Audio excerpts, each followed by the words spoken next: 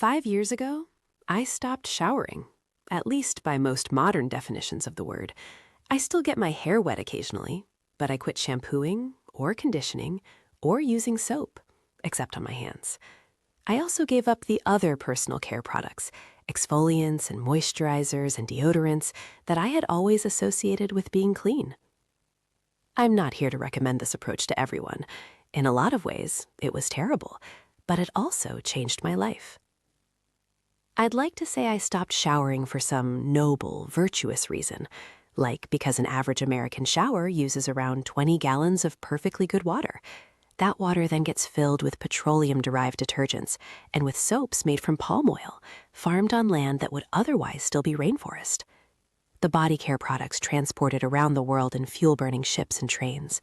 They contain antimicrobial preservatives and plastic microbeads that end up in our lakes and streams and make their way into our food and groundwater and back into our own bodies. Aisles upon aisles of these products are sold in pharmacies across the globe in plastic bottles that will never biodegrade and that end up floating together like islands in the oceans, islands that whales tragically to mate with. The last bit about the whales is not true, I hope. But the rest of these are global effects of daily bathroom habits on the scale of 7 billion people that I hadn't really considered when I first stopped showering. For me, it started simply. It wasn't even really about showering. I had just moved to New York, where everything is smaller and more expensive and more difficult. Not long before, I'd left a career practicing medicine in Los Angeles to try becoming a journalist, against the advice of pretty much everyone. I was transitioning from a profession that promised a $500,000 salary into a globally imploding job market.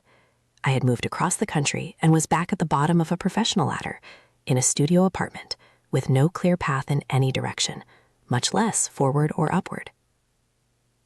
A mentor told me not to start climbing again unless I knew my ladder was against the right wall. He didn't mean stop showering, I don't think, but I saw this as a moment to take stock of everything in my life. In the process of this existential audit, I considered the possessions and habits that I might at least try going without. I cut back on caffeine and alcohol, disconnected my cable and internet, and sold my car, limiting anything that could be an overhead, recurring, mindless cost. I toyed with living in a van because Instagram made it look so glamorous, but was discouraged adamantly by my girlfriend and everyone else in my life. Even though I wasn't spending a lot of money on soap and shampoo, I did think about the net amount of time that went into using them. Behavioral economists and productivity experts will sometimes quantify the additive effects of small choices to help people break habits. For example, if you smoke a pack a day in New York, you spend almost $5,000 a year. Over the next 20 years, with expected cost increases, quitting could save you almost $200,000. If you stopped getting so much Starbucks, as I understand it, you could have a second home in Bermuda.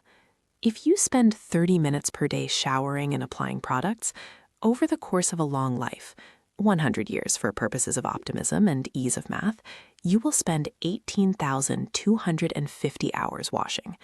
At that rate, not showering frees up more than 2 years of your life. Friends and family suggested that I would have trouble enjoying the extra time because I would feel gross, unkempt. My mother worried I'd get sick from some germs I failed to clean off. Maybe I would miss the basic humanity of the routines that compel us to take time for ourselves and that give us at least some semblance of power to present ourselves as we wish the world would see us. Or I'd miss the simple ritual of taking a nice, warm shower and emerging each morning like a new person, ready to face the day. But what if none of this happened?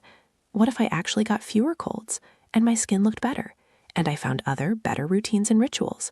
What if all those products in our bathrooms, shampoos to remove oils from our hair and conditioners to replace them, soaps to remove oils from our skin and moisturizers to replace them, what if they were mostly effective in getting us to buy more products?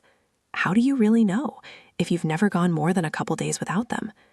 I know what it's like to not shower, goes the most common reply from skeptics, and it's not good. To which I say, yes, I know what it's like as a coffee drinker to go without coffee, and it's not good. I know what it's like to go into a party where I know no one and it's not good. I know what it's like to try to run a marathon without training and it's not good. But I also know what it's like to slowly use less and less caffeine, and to come to feel at home in new social circles, and to build up to running 26 miles without yearning for the sweet embrace of death. The more gradually a human body eases into these endeavors, the easier they are to do, and even to enjoy. Changing daily cleaning habits could be thought of the same way. Over the course of months, and then years, as I gradually used less and less, I started to need less and less, or at least to believe I did. My skin slowly became less oily, and I got fewer patches of eczema. I didn't smell like pine trees or lavender, but I also didn't smell like the oniony body odor that I used to get when my armpits, used to being plastered with deodorant, suddenly went a day without it. As my girlfriend put it, I smelled like a person. Initial skepticism turned to enthusiasm. I am under no illusions that I never smelled bad, but it happened less and less regularly, and I started to become aware of patterns. Breaking out or smelling bad usually coincided with other factors: stress, sleep deprivation, generally not thriving. Out at my family's tree farm in Wisconsin, or on vacation hiking in Yellowstone, when I might go for days without indoor plumbing, I was almost guaranteed to smell and look decent. In the indolence of winter days, barely moving except to get to and from the office, I felt squalid and smelled accordingly.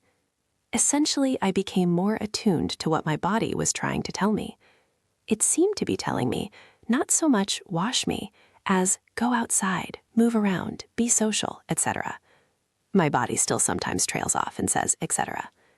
It was possible for me to stop showering, in large part because I was born with extra credit in the ingrained currency of acceptability in America. I'm an ambulatory white male who appears generally healthy. I'm relatively young and can afford clothes that fit and aren't tattered, or may even purposely be, and to wash and change them regularly. I'm literate and fluent in the dominant local language. All of these things, among others, mean that I move through the world absolved from expectations to look a certain way in order to be perceived as someone who belongs. Even when I am not showered or groomed, I'm unduly likely to still be seen as competent or professional or welcome in a restaurant. In other words, I barely have to do anything to be seen as clean. The social standards that long placed value on such things are intertwined with, among other things, the history of hygiene and sanitation. Some ideas about cleanliness are nearly universal, driven by senses of disgust and revulsion that have evolutionary roots in disease avoidance and self-preservation. But others go far beyond the science of infectious disease or toxic exposure. Routines adopted to protect ourselves from disease have become enmeshed with routines that are socially determined, passed into complex belief systems that define where we fit into the world, and help us hit the right balance of belonging and uniqueness. And even our most personal decisions about caring for our bodies have long been influenced and manipulated by larger power structures. In the course of working on this book, I also got a degree in public health and finished a residency in preventive medicine. This relatively new specialty considers itself a counterbalance to a medical culture that has come to focus too heavily on reactive solutions and narrow temporary treatments that leave basic causes and fundamental problems unaddressed. It focuses instead on how to prevent disease before it starts, which often comes down to ensuring people have access to basic things like decent food, clean water, and communities where they can safely lead engaged, active, purposeful lives. Health means different things to different people, but it's always associated with a certain level of freedom, especially financial and temporal, that allows people to live well and to focus on relationships and meaningful work. That basic philosophy made me only more curious about the money and time we collectively invest in skincare and the standards that define what's acceptable. Many of these can be traced to an industry that has, for the past 200 years, sold us promises of health, happiness, beauty, and all manner of acceptance based on literally superficial fixes.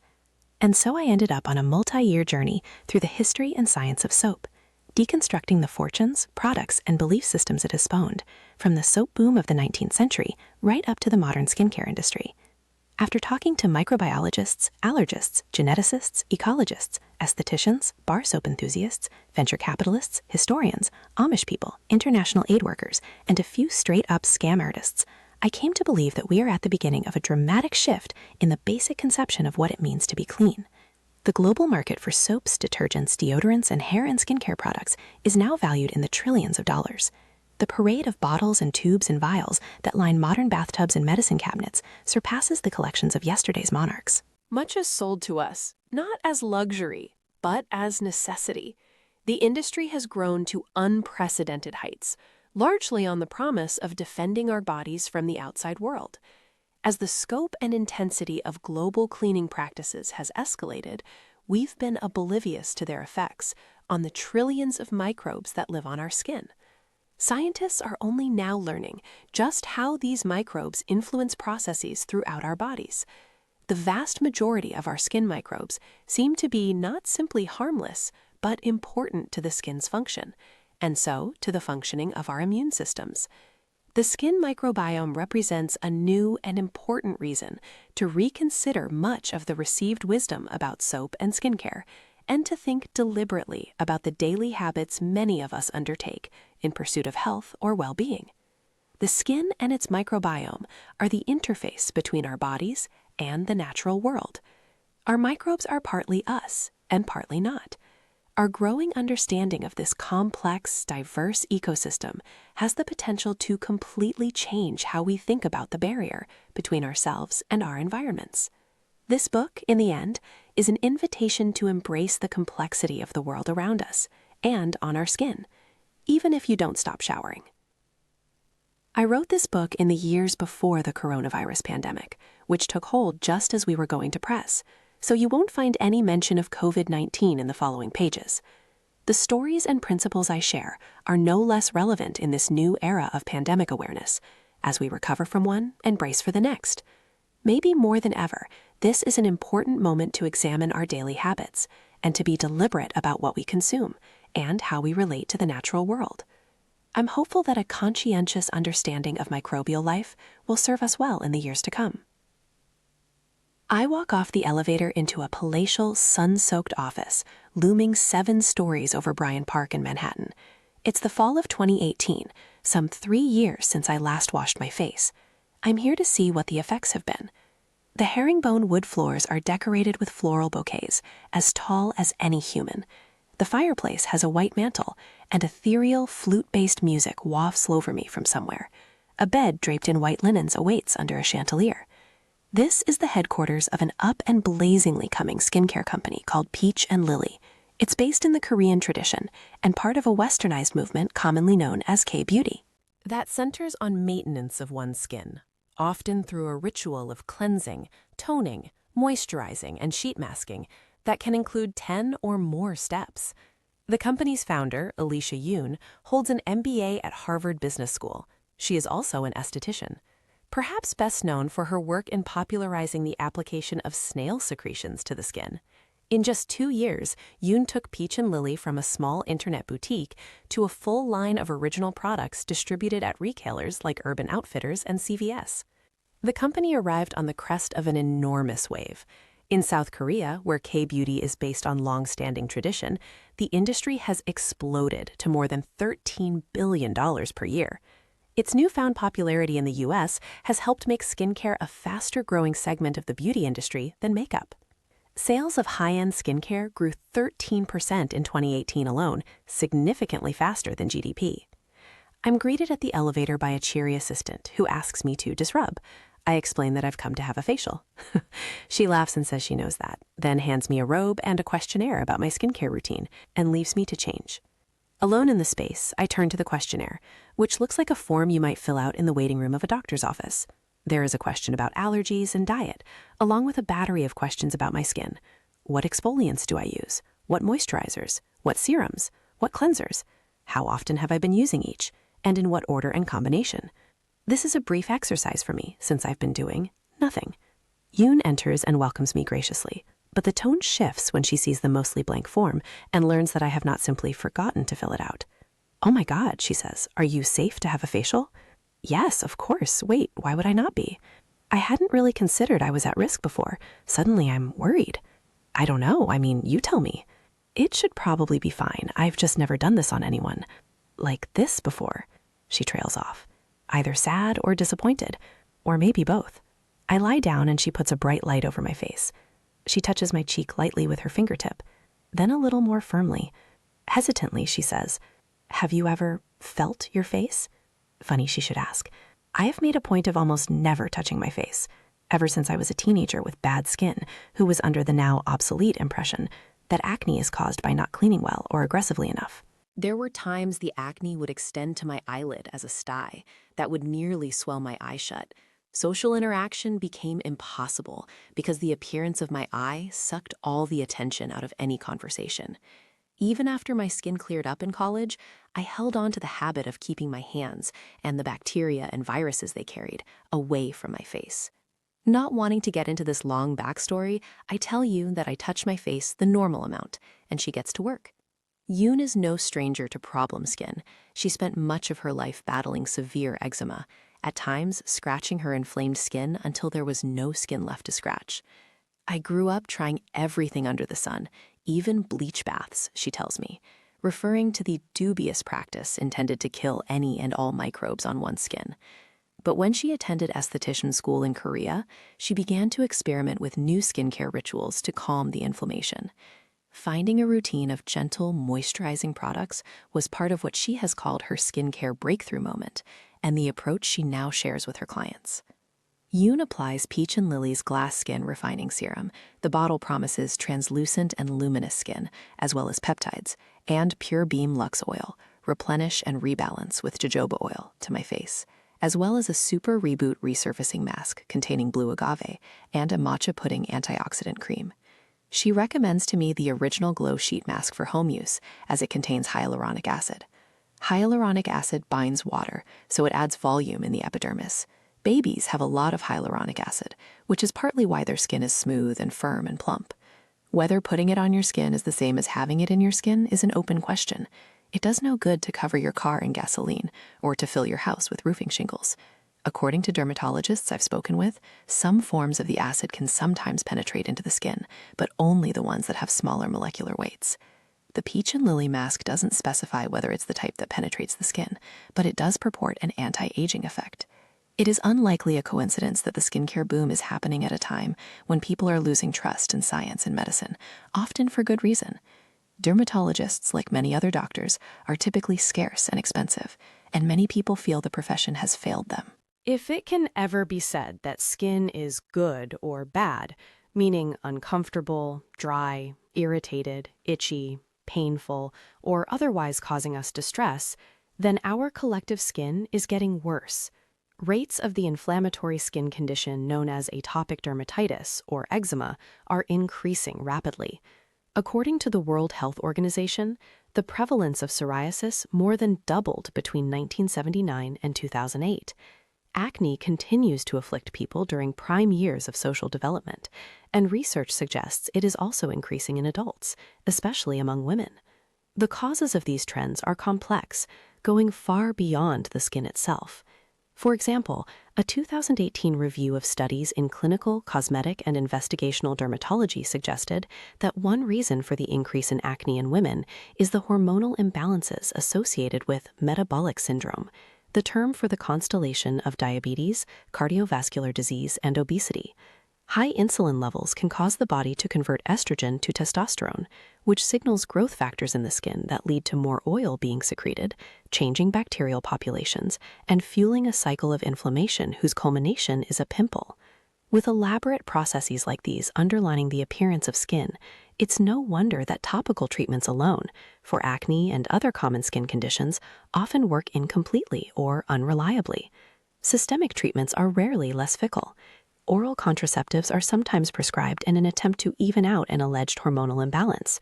People tolerate these recalibrations very differently, and results vary from life-changing to useless, while coming with the side effects of changing one's entire body chemistry solely to address the skin.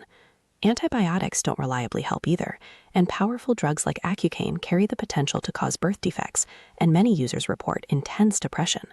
In psoriasis and eczema, a person may cycle on and off steroid treatments for much of a lifetime, never finding a definitive cure, or even knowing when or why a flare will occur. The overall effect of such trial and error can leave patients believing they might as well take matters into their own hands. Desire for control and certainty also leaves people wanting preventative approaches of the sort that the medical system has not traditionally taken seriously. Yoon has seen growing demand for products that promise to nourish or protect the skin. This is also partly due to growing concerns about air pollution she hears from consumers, and about increasingly intense ultraviolet radiation from the sun, as greenhouse gases dissolve the ozone layer. As the Earth loses this protective shell, people are compelled to apply their own. Each of the products Yoon applies to my face promises some amalgamation of attractiveness, protection, and maintenance, blurring the line between cosmetic enhancement and essential defense against toxins and other ambient dangers. She likens some of the rituals to providing nutrition for my face, saying they will help make sure your skin has the vitamins and minerals and fatty acids to thrive. I begin to feel negligent. Cosmetics are not food, legally. They are also distinct in a regulatory sense from drugs, in that they can't claim to treat or prevent specific diseases. But sellers can market these products with claims about improving and maintaining health, without all the bureaucratic burden of getting a drug approved to be sold on the market. Yoon is part of a new generation of entrepreneurs who exist in a place that is not quite health or beauty, but a mix of both. New skincare products promise to obviate the need for makeup and medicines by making the skin look naturally good. These products are not simply offering a recreational way of temporarily altering our appearance, but are getting much closer to what would usually be considered drugs, implying that they are preventing or fixing a problem in the functioning of the skin. The new industry bypasses traditional gatekeepers, as products can be aggressively marketed right in our Instagram feeds. YouTube influencers build personal brands based on anti-establishment solutions to skin problems, speaking with the kind of persuasive personalities that medical school seems designed to kill off. Here, everyone is an expert. No mountain of studies is likely to override what worked or didn't work for you. If you've ever been unhappy with your skin, the appeal of these sorts of promises is probably clear. When the antibiotics recommended by my dermatologist didn't help with my teenage acne, my innovative dentist father even suggested that since trying yet more oral antibiotics could have undesirable side effects, I might apply them topically. So I took tetracycline capsules and broke them open, mixed them in water, and rubbed that all over my face. Then, instead of simply redness and lumpiness, I had a yellowish hue.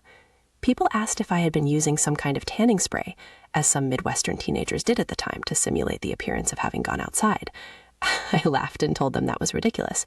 In fact, I had tried that, along with most anything else, to attempt to even out the very weird palette of my face. But you know what happens when you add orange to red and yellow? You get a weirder orange, even less natural looking, even more disconcerting. Lying on the crisp linens at Peach and Lily, above the noise and impersonality of the city streets below, I'm not thinking about marketing or my teenage angst, or much at all.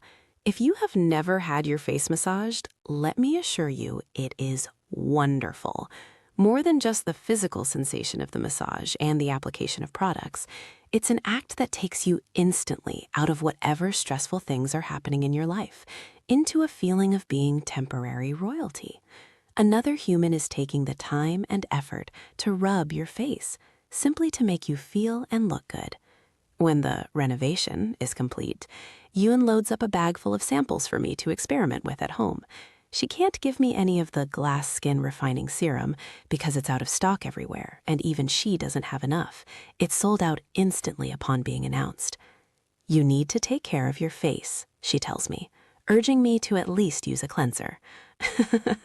I laugh. She doesn't. I flush. As I get into the elevator, she says again, firmly, more needs to be done. When I emerge onto the street post-facial, from what was apparently a cocoon of dead skin and oil on my face, who knew, I experience the world differently. I step out into the sunlight and, this might be hard to believe if you've never gone years without cleaning your face and then had a wildly fancy facial, I can feel the world with my face in a way I didn't know was possible. My skin, I touched it, is definitely softer. And though it may only be in my head, I instantly feel like I am being seen differently. Maybe because of some kind of newly confident spring in my step, or because I actually look more attractive. Maybe I simply look like a person with the means to put matcha on my face. In any case, I feel changed. Sometimes that's a perfectly sufficient thing to want. Not necessarily to be better, just different. I'm reminded of how easy it can be to get used to the way the world treats us and come to conceive of our place in it accordingly. Once we do, it's easy to take notice of only the outlier experiences, when people are nicer or meaner to us than we've come to think we deserve. This effect is also drawn out in other moments of dramatic physical change, like getting really dressed up or getting a radically different haircut. The very real ways that appearances inform the way people treat other people are uncomfortably palpable in those moments. The other change I feel will be more lasting. Up until this moment, I had been fine without facials for my entire life. If they had ever even crossed my mind, I probably would have dismissed them as self-indulgent vanity. And, if I'm honest, as a child of Indiana, not something men do. At the very least, facials weren't something I was interested in spending my time and money on.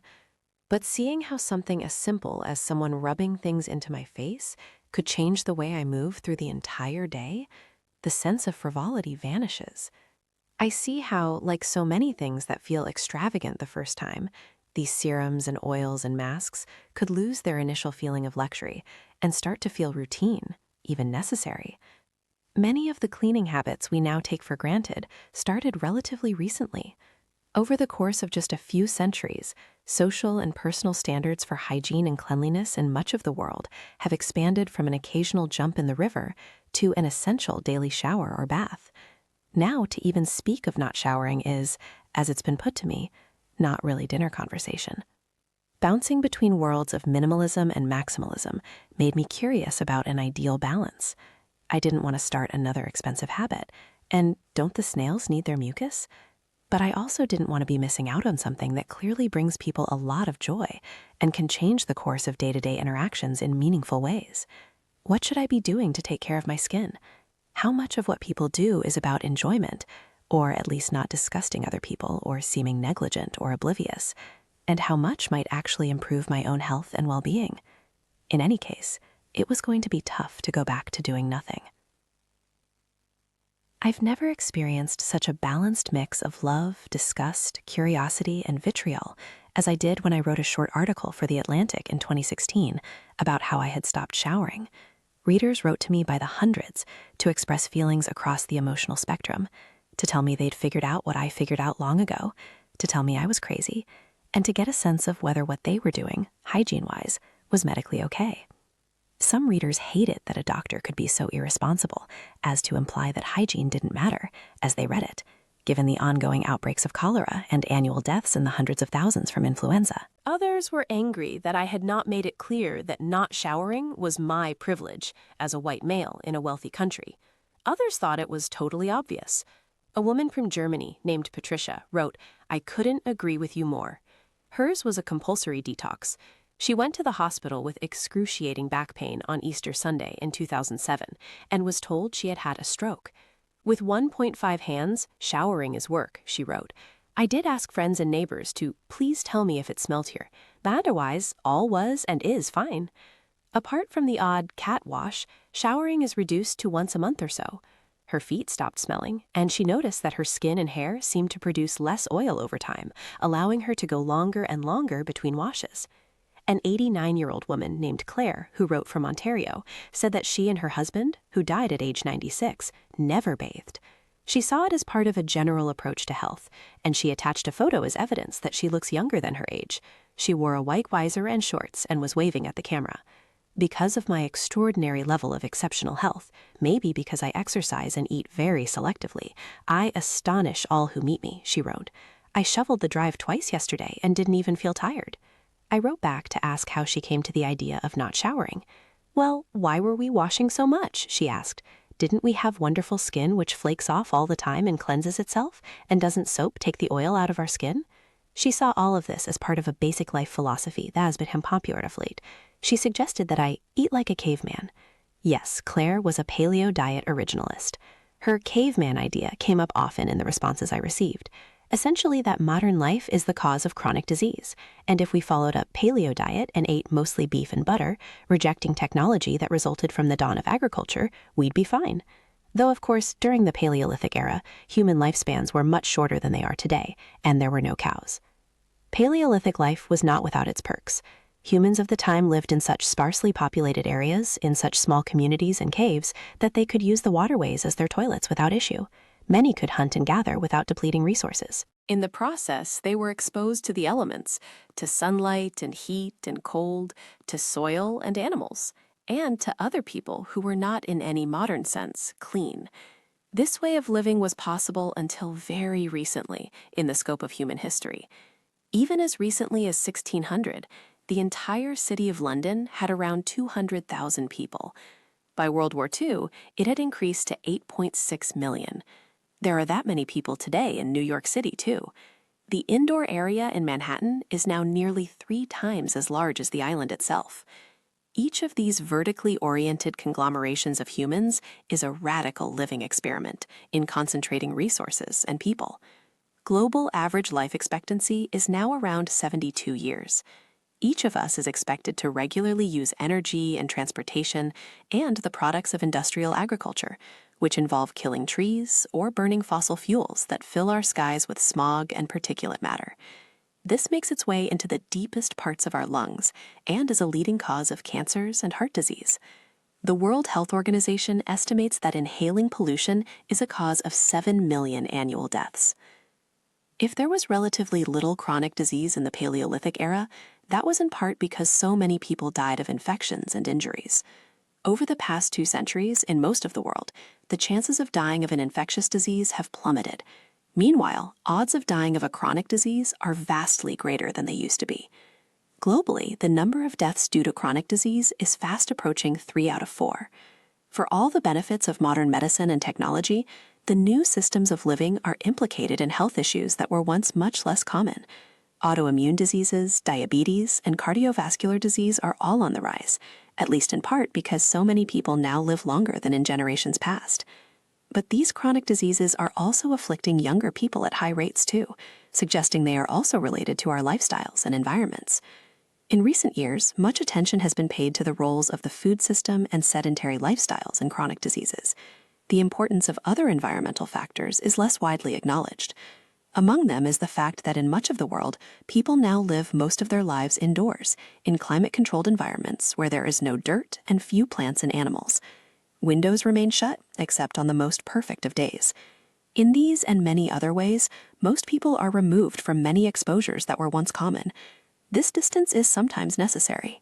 In 2019, a smog enveloped Delhi. Millions of people were advised to stay indoors and avoid physical activity for days at a time. Such pollution events, as well as outbreaks of infectious diseases that require distancing, will likely occur more and more frequently, and in more and more places.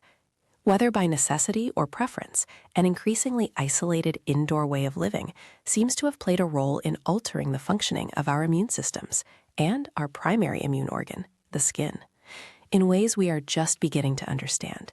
For most of human history, a steady barrage of exposures to microbes would train our immune systems to know when and how to react.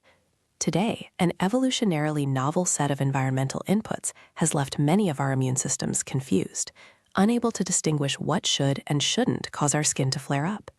This is not unrelated to the fact that many of us are taught that it is healthy and even necessary to wash ourselves elaborately, daily, sometimes multiple times.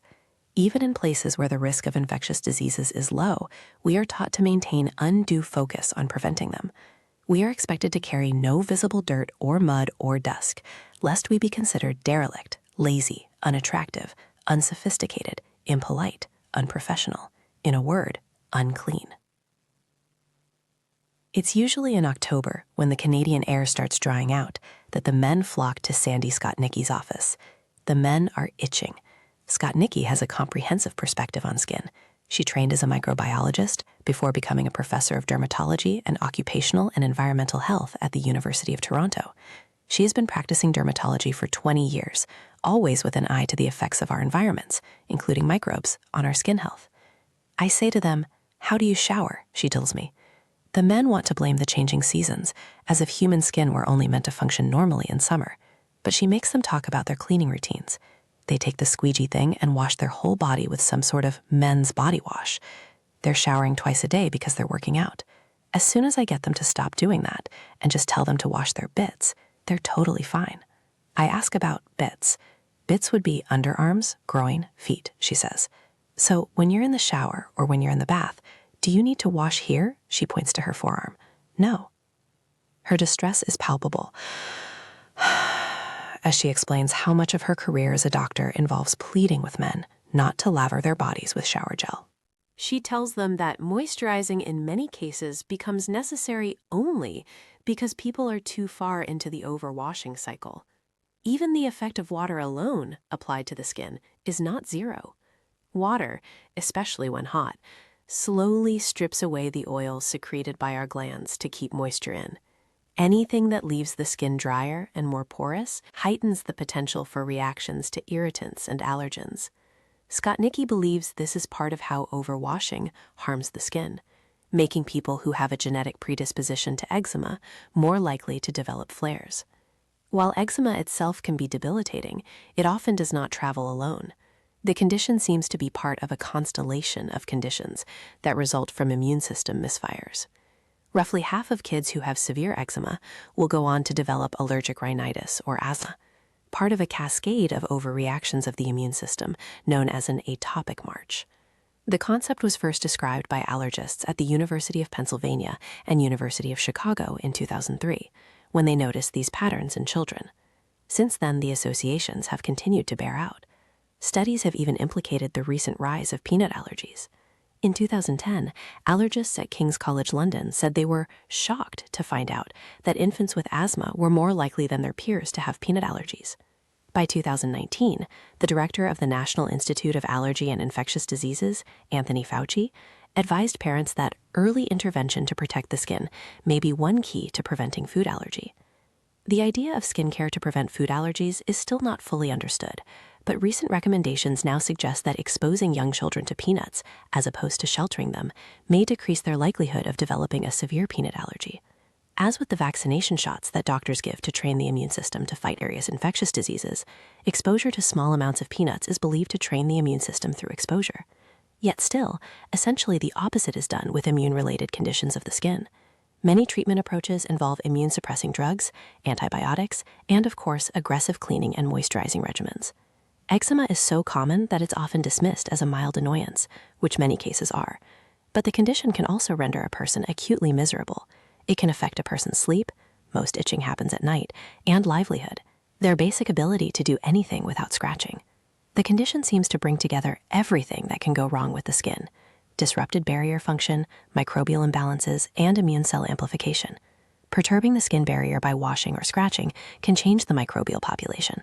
That can rev up the immune system, which tells the skin cells to proliferate rapidly and fill with inflammatory proteins.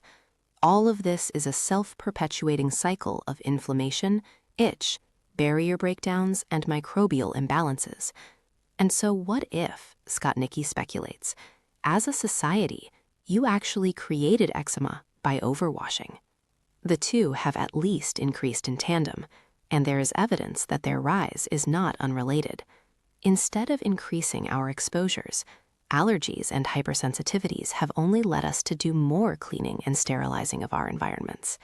When patients come to see Skotnicki, often with rashes that last weeks or months, their instinct is to do yet more scrubbing and soaping. They come to her hoping for another product, something to undo or perhaps counterbalance the current products. They want something mild and natural. They want something that's, well, as close as possible to nothing at all. It's difficult for doctors to prescribe nothing. Patients often want a treatment, if not a prescription, at least something that can be done in a regimented way. So Skotnicki has found a way to turn nothing into something. She advocates a total product diet or cleanse, as in stopping everything, or as much as possible. This approach is increasingly supported by dermatologists as a conceptual reset. Even if no particular product was causing a clear problem, it can be psychologically valuable to see how little we actually need, and to slowly reintroduce only the things we really want. Skin is, after all, extremely resilient. We can try to control or coat it with topical products, but it is ultimately a force of nature, reacting to the constant signals coming from underneath and outside of it, as it evolved over millions of years to do. It is trying to maintain equilibrium. Skin is the human body's largest organ. We each have enough skin that, if you lay it out, it would cover around 20 square feet. It can move in any direction and stretch, and sense tiny changes in temperature and pressure and moisture. Skin contains the tips of nerve fibers that can send signals to our brain to create excruciating pain and ecstatic pleasure. Skin communicates to the world when we are sick or tired or anxious or aroused. Skin can be torn wide open and heal itself back together in a few days' time. Skin can keep us from fatally overheating by drenching itself in liquid that causes heat to radiate more quickly into the adjacent air.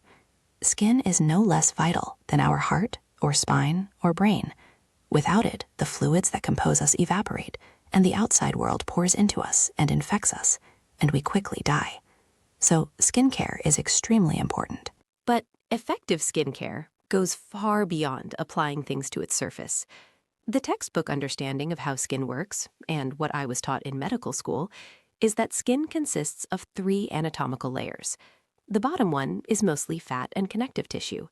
The other 2 are more interesting. The outermost is the epidermis. It's about a millimeter thick, like a sheet of paper, but an amazing amount happens in that millimeter. The primary cells of the epidermis are called keratinocytes. These produce the keratin protein that makes up most of our skin and the entirety of our fingernails and hair.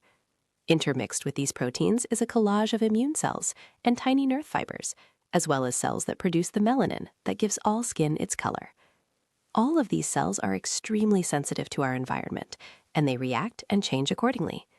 The epidermis is constantly regenerating itself, as almost no other part of the body can. The millimeter-thick layer is itself divided into strata, representing cells of different ages. The basal layer contains stem cells, which continually divide, producing new cells. That process happens more readily in youth, but throughout life, the skin is always generating new cells that push older ones up toward the surface. By the time they get there, they are mostly dead, flat, dehydrated, and stuck together, such that they are visible to the naked eye. The goal of exfoliating products is to take off this outer foliage and expose the newer cells to the world, though the cells will also shed naturally. The entire cycle takes about a month and serves to continually rebuild the surface of the skin. Below the epidermis is the dermis, a layer mainly composed of 2 proteins, collagen and elastin.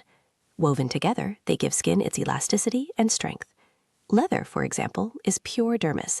The inimitable mix of pliability and durability is why, despite the enormous cost and ethical concerns of hunting down animals and taking their skin, humans have insisted on using leather to protect ourselves and survive the elements since before the advent of tools. Coursing through the epidermis and the dermis are networks of nerves that can detect even the slightest changes in our environment, discerning the weight of a mosquito or the difference between a 68-degree and a 72-degree office. This network is crosshatched with microscopic blood vessels that expand to cool the body during exercise and stress, and that cause us to flush and make our emotions manifest to the world. There are also clusters of relatively enormous structures called follicles. These create our hair, which allowed pre-human species to move into cold climates, and for which there is now an enormous market for removal and shortening, contouring and coloring, according to norms that signify where people fit into a social hierarchy and where they want to belong. The skin also contains 3 types of glands that secrete oils and other compounds. The basic sweat glands, known as eccrine glands, secrete water to cool the body. Sebaceous glands secrete oily sebum that lubricates the skin so that we don't dry out and crack open, compromising the barrier and allowing microbes in, causing death. Less obviously explicable are the apocrine sweat glands that develop during puberty, especially around the armpits and groin. They add oily secretions of their own, which to many people seems excessive, even cruel. These are the glands that we attempt to block with antiperspirants, and whose existence many of us spend much of our lives struggling to counteract. We are now learning that these glands are involved in sustaining another important part of our skin, which could amount to a 4th layer, the trillions of microbes that live in and on us. The airborne chemicals that account for our bodily odors are a product of bacteria on our skin, especially in the armpits and groin, feeding on our oils. These microbial populations are influenced by the amounts and types of oils we exude, as well as other compounds like sodium, urea, and lactate that pour out of us when we sweat. Sweat has also recently been found to contain peptides with antimicrobial properties like dermacidin, catalycidin, and lactoferrin. These compounds seem to have some part in maintaining and restoring microbial balances. If you ever feel self-conscious about sweating, you might explain to those around you that your body is simply partaking in an elaborate and mysterious biochemical ballet. The fact that we carry around some microbes has long been known. For as long as scientists have been able to grow cultures of bacteria, they have known that swabbing human skin is a reliable way to start a prodigious microbial garden. But only over the course of the past decade has new DNA sequencing technology begun to reveal the scale and diversity of microbial life. The microbes on our skin, combined with those in our digestive tracts, account for several pounds of our body weight. There are more microbial cells in and on each of us than human cells. While we have long thought about our skin as a barrier to separate us from the outside world, growing knowledge about the microbiome suggests that skin is instead a dynamic interface with our environment. These microbial ecosystems really amount to extensions of ourselves. Like the microbes that fill our guts, the microbes on our skin rarely cause disease. If anything, they may help protect us from disease. And everything we do and don't do to our skin has some effect on these populations. When we clean ourselves, we at least temporarily alter the microscopic populations, either by removing them or by altering the resources available to them. Even if we do not use cleaning products that specifically say they are antimicrobial, any chemistry applied to the skin will have some effect on the environment in which the microbes grow. Soaps and astringents, meant to make us drier and less oily, also remove the sebum on which microbes feed. Because scientists and doctors didn't have the technology to fully understand the number or importance of these microbes until recently, very little is known about what exactly they're doing there. But as this new research elucidates the interplay of microbes and skin, it is challenging long-held beliefs about what is good and bad. There may be no more memorable case of skin microbes changing our understanding of ourselves than the mites that live on our faces. In 2014, a group of researchers swabbed the faces of 400 volunteers in North Carolina and discovered microscopic mites called demotics living on their skin. Usually burrowed in our pores, the half-millimeter demon arachnids are colorless and have 4 pairs of legs that are all on the anterior third of their bodies, the rest of which drag behind them. Somehow, as a Swiss dermatology journal described the mite's anatomy, possibly addressing some concern about what mites might be doing on our faces, an anus is lacking. Anus or not, the initial response from me and so many others was, "Good Lord, get these off me instantly." The more staid science journalists ran headlines like the one on NPR's site, "Hey, you've got mites living on your face, and I do too." Of all our microbes, the mites are the only ones large enough to see with a magnifying glass, that we know of. Below them in size are fungi, which are scarce in living people due to our body temperatures. Then come bacteria, archaea, protozoa, and then much smaller viruses. So a real mystery of the mites is why they aren't better known. These mites were actually discovered long ago, in 1841, when a German anatomist first found them on some corpses, and then occasionally on live humans. Though he documented the finding and wrote that it could be important, the tiny mites were largely forgotten. So why did the North Carolina mite hunters just now find that demotics are all over, all of us? The effort was made entirely possible by the new DNA sequencing technology that discovered the rest of the microbiome. The actual mites are hard to find, as they're often burrowed deep in our pores. If you look for evidence of their DNA on our skin, though, we all have it. This technology is the reason we're only just learning about our little comrades, among many, many others. Upsetting as it tends to be for people to learn about their mites, it would hypothetically be worse not to have them. When something is a feature of 100% of people, this is as close as we will ever get to a proper definition of normal. They must be there for some purpose, right? Michelle Troutwine, an endowed chair of dipterology, the study of flies, at the California Academy of Sciences, and a co-author of the study, sees a sort of existential beauty in the mites. They're a universal part of being human. Solving the mystery of why we have them is the reason that an insect biologist like Troutwine is currently working with dermatologists and ecologists, elucidating broader truths about ourselves. For one, we humans are not biologically self-sufficient organisms, but covered in and surrounded by other organisms on which we rely. Troutwine says the mites may actually feed off our dead skin cells, making our skin microbes the most natural exfoliants of all. This would mean they could decrease the amount of dust in our homes, which is partly made up of skin cells. And yet, if you saw a product at the drugstore or on Instagram that promised to rid you of face mites, that would be an enticing pitch. Though we all have mites on our faces, there is evidence that an abnormal proliferation, or abnormal reaction to said proliferation, can result in skin diseases. A recent analysis of 48 studies found an association between the density of mites and rosacea. Like so many microbe-related diseases, this relationship seems to be all about ratios and context, not simply about invasion by a bad organism. While demotics are normally benign, or possibly doing something beneficial, they can become pathogenic, disease-causing, when their context changes.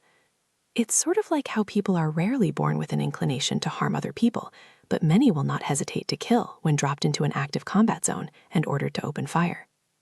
So these mites and the trillions of other tiny creatures that make up the skin microbiome are upending the traditional conception of germ theory, the simple idea that we must fight off microbes in order to avoid disease. This is being supplanted in popular understanding by a much more interesting picture. Most microbes are not just harmless, but supportive to us, even vital. Self and other is less of a dichotomy than a continuum.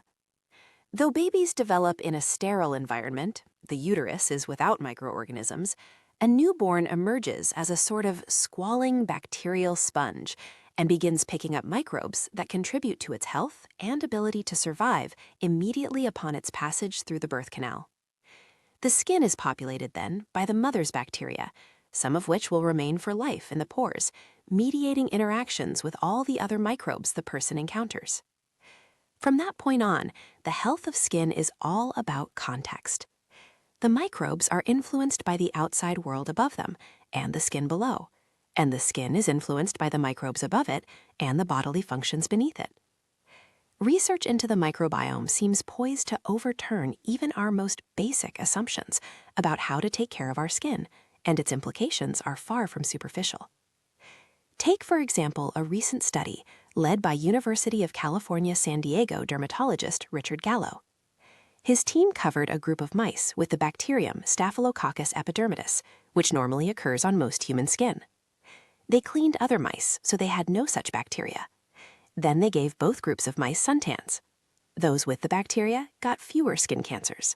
The reason, Gallo theorized, is that this skin bacterium produces a compound called 6N-hydroxyamminopurine that seems to target tumor cells and prevent their DNA from replicating. This is an early study, in microbes on mice, not microbes on humans. It's unethical to expose humans to ultraviolet light and see if they get cancer. But more like it now seem to be coming out weekly. Together, they at least raise the question of whether we should be cleaning bacteria off our skin as aggressively and indiscriminately as many of us were taught was necessary. To answer this requires exploring how we arrived at modern notions of what it means to be clean. Purify. Val Curtis shows strangers images of rotten food, worms, bodily fluids, and other things of that nature. Then she records their reactions. This is work for her. In the course of becoming the world's leading disgustologist, Curtis started doing research as a professor at the London School of Hygiene and Tropical Medicine to understand why people care, often in deep, visceral, passionate ways, about being clean. Curtis's research finds that people's reactions to images like these are extremely similar, almost universal, across countries and ages and genders and every other recorded variable. She distills the common response to the filthy, sticky, oozing, teeming matter in her studies as a powerful feeling of disgust. But what is behind this feeling?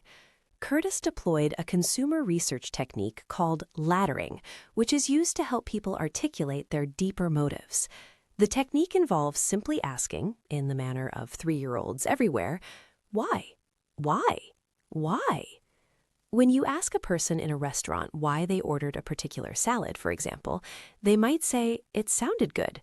But if you continue to ask why, eventually you will get into all the complex relationships we have with food and our own mortality and our control over it. Laddering is good for first dates, as well as research. In the case of Curtis's inquiries, the answers eventually circle back to the same word: disgust. Dirt is just disgusting. Muck is disgusting. Spoiled food is disgusting, she tells me. I couldn't get any further than that. So she set out to see what these things have in common. Curtis transformed her office into a compendium of books and articles about the objects of her research, a huge, motley collection of things that people around the world found disgusting, she says. As she started looking for patterns, it all came back to disease. A fallen hair, for example, can transmit ringworm. This may be why a single errant strand on a dinner plate can cause a person to condemn an entire restaurant, and to never set foot on the premises again, and to place a curse on the family of the chef. Vomit, Curtis says, another common object of disgust in her research, can transmit about 30 different sorts of infections. It's not the suffering that disgusts us, it seems. If someone is dying of cancer or having a heart attack, we have no aversion to rushing to their side. Instead, Curtis suggests, seeing blood or vomit or feces or leaking wounds, all carriers of pathological microbes, triggers an instinctive aversion to protect ourselves from infectious diseases. Probably the riskiest thing you can do in your daily life is to come into contact with someone else, Curtis explains, because other people are what carry the bugs that are going to make you sick. In that way, disgust is a useful mechanism. We guard ourselves from other people's diseases by being disgusted by their behavior or appearance. It's also why we can be disgusted by ourselves, or why we might feel shame and embarrassment over how we look. The risk of social isolation and exclusion from our community motivates us to make ourselves not disgusting to others. We evolve to care about appearances. If you want to be my friend, you have to be able to look in my eyes and hear me, to shake my hand, to share bodily fluids to a certain extent, because we'll breathe on each other, Curtis says. If I were dirty and unkempt and had parasites all over my skin and lots of bodily lesions and I smelled bad, you're going to be disgusted by me. As a result, I don't get the benefit of being part of your society. This is dangerous, she adds. We're a collaborative species, and we need each other in order to survive. Life is a constant tension between the need to be close to other people and the need to protect ourselves from other people. The motivation to perform hygiene behaviors, as evolutionary biologists refer to cleaning, is seen throughout the animal kingdom. Caribbean spiny lobsters have been shown to avoid peers with viral infections. Ants groom themselves to remove disease-causing fungi and dispose of the corpses of their fallen brethren. Bees remove their diseased friends from the hive and leave them to die. This may seem cruel, but they don't have elaborate modern healthcare systems that allow them to care for their sick. It appears that all vertebrates practice hygiene. Curtis describes bullfrog tadpoles avoiding others who have candida fungal infections. Whitefish can sense and avoid the parasite Pseudomonas fluorescens. Bats groom to remove parasites, as do most other mammals and birds. The aphorism about not shitting in your own nest is not purely a metaphor. Birds follow this advice, even on temptingly frigid days. Instead, they defecate while flying over human heads. Other animals have designated latrine sites, namely raccoons, badgers, lemurs, and others who seem to have life figured out. Chimpanzees sometimes perform what appears to be penile hygiene after mating, which is at least a nice idea, if not clearly effective at avoiding any known sexually transmitted infection. Across the natural world, disease avoidance behavior is as universal as love, actually more so. Even brainless nematodes that eschew love in all forms have proven able to sense and evade disease-causing bacteria. The dispassionate process of evolution was their teacher, and the genes of animals who failed to defend themselves against disease were eliminated. Those with good hygiene survived and multiplied, and feasted on their fallen brethren. No, they buried them. In academic usage, hygiene technically means disease avoidance behaviors. For humans, this means things like washing our hands, covering our coughs and sneezes and open wounds, and disposing of our feces in an orderly manner. Primal instincts to avoid disease also create and feed into existing discriminatory practices, though. Curtis explains that even in modern times, atypical appearances of people, be they limps or asymmetries or sizes that are a few standard deviations above or below the mean, may still trigger evolutionary aversions related to contamination and self-protection. In the past, people who were swollen might be carrying diseases like filariasis, for example, the worm infection spread by mosquitoes that causes body parts to swell and skin to thicken, and so might pose a threat. Some such instincts may still manifest as aversions that accumulate to define what's considered normal. Deviating too far from the normal range, in terms of appearance or smell or sound that others perceive, continues to have social consequences, even if most of those evolutionary cues are now irrelevant. Even while infectious diseases have been eclipsed by chronic disease as the leading causes of death, our brains still disproportionately fear infections. As disgust for ourselves and others gets mixed up by cues that actually have nothing to do with disease, it is easy to lose sight of what's really a threat. The impulse to look not disgusting may be a foundation for what drives some modern skincare practices. Essentially, he argued that beauty is an evolutionary trait because it gives pleasure to individuals, and that pleasure is an end unto itself. It's not something that exists just to attract mates for purposes of procreation. We animals like things that make us feel good, even if they are detrimental to long-term survival. And that includes mating with beautiful animals who are bad for us and don't stand to be good providers or even stay alive. The much stuffier Alfred Russel Wallace, co-discoverer of evolution, was an antagonist of this theory, and his own argument that beauty must be the result of adaptation, that it exists to further the survival of the species, came to dominate science textbooks for generations. Many adaptationist theories of natural selection were based almost entirely on how men could procure women as mating partners and how women could make themselves desirable to men. The theories were devoid of even the possibility that women are autonomous entities with a propensity for and interest in sexual pleasure. Yale evolutionary ornithologist Richard Prum has dedicated his career to reviving the initial, buried theory of beauty as an intrinsic good. In what he calls the beauty happens hypothesis, Prum posits that beauty began randomly, like any evolutionary process. One color or song or body size or shape or texture came to be valued, not for any reason other than that the trait brought pleasure. This preference spread socially and genetically. Instead of the explanation that males tend to be larger and more aggressive than females because they evolved to need to physically dominate other males for mating opportunities, what if females prefer large, powerful males simply because these traits are beautiful? Prum cites the orgasm as an example of how the ability to bestow pleasure can also be advantageous to survival. The females who most enjoy mating are most likely to procreate. The males who can best confer that pleasure are most likely to get that opportunity. Though Prum's papers were initially rejected by peer-reviewed journals, the scientific community is finally coming around to the idea that beauty exists as a valuable entity in and of itself, even if it does not necessarily mean a person is more fit or healthy or reproductively viable. Though it's taken biologists a while to come around to this idea, the author Toni Morrison knew it all along.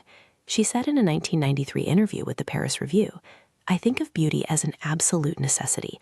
I don't think it's a privilege or an indulgence. It's not even a quest. I think it's almost like knowledge, which is to say, it's what we were born for." For most of human history, cleaning oneself was more about spirituality and ritual than about any modern notion of health or beauty. In the 15th century, the Aztecs cut enormous pools into the sides of mountains for rites of purification. Midwives invoked the water goddess Chalchiutlicue as they washed infants, imploring them, "Approach thy mother Chalchiutlicue. May she receive thee, may she wash thee, may she remove, may she transfer the filthiness which thou hast taken from thy mother, from thy father. May she cleanse thy heart, may she make it fine, good, may she give thee fine, good conduct." Even slaves whom the Aztecs were preparing for sacrifice were purified with holy water. Ancient Egyptians would dress as gods and ritualistically wash their dead to facilitate the transition to the afterlife. Hippocrates, the Greek physician in whose name doctors take an oath to this day, advocated baths as something slightly closer to a health-oriented practice. But his interest had nothing to do with removing bacteria, the concept of which would have blown his mind, turned it into fire and smoke. For him, bathing was about a combination of cold and hot immersion that was meant to balance the humors. Warmth was believed to help a variety of ailments, including headaches and inability to urinate. Cold baths were prescribed for joint pain. The processes were fundamentally more about exposure to elements than eradication of any particular source of disease. These practices famously came together in ancient Roman baths. Citizens of all classes would commune in public facilities designed as much for socializing and leisure as for bathing. Many bathhouses featured open courtyards where visitors could exercise, surrounded by chambers containing a hot pool, caldarium, a lukewarm pool, tepidarium, as well as a cold pool, frigidarium. Some also had entertainment spaces, libraries, vendors selling food and drinks, and prostitutes. Romans in the baths would sometimes rub themselves with oil and scrape off grime or mud with a device shaped like a sickle. But any hygienic benefit of the baths would have been serendipitous. The water in the pools was far from sterile to start with. Some contemporary writings suggest it was sourced from public troughs, and healthy and infirm bathers soaked side by side.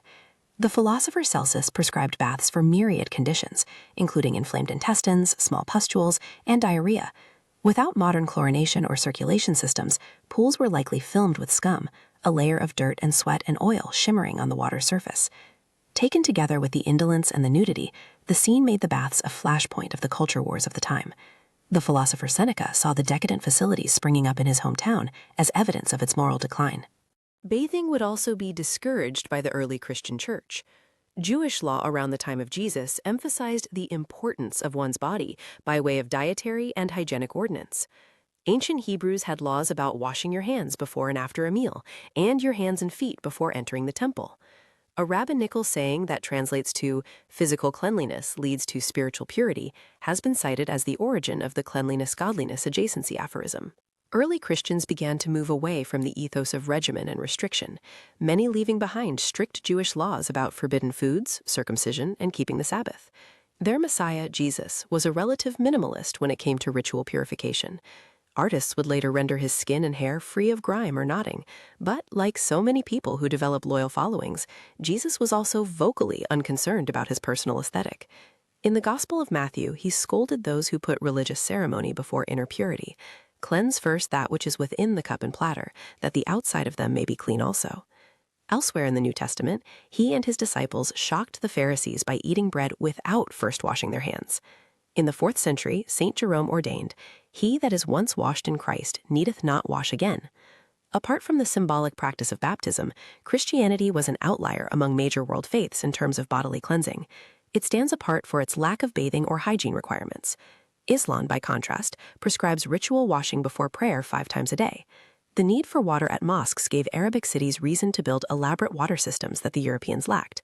In the 920s, a Muslim envoy traveling along the Volga River described the Vikings he saw there as the filthiest of Allah's creatures, as they do not wash after shitting or peeing, nor after sexual intercourse, and do not wash after eating. They are like wayward donkeys. Hinduism, too, involves prescient mandates for hygienic practices.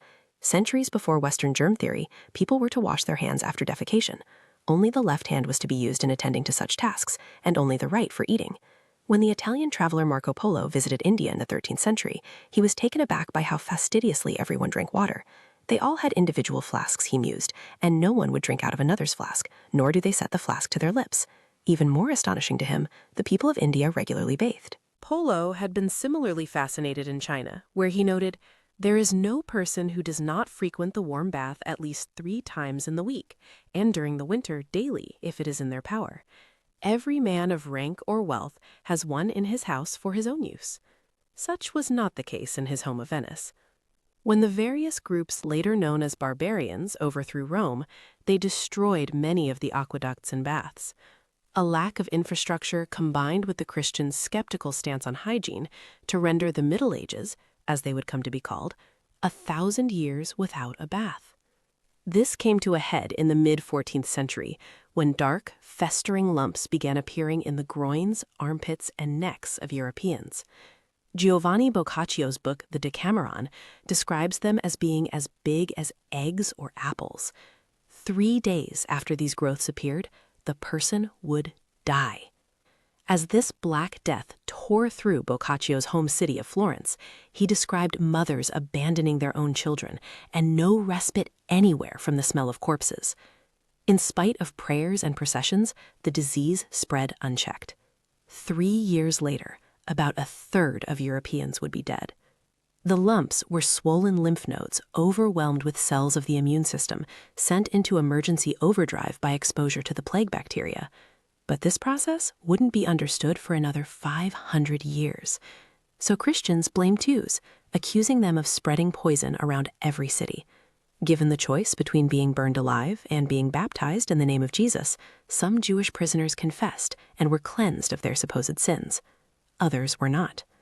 A more erudite theory attributed the problem to planetary alignment. The medical faculty of the University of Paris issued a 1348 report to explain why everyone was dying. They wrote that Saturn and Jupiter had unfortunately aligned with Mars, a malevolent planet breeding anger and wars.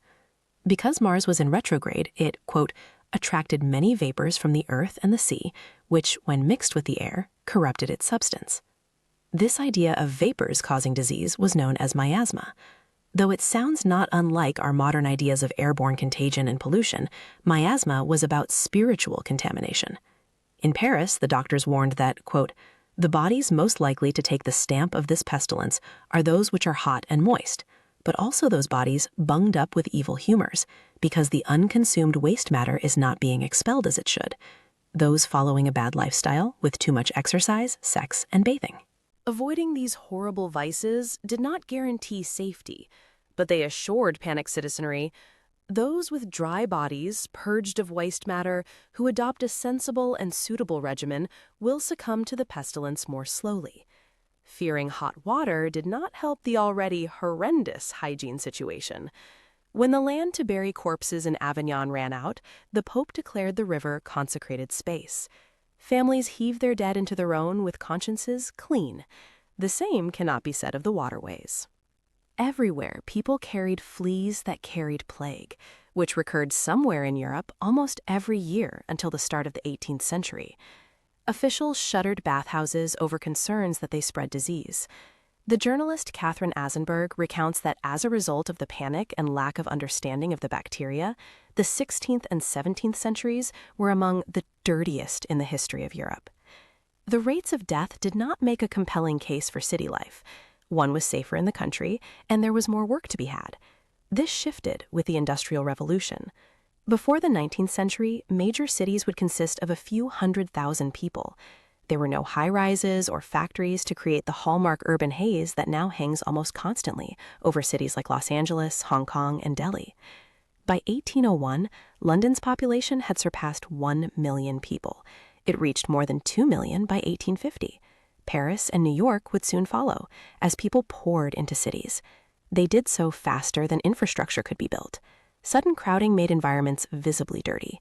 The unpaved streets would be dusty in summer and muddy the rest of the year, with horse manure everywhere underfoot and coal fires polluting the air. Alleys became cesspools of human feces, and water supplies became choked with waste. These conditions led to outbreaks of transmitted disease that would change the world and create the field of public health. In the 1840s, as typhoid and typhus epidemics ravaged Europe's industrial slums, the German physician Rudolf Virchow made the connection between living conditions and disease. His work, still informed by miasma theory, led the American Medical Association to study conditions in the U.S. In 1847, it called for ventilation of toilet areas to allow disease-causing vapors to disperse. The theory of bad air was called into question in 1854, when physician John Snow traced a London outbreak of cholera to a well. His process of deduction involved detailed maps and questioning sick people in search of common habits or exposures. The method predated Sherlock Holmes and would prove so important that it gave birth to the modern field of epidemiology. Even still, he didn't understand how water could be causing disease, nor was he taken seriously. The idea that the pit of human excrement adjacent to the well had contaminated the water with organisms invisible to the naked eye was not only anathema at the time, it would have had massive political implications. The entire city would have had to be overhauled to separate human waste and drinking water. The London government dismissed Snow's findings as a spurious correlation. He would not be vindicated until 2 decades after his death, when in 1883, German physician Robert Koch saw the cholera-causing microbes under a microscope. Combined with the epidemiology from the London well and subsequent observations, Koch solidified the case that contaminated water was indeed to blame. And if these germs could sneak undetected into our water supply and kill us, It stood to reason they could also be behind most any other illness, malady, or temperament. This new germ theory gradually took hold in the public imagination, at the same time that rapid urbanization and population growth compounded the threats of infectious diseases. Combating and preventing them would become integral to urban planning around the turn of the century, a period sometimes referred to as the hygiene revolution.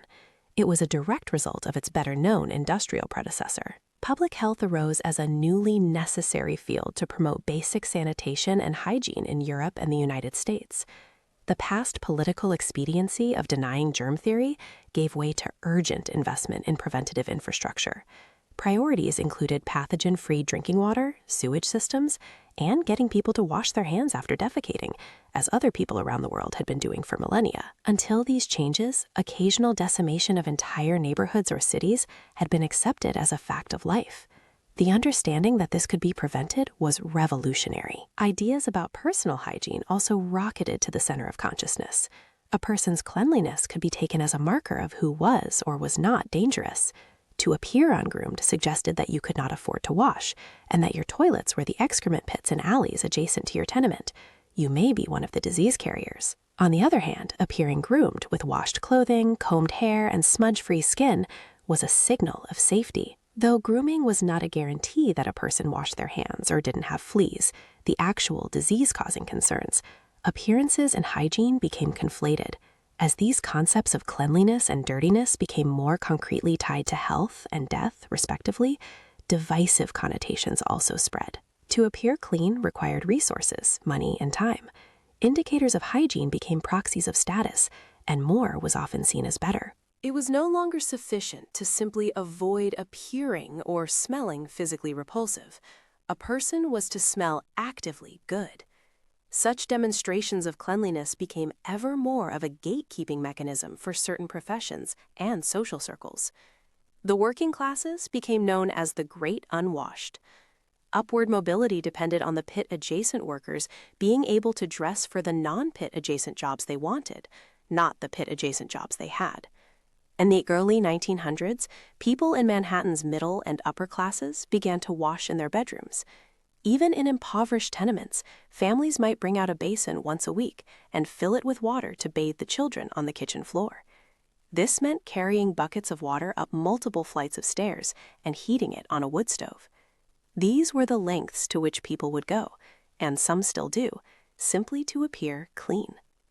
The concept of hygiene was also deployed more explicitly as a tool of social engineering. Efforts to contain sexually transmitted infections led to what became the social hygiene movement, which undertook public education campaigns to help control syphilis outbreaks during World War I. The movement would later give rise to in-classroom programming for school children, known as sex education. The scientific justification for addressing such matters in the name of hygiene gave a legitimacy to what would previously have been irreconcilably taboo. Similar mechanisms would also fuel catastrophe, as long-used language of eradication and cleansing was given a new patina of legitimacy by the emerging science of genetics and infectious disease. In Germany in 1895, physician Alfred Plotz published a book titled Rassenhygiene, Racial Hygiene, that would lay the groundwork for the eugenics movement in decades to come, and eventually the Holocaust. Ideas of purity and cleansing became the basis of isolationist arguments, drawing on basic assumptions that homogeneity is good and diversity is unnatural or dangerous. Fear and contempt of the microbial world would play into forces of division, from explicit racism to oppressive standards of sexuality. They would also be used to sell soap. The myriad products that fill pharmacy shelves today began to trickle into everyday use, not long after running water and bathtubs became common among the working classes a century ago. The newly ubiquitous practice of bathing would create tremendous markets for soap and an escalating arms race of other cleaning products. When the poor could no longer be identified as the great unwashed, the wealthy would need new ways to set themselves apart as the most clean. Capitalism sells nothing so effectively as status, and if a little bit was good, a lot would be better. Dr. Bronner's Magic Soaps began them as a church. The transition from a non-profit religious organization to a full-time distributor of peppermint-scented soap was so gradual that it slipped Emmanuel Dr. Bronner's mind to ever give up his namesake organization's tax-exempt status. He spent his final years in bankruptcy, battling the IRS for over $1 million in back taxes. But to the end, he answered or returned every call that came into the company. Dr. Bronner's flagship product is an amber liquid soap in a transparent plastic bottle. You may have seen it anywhere from natural grocery stores to Walmart to celebrity Instagram accounts. The iconic blue label is covered all over with tiny exclamatory text. Ready to teach the whole human race the moral ABC of all one God faith, for we're all one or none, all one, all one, all one. It goes on like this. This was Emanuel Bronner's gospel. He fled Germany before the Holocaust.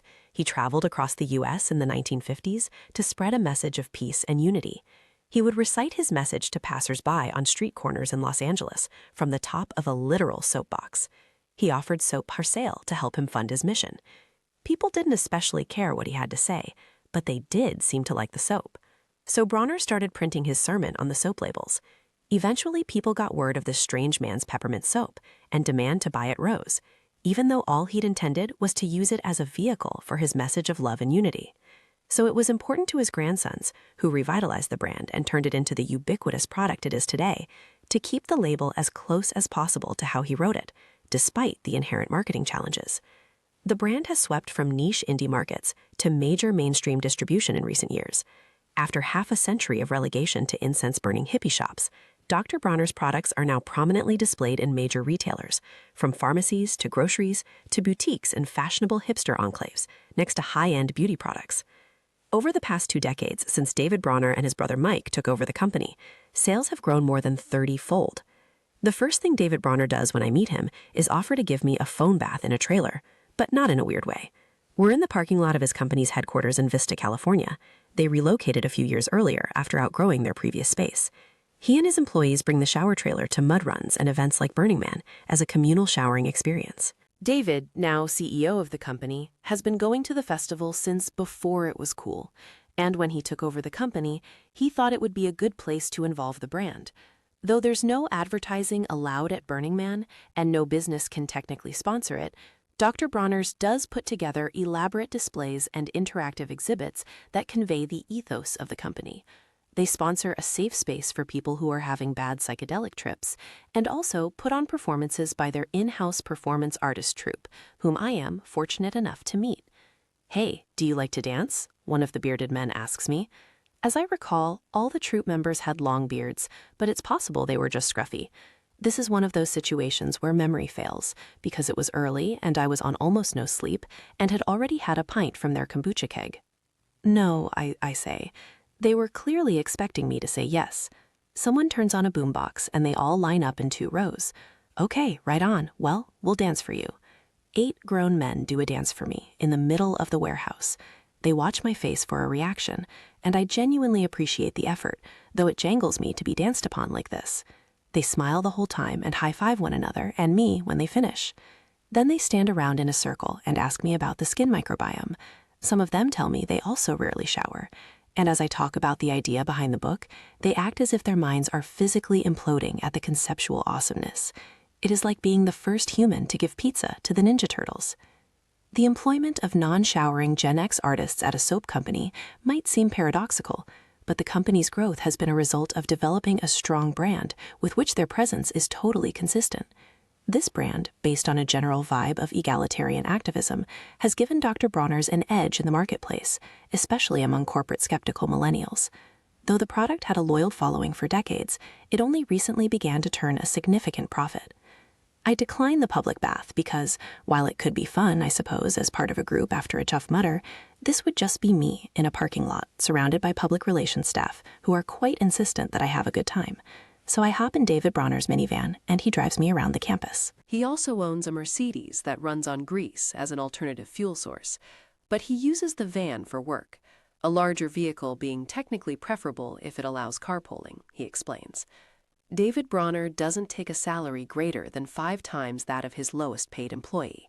His hair is long in back and vanishing in front, and he is tall and perpetually leaning slightly backward. His vibe is party, but respect the mothership we call Earth. He has been likened to Captain Jack Sparrow, but his drug is not alcohol, it's psychedelics. He is pro-legalization and anti-drug war.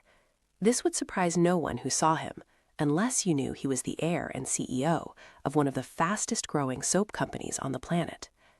As we approach the main entrance, we see a food truck out front that serves tacos that contain meat. He rolls his eyes. Bronner is beyond proud of the fact that his company offers organic, farm-to-table, local, vegan fare for all employees for lunch. It's prepared by a serious chef who, when I toured the kitchen, fed me a spoonful of his farro squash salad. I understand it's not for everyone, Bronner says, his face unmoving, as he stares at the taco truck, as if in a mindful exercise of empathy. He parks the minivan and we go into the dining hall, past an enormous mural of his grandfather, Emmanuel, the original doctor of Dr. Bronner's, though he was not a doctor, nor particularly tethered to scientific reality. David and I draw from the kombucha keg as he tries to explain his soak. He's candid about the fact that he barely showers, and that when he does, he washes only his armpits, groin, and feet. For him, it was never really about the soap, but about having a vehicle for environmental advocacy. Emmanuel Bronner was also a devout minimalist. He included on the famous label that his soap was 18-in-1, as in it could be used by everyone for every personal and household need, from bathing to laundering to house cleaning to brushing teeth. It was the opposite of the rest of the soap industry's push to sell multiple products to the same person. The company has only very recently branched out into selling toothpaste and a few other products, creating mild tension with David's vision for growth of a company that's not selling people anything more than they need. People wanted toothpaste, he explains, though I'm far from the only one who attests that a single drop of the peppermint soap works fairly well. The spiritual overtones that lead some people to dismiss Bronner's as New Age nonsense aren't actually new at all. If anything, they're a return to the roots of cleanliness as godliness. For all the eccentricities of the company, the Bronner ethos seems more in keeping with most of the historic ideals of cleanliness than any austere claims about science or health ever could be. Humans have used soap throughout recorded history and around the world, but when did the product become something that billions of people use multiple times per day, and not simply because they want to, but because they believe they need to? I go to visit a soap historian, a man described to me as the godfather of soap. After several phone calls, I was invited to see him and his wife at their home in the suburbs of Chicago. I pull up and ring the doorbell, and the 12-foot wooden door swings open to reveal a tiny white-haired woman, Fortuna Spitz. She smiles and shouts, "Louise!" And her husband, the godfather himself, lumbers out of his study and waves me into the living room. "The two people sitting in front of you have done more for bar soaps than anyone in the world," Louise Spitz says gravely. This isn't the sort of thing I'd expect someone to brag about, and any doubt I have will leave me over the course of the 4 hours they spend walking me through their vast private museum of soap paraphernalia, teaching me the history of soap.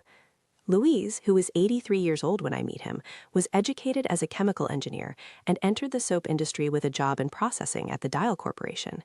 He has represented the Italian manufacturers of soap processing plants and packaging machinery, and he chaired the first World Conference on Soaps and Detergents in 1977. He has edited and contributed to 7 soap-related books published by the soap industry, and is currently an independent consultant to soap production and distribution companies. I don't know exactly how to describe what he does now, other than that he knows everything about soap, and he also seems to make people in this industry. "I don't think you expected this much stuff," he says, as I scan the soap advertising paraphernalia and industry memorabilia that fill every free bit of wall and counter space. The Spitzes actually built their house around their soap collection. Fortuna serves me apple pie on a soap-themed placement. During the afternoon I spend touring the place, I learn that selling soap is, even more than making it, an art. Soap was in fact first marketed using actual art. At the 1893 World's Fair in Chicago, the Pears Soap Company's approach to getting its name out there was to print pears in an austere way at the bottom of a painting and display it in an exhibition.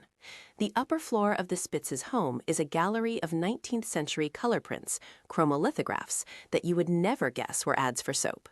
The most celebrated and reproduced soap chromolithograph is known as Bubbles, a painting depicting a curly-headed little boy blowing a bubble.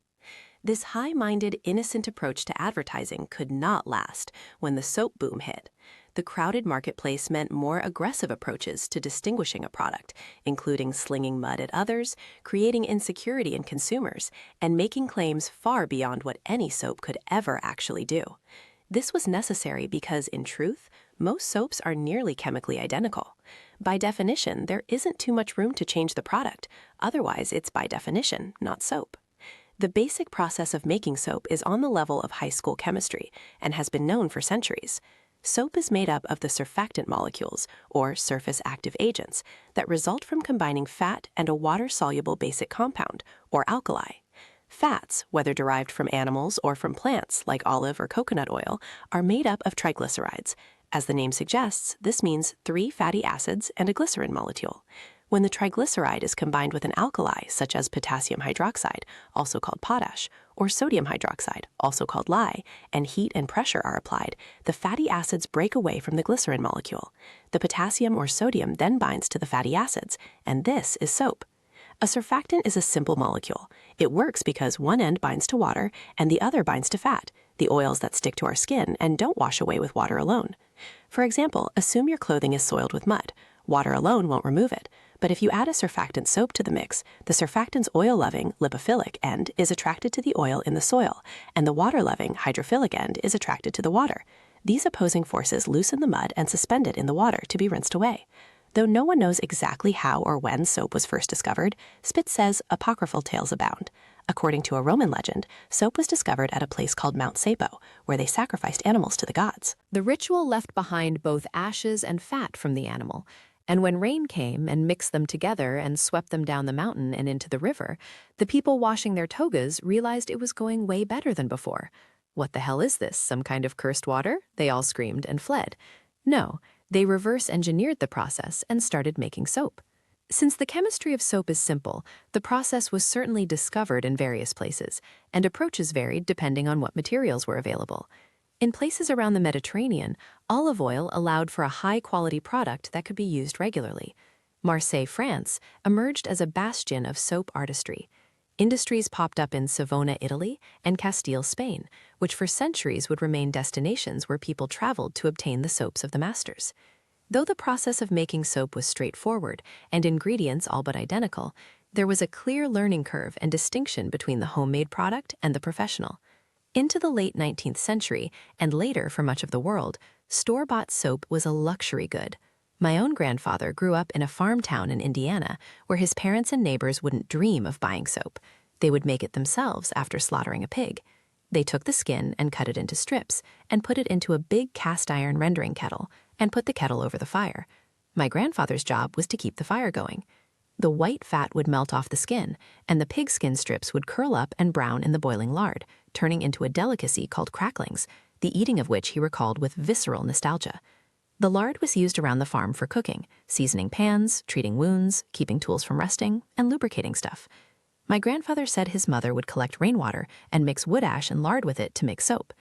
I got the impression that, when he was little, he was unaware that you could go to the store and buy soap, my dad recalls. If it was indeed for sale at the general store in his small town, he would have been the first generation for whom that was the case. And having lived through the Great Depression, he was, and always remained, reluctant to pay for anything that he could make for himself. We still have the hog hair scrapers, hanging hooks, and rendering kettle at the farm. On the same land where my grandfather would find arrowheads in the dirt, American Indians had thrived not long before. Many tribes were known to practice ritualistic cleansing in sweat lodges, a ceremonial gathering in a sweltering hovel or tent, where sweating was part of a prayerful process of penance and purification. But this was a spiritual cleansing, where the sweating likely did more to alter one's mental state through mild and sometimes even fatal dehydration than to actually cleanse the body. Bathing was done in lakes and rivers. Though there is little record of soap making, many indigenous people did have access to saponifying plants, like soaproot and soapberry.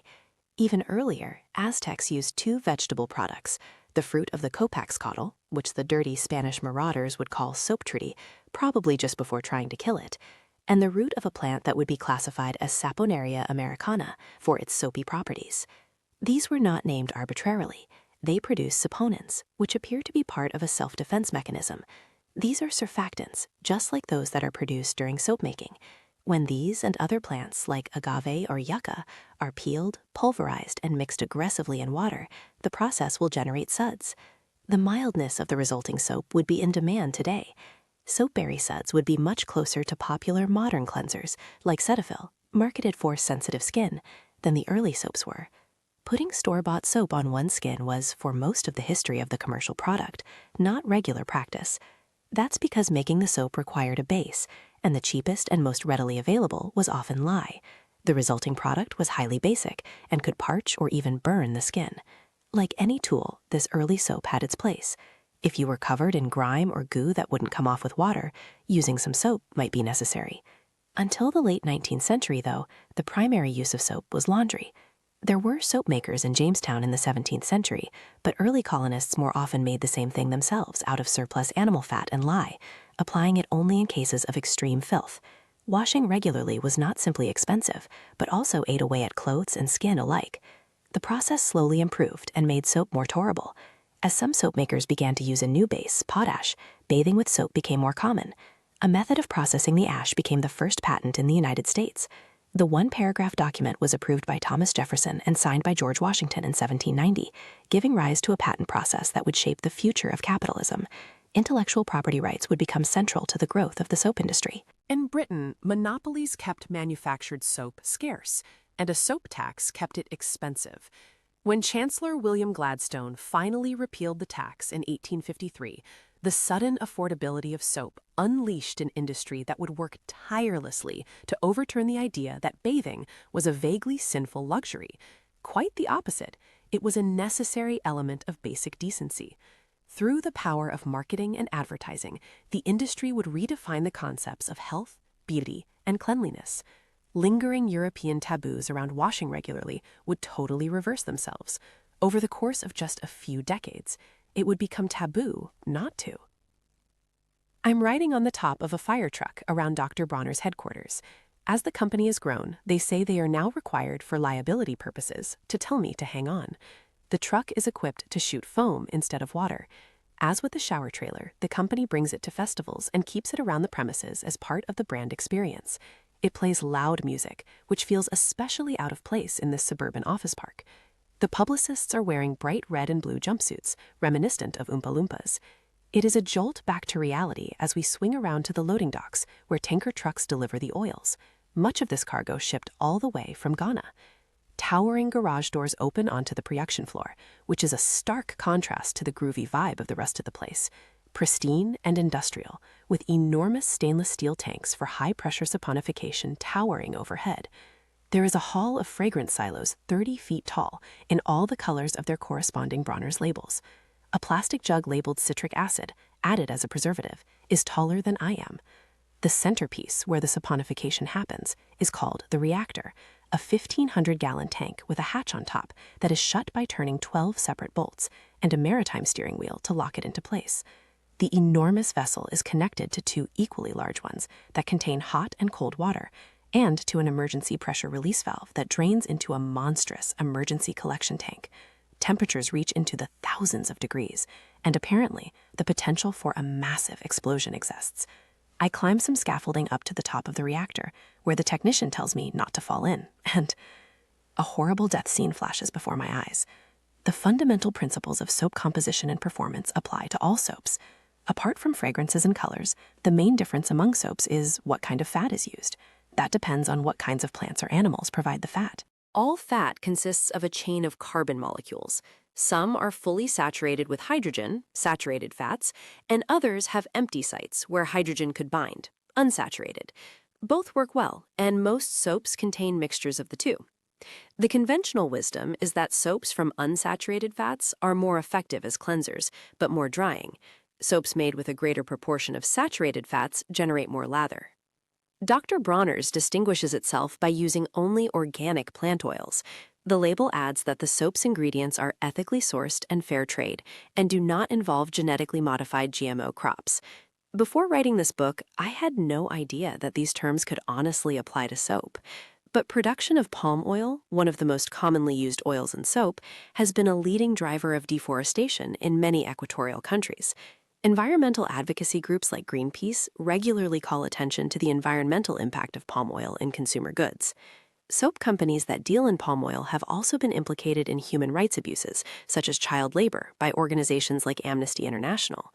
The group has implored Unilever, Colgate-Palmolive, and Procter & Gamble, among others, to adhere to what it considers ethical production of palm oil, and for consumers to insist on products that are fair trade certified. Some companies have announced changes, but most mainstream products have not met the advocate standards. The issue is a priority for David Bronner. He insists that the thousands of gallons of palm oil he imports every year come from fair trade farms. The company is also investing in sustainable agriculture practices, particularly in Ghana. The process is still far from ideal, though. The carbon footprint of flying fair trade palm oil from Ghana to be refined in Amsterdam and made into soap in California and then shipped around the world in plastic bottles is, as the company's chief operating officer, Michael Millen, puts it when I ask, the elephant in the room. The manufacturing process is common to most soap factories. Saponification and drying are done in one enormous machine, the reactor, and a computer can control the whole thing. In the Dr. Bronner's factory, an LED display the size of a chalkboard shows a grid plotting out the entire floor, with all the levels in every bin, along with their temperatures and pressures. As I peer into the reactor, cylindrical bottles shoot down a conveyor belt to where machines pour in the golden liquid, apply a cap, and slap on a label. The human work consists of checking for defective bottles and clearing jams. Bar soaps are a much smaller part of their business. At one side of the factory, a hot, solid goo is extruded before being chopped into bars and stamped with a logo, a process known as finishing. I grab one hot out of the machine, and it's bendable like rubber. Smaller companies often purchase this kind of raw soap wholesale in the form of noodles or pellets, then add fragrance, dye, shaping, and packaging. The profit margins are enormous. Insistence on using certain oils from certain parts of the world for one soap is a luxury now made affordable for billions of people. Though few consider the transportation costs or source of ingredients, these have always been the central drivers of cost and availability. As much as any medical or public health imperative, what fueled the 19th century soap boom was the meatpacking industry. The Spitzes live in Chicago because it has historically been the beating heart of soap selling, what they refer to as the soap capital of the world. Having grown up in the region, all I knew was that when we passed a rendering plant, it smelled like when a spirit flies up your nose and starts feeding on your soul.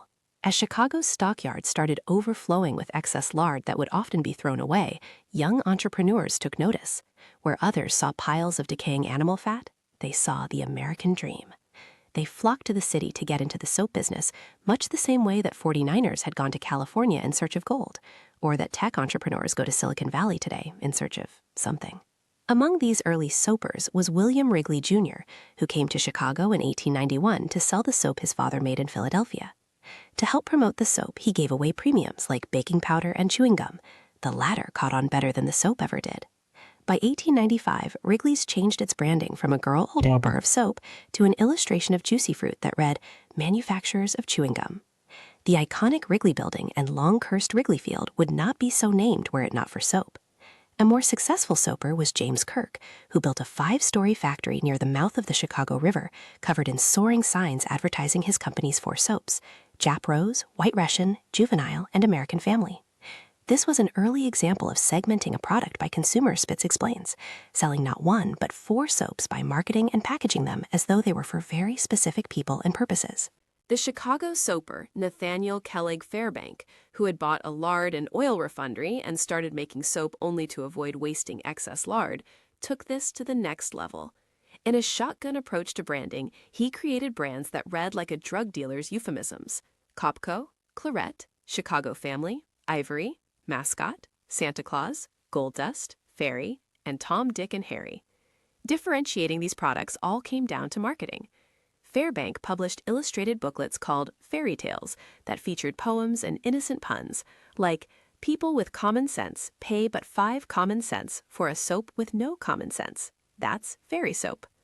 Pears also got into publishing, printing and distributing a magazine known as Pears Annual, which contained actual literary works like Charles Dickens's A Christmas Carol. Interspersed were ads for Pears soap, including postcard-size inserts that would fall out upon opening the magazine, an infuriating practice that continues today. Eventually, dispatches from the world of soap publishing blurred the line between information and advertising. How to Bring Up a Baby, a handbook for mothers, for example, was published by Procter & Gamble in 1906 and distributed for 2 decades after. Its pages offered the legitimate wisdom of a nurse, intermingling critical information on how to rear and keep a child alive with tips on how to use Ivory soap. This early version of today's sponsored content would come to be a hallmark of the industry, a precursor to the monetization model on which influencers and some digital media companies now rely.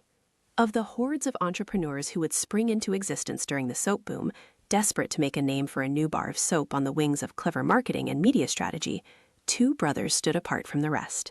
Their name was Lever, and the company they founded would become the world's largest distributor of soap. They built Lever Brothers, now Unilever, not through innovation in the art of soap making, but through the unsubtle art of branding.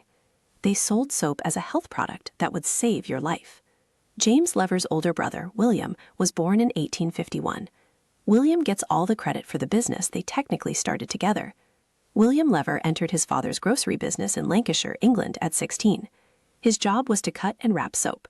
At the time, people who wanted to purchase soap would have the shopkeeper hack off a hunk from a huge brown slab and buy it by the kilogram.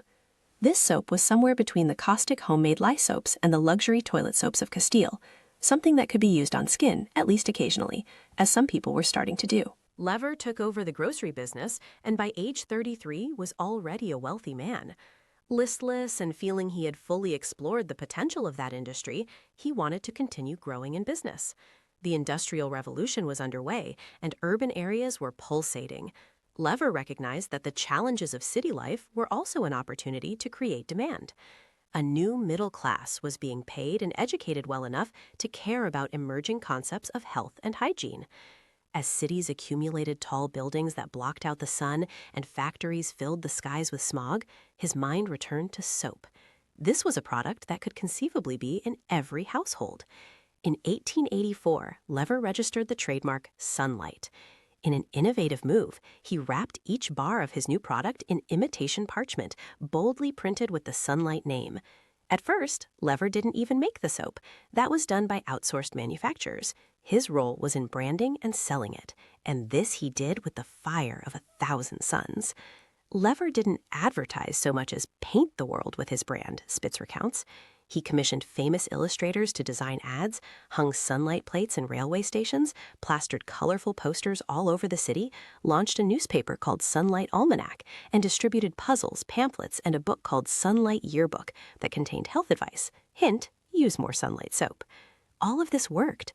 Demand for sunlight soon outpaced what Lever could meet by outsourcing production, and he eventually built his own soap factory.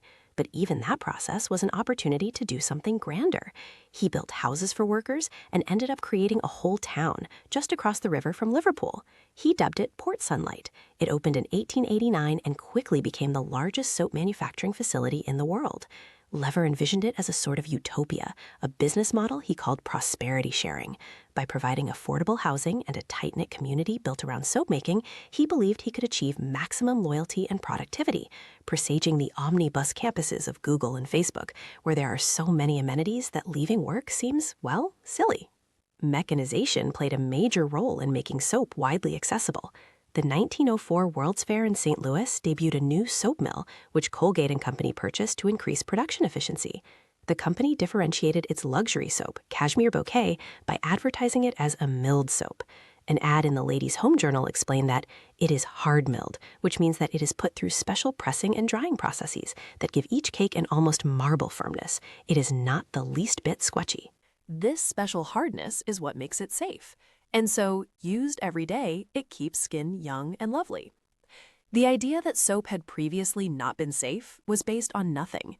And roll mills are used to refine and homogenize soaps, but they have nothing to do with special pressing and drying.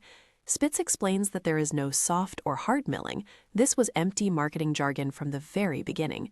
But even now, the appearance of hard-milled, French-milled, or triple-milled on packaging mostly relies on consumers inferring that if words appear on a package in an exclamatory manner, they must mean something good.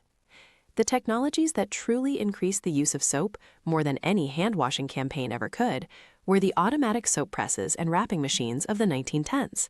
Not only could soap bars be much more consistently shaped and uniformly packaged, but it could be done much more cheaply. Unlike today, when small batch and artisanal products are in demand, the idea of a consistent and predictable product was a selling point at the time. Mass manufacturing drove the cost of bars down and increased the consumer base. Producing at larger scales also raised the barriers to entry.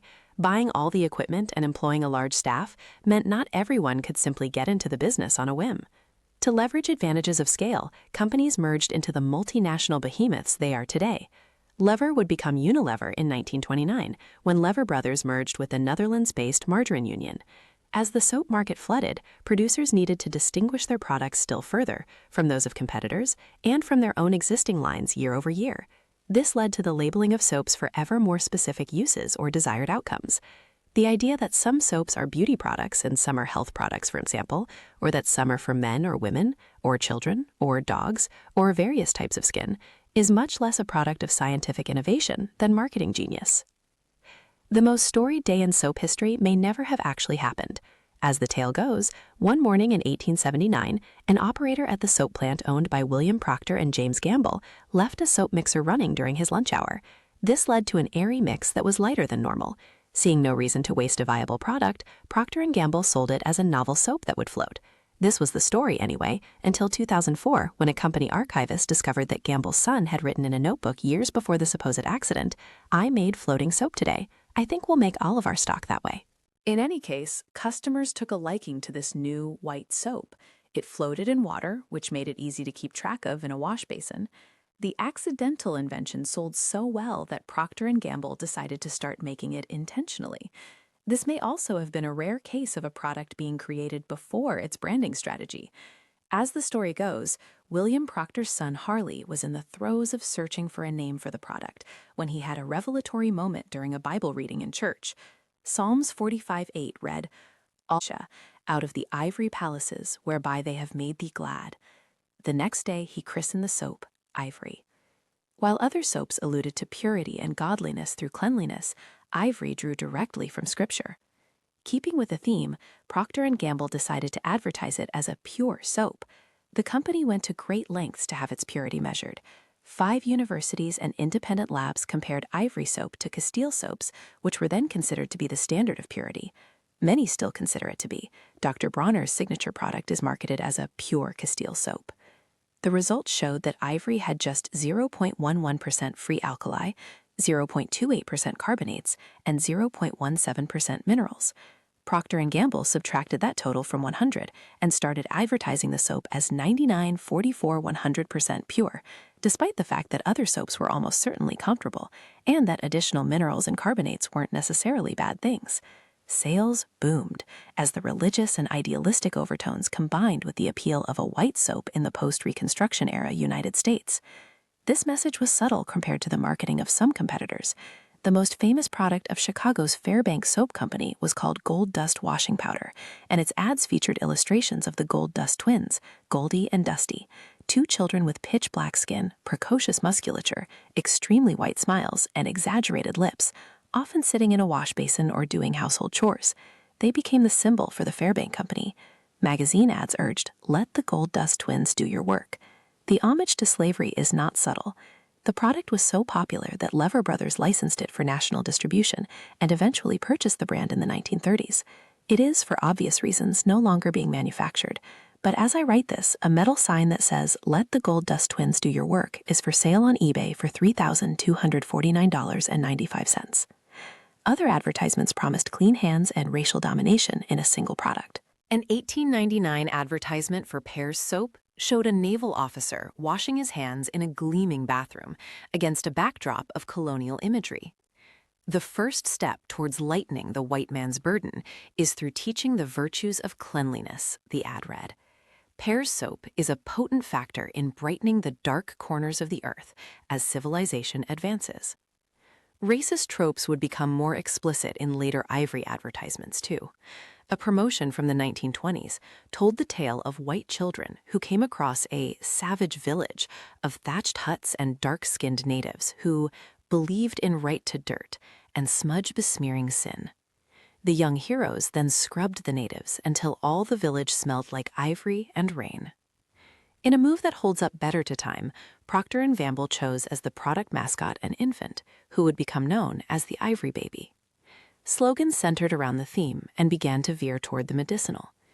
Good health and pure soap, the simple formula for beautiful skin.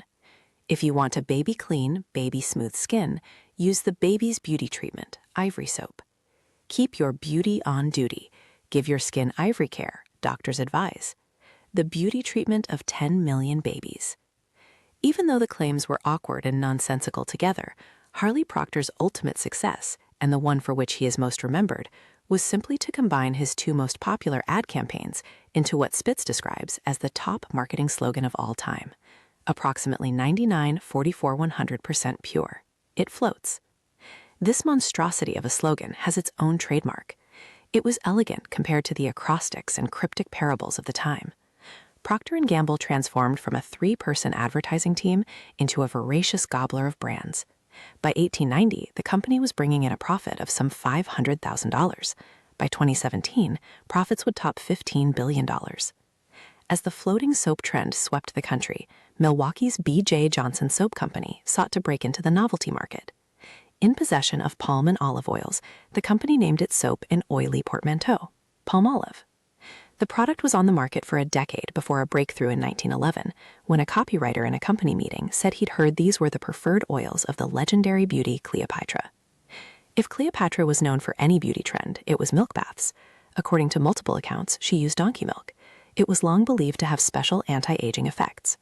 As the ancient Roman skincare guru Pliny the Elder wrote, it is generally believed that ass milk effaces wrinkles in the face, renders the skin more delicate, and preserves its whiteness. Nonetheless, the company decided to use the enduring, regal image of Cleopatra in its advertisements, and the campaign led Palmolive to overtake Ivory as the best-selling soap in the world. Palmolive was so successful that its Milwaukee makers merged with the larger soap company Colgate in 1928.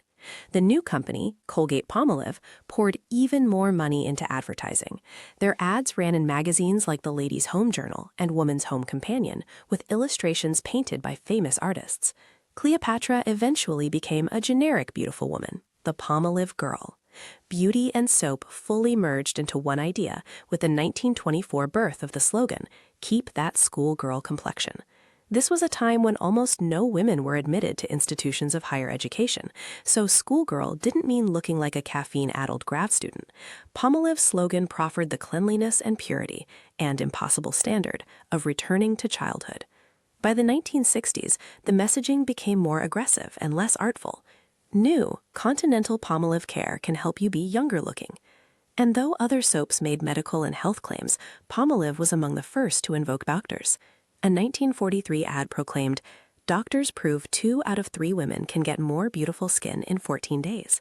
This would morph into, you can have a lovelier complexion in 14 days with Palmolive soap, doctors prove." Of course, doctors cannot prove something like a lovely complexion, but factuality is not the point. The specificity of the time frame and the modesty of the promise that only 2 out of 3 women would benefit offered a sense of plausibility that couldn't have come from saying everyone benefits instantly. On the back of the tremendous success of Palmolive, Colgate-Palmolive would go on to become the $15.5 billion company it is today. Procter & Gamble's simultaneously popular beauty soap Camay was among the first to invoke not just doctors, but dermatologists. A 1928 ad explained, "For the first time in history, the greatest dermatologists in America give a scientific approach to a complexion soap." Below that, it elaborated, and not in a sarcastic way, what is a dermatologist? The soap industry pioneered the basic principle of brand management, that each brand within a company is operated as a separate business, even when the products are very similar. Wanting to compete more aggressively in the beauty space against Lux and Palmolive, Procter & Gamble had introduced Camay in 1923, even though the company already had Ivory, the leading beauty soap. At first, Camay sold poorly. One copywriter proposed that fear of real internal competition was holding Camay back. Procter & Gamble experimented with letting the Camay marketers operate as if Ivory was not their friend. Despite the existence of Ivory, Camay became the soap of beautiful women. This practice is still taught in business schools today, and it's why Procter & Gamble has 10 indistinguishable brands of laundry detergents alone: Gain, Ace, Era, Downy, Dreft, Cheer, Bounce, Tide, Rindex, and Ariel. Left to their own devices, the soap brands started attacking one another and selling their product as the only safe soap. Marketers of Camay went extreme and essentially introduced the idea of a product cleanse. It implied that all the other brands were toxic or could not be trusted. A full-page ad featuring a young woman in a bridal gown instructed women to invite romance with a skin that's lovely. Go on the Camay mild soap diet. women were urged to buy 3 bars, cakes, of Camay, and for 30 days, let no other soap touch your skin. Though the campaign stopped short of saying, "Ivory soap will render you unmarriageable," the message was clear. Even within a company, selling soap was war. The village of Port Sunlight is a museum now. For almost 100 years, the 900 houses were filled exclusively with employees of Lever Brothers and later Unilever. In the 1980s, houses began to be sold to private owners, and though Unilever maintains a research facility there for personal care products, what was once an empire of soap is now a leading producer of shampoos, deodorants, and products like Axe body spray. Over the past decade, sales in the bar soap market have been dropping. CNN coverage of the decline cited young people finding bar soap to be gross. Spitz blames the rise of shower gels and liquid soaps, which he describes with audible disgust. Not only are the plastic bottles wasteful compared to the paper wrapping of many bar soaps, but liquid soaps are also heavy and transporting them is environmentally inefficient. Plus, many liquid soaps are not true soaps at all, but detergents, a class of synthetic compounds that can mimic the actions of soap, developed by the U.S. Army during the large shortages of World War II. To consumers, this distinction may be moot, but it is absolutely not to artisanal soapers or to the industry. Detergents were the most consequential technological advancement in the world of cleaning since the soap industry's inception. They are often made from petroleum, which means they can be produced even in places without access to animal fat or fine plant oils. They can be mixed into a wider range of formulas than soap, giving them an edge in laundry and dishwashing. They also appear in the majority of shampoos, body washes, and liquid soaps. For as much as internal competition built the soap industry and explained its success, the same forces also led it to undermine its core message, that its product was truly necessary. In order to differentiate their products and expand into new product lines year over year, soap companies had to sell the idea that soap was insufficient on its own, or that its effects had to be undone by yet more products. Shampoo alone, for example, would leave your hair dry and brittle, so you also needed conditioner. Soap will leave your skin dry and brittle, so you also need lotion or moisturizer. This trend reached a critical inflection point in 1957. In an attempt to differentiate itself from its many competitors, Lever Brothers introduced a product called Dove with the slogans, "Looks like a soap, it's used like a soap, but it is not a soap," and "Dove won't dry your skin like soap." Dove was indeed not soap, at least not a pure soap. It contains, and still does, an emollient cream or moisturizer. This decreases its cleansing soapiness, but also decreases its propensity for drying skin. That is, the product becomes closer to nothing. The addition of an emollient brought the soap's pH down to neutral, so it did not have the same drying effect on the outer acid layers of the skin as a typical soap. Though it may not have been recognized at the time, this planted a seed in the minds of consumers that soap was not necessarily good or sufficient. There was more out there to be applied to skin in search of this elusive concept of cleanliness than just soap and water. In time, this tension, inflicted by the soap sellers on themselves, would birth the modern-day rebellion of indie brands and the vast empire known as skincare. Still, nothing would challenge the dominance of soap like the changing landscape of media. From the beginning, the key to success in the soap industry was to dominate whatever new media platform presented itself. The first commercial radio podcast in America was in 1920, covering the election of President Warren Harding. By the following year, there were hundreds of radio stations. Owners realized that sponsored programming was the way to make a business. Get these talking boxes into everyone's homes and fill their ears with ads for products. People turned out to want their ears filled. Families were soon spending evenings gathered around the living room radio. And when the stations wanted advertisers, they needed to look no further than the booming soap companies, who were eager to further solidify demand and ingrain their product as part of a wholesome, healthy, sophisticated lifestyle. But the soap companies didn't just run ads. They changed the medium itself. The soap industry used focus groups to determine that its target market, housewives, the primary buyers of household goods, liked to be entertained by radio, not instructed by it. In 1927, Colgate-Palmolive funded the Palmolive Hour, a musical comedy program interspersed with pitches for soap.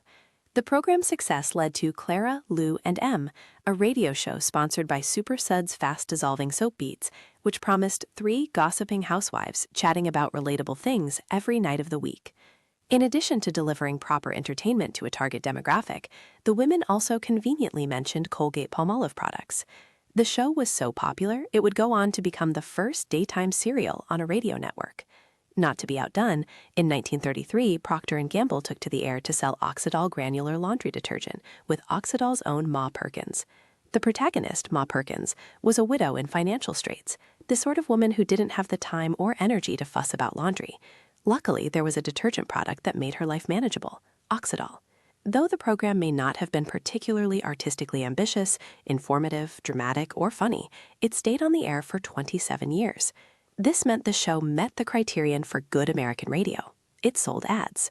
Lever Brothers and other soapers created similarly long-running, simple, loyalty-based shows that would eventually come to be known as soap operas. The most enduring, The Guiding Light, started in 1937 as a radio show by an ill-named soap company called Does Everything. It was in the right place at the right time during the rise of moving pictures and would become the longest-running scripted television show in history. Before talkies, people were usually famous because they had done things in the world, like inventing the aircraft or leading a country into or out of war. There were musicians and actors, but their faces were not ubiquitous, and their lives were not tracked in minute detail to the point that they would have the power or credibility to drive many people to buy a certain kind of soap. Now, with their moving faces looming over odd crowds, movie stars would become the original influencers. Film and television also fueled an obsession with skin more generally. Low-definition cameras paired with makeup and lighting made actors appear preternaturally smooth and infantile, and the tricks behind the practice were not common knowledge. The stars of the screen seemed to truly be either a genetically superior species or in possession of carnal truths about body maintenance that the public could only hope for hints of. When a testimonial disclosed some element of a skin regimen that could explain a star's appearance, serious sales ensued. Hordes of stars agreed to say they used Lux soap, for example, and to have their names and images used in ads that promised 9 out of 10 screen stars use Lux toilet soap. Lever never even paid them, and the practice being so new, the stars apparently didn't think to ask. The meaning of soap opera eventually morphed to define a tonality and a familiar set of hyperbolic plot devices, and the term remains in use, despite the distancing of soap companies from their creation.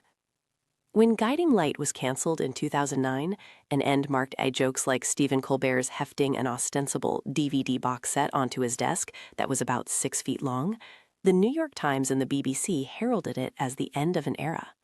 Other soap operas had also been declining in viewership, since the target audience, housewives, who could reliably tune in day after day to keep up with the inordinately complex plotlines, was shrinking. The soaps were replaced by game shows and talk shows that can be watched on a periodic basis, ideally optimized to exist as short clips on our phones, to be consumed in occasional moments before another notification pops up and sucks our attention to something new. Procter & Gamble still owned Guiding Light at its cancellation and said it was looking for a new home for the show, but never found one. Not only are people no longer watching soaps, they are cutting TV cables altogether. With Gen X and millennials simultaneously engaging in KonMari or #van life-inspired downsizing, their environmentally conscious minimalism has led to a rejection of many products and upscaling and hyper-awareness of sourcing and quality of others. Those include the self-care products related to skin. Mass-market bar soap sales are in decline, while indie soap brands and skincare companies are infused with venture capital funding and selling as fast as they can fill everyone's feeds on Instagram. The wrenching of the new generation's attention away from TV screens and billboards, just as attention was wrenched from radios a generation before, and trolley car signs a generation before, and commissioned paintings a generation before, may be the challenge that the soap industry cannot conquer. The monopoly on attention can no longer be so reliably purchased by corporate behemoths. This has opened a new entryway for startups, gurus, and influencers to guide consumers to their products. Glow. A line of excited young people is winding along a sidewalk just off of Canal Street, outside what I might have assumed to be a nightclub. Except that it's 6 p.m. on a Tuesday, and the crowd is not surly, gelled men, but almost entirely women who look to be on average around 18 years old. They seem like the cool ones at their high schools. The group is waiting to breach the barriers of the new flagship brick-and-mortar store of one of the world's fastest-growing skincare companies, Glossier. The bouncers controlling the line are also young women, uniformed in pink sweatshirts, lifting the velvet rope and marshalling small herds of customers down the hall and into a 4-person elevator. Notebook and pen in hand, I have never been more of an interloper. The customers here possess the sort of skin that advertisements have long taught consumers to aspire to. They have, as it were, that schoolgirl complexion. They do not appear to use a lot of makeup. That is part of the Glossier ethos, a natural look that pushes back against the elaborate cosmetic trends of generations past. Glossier uses the slogan, "Skin first, makeup second." If makeup is about covering the skin, what Glossier is selling is, in theory, the empowerment of showing skin off. The models in the company's ads look like they have just risen from a long and restful sleep and purchased a green smoothie. Their faces, which have a light sheen, bear no evidence of life's hardships, nor do they seem to have toiled to look so flawless. They simply, to quote Beyoncé, woke up like this. Exiting the elevator and stepping into the store, which feels like an art installation, with bright white light pouring in from all directions, somehow spare and yet also overwhelming, we are met by pristine rows of white pedestals, bearing still more pristine white tubes and vials of products, from cleansers and serums to lip balms and other skincare essentials. Ever-present mirrors provide opportunities to compare ourselves to the glowing models in the pictures around us. The product labels are chemistry conscious, pH-balanced, paraben-free, alpha-hydroxy acid. This buzzing, heavenly shrine to skin is a spectacular collision of the worlds of beauty and health. The soap industry first invoked dermatology a century ago as a source of legitimacy. The all-encompassing power of skincare now seems poised to subsume dermatology almost entirely. Glossier sprung from the brain of Emily Weiss, who may need no introduction here, but just in case. She entered the industry as an intern at Teen Vogue and launched a blog about skin, beauty, and wellness called Into the Gloss in 2010. She built a loyal community by interviewing women about their skincare and makeup routines. The stated goal was to give people a platform to talk about what beauty meant to them, rather than what big corporations made them think they needed. As Weiss has said, she started the site because she became more and more aware of how flawed the traditional beauty paradigm is. It has historically been an industry based on experts telling you, the customer, what you should or shouldn't be using on your face. Weiss launched her own line of 4 products in 2014 at age 29. Given her prominent blog, the line was well positioned to develop the cult following it did, the descriptor, as with any trend on the scale Glossier would achieve, being only somewhat inappropriate. The initial line included a face mist and moisturizer, but it really exploded with a product that has become millennial hand-dag canon, an eyebrow wax called Boy Brow. It recreates the effect of the oils that are secreted by hair follicles when we do not wash them off. Its popularity brought millions of people into the Glossier consumer base. Weiss has been described as the millennial Estée Lauder, an homage to the entrepreneur who started off mixing homemade, age-defying facial creams and selling them to women as jars of hope. Lauder expanded her product line in the 1940s and eventually franchised a cosmetics brand that would land her among Time's 20 most successful business people of the 20th century. She was the only woman on the list. Lauder's breakout product, introduced in 1953, was a scented oil called Youth Dew. Glossier, whose mission statement reads in part, "Glowy, dewy skin is our thing," is now valued at more than $1 billion. What started as a blog taking on the traditional beauty paradigm is now a company with 40 different products, including fragrance and body lotion. In 2017, New York's Governor Andrew Cuomo proudly announced that Glossier would move into a 26,000 square foot office in Soho, adding 282 new jobs and receiving $3 million in tax credits. While most of the company's products are sold online, Glossier has now opened 2 flagship storefronts, one in Los Angeles and the one in New York, where I find myself.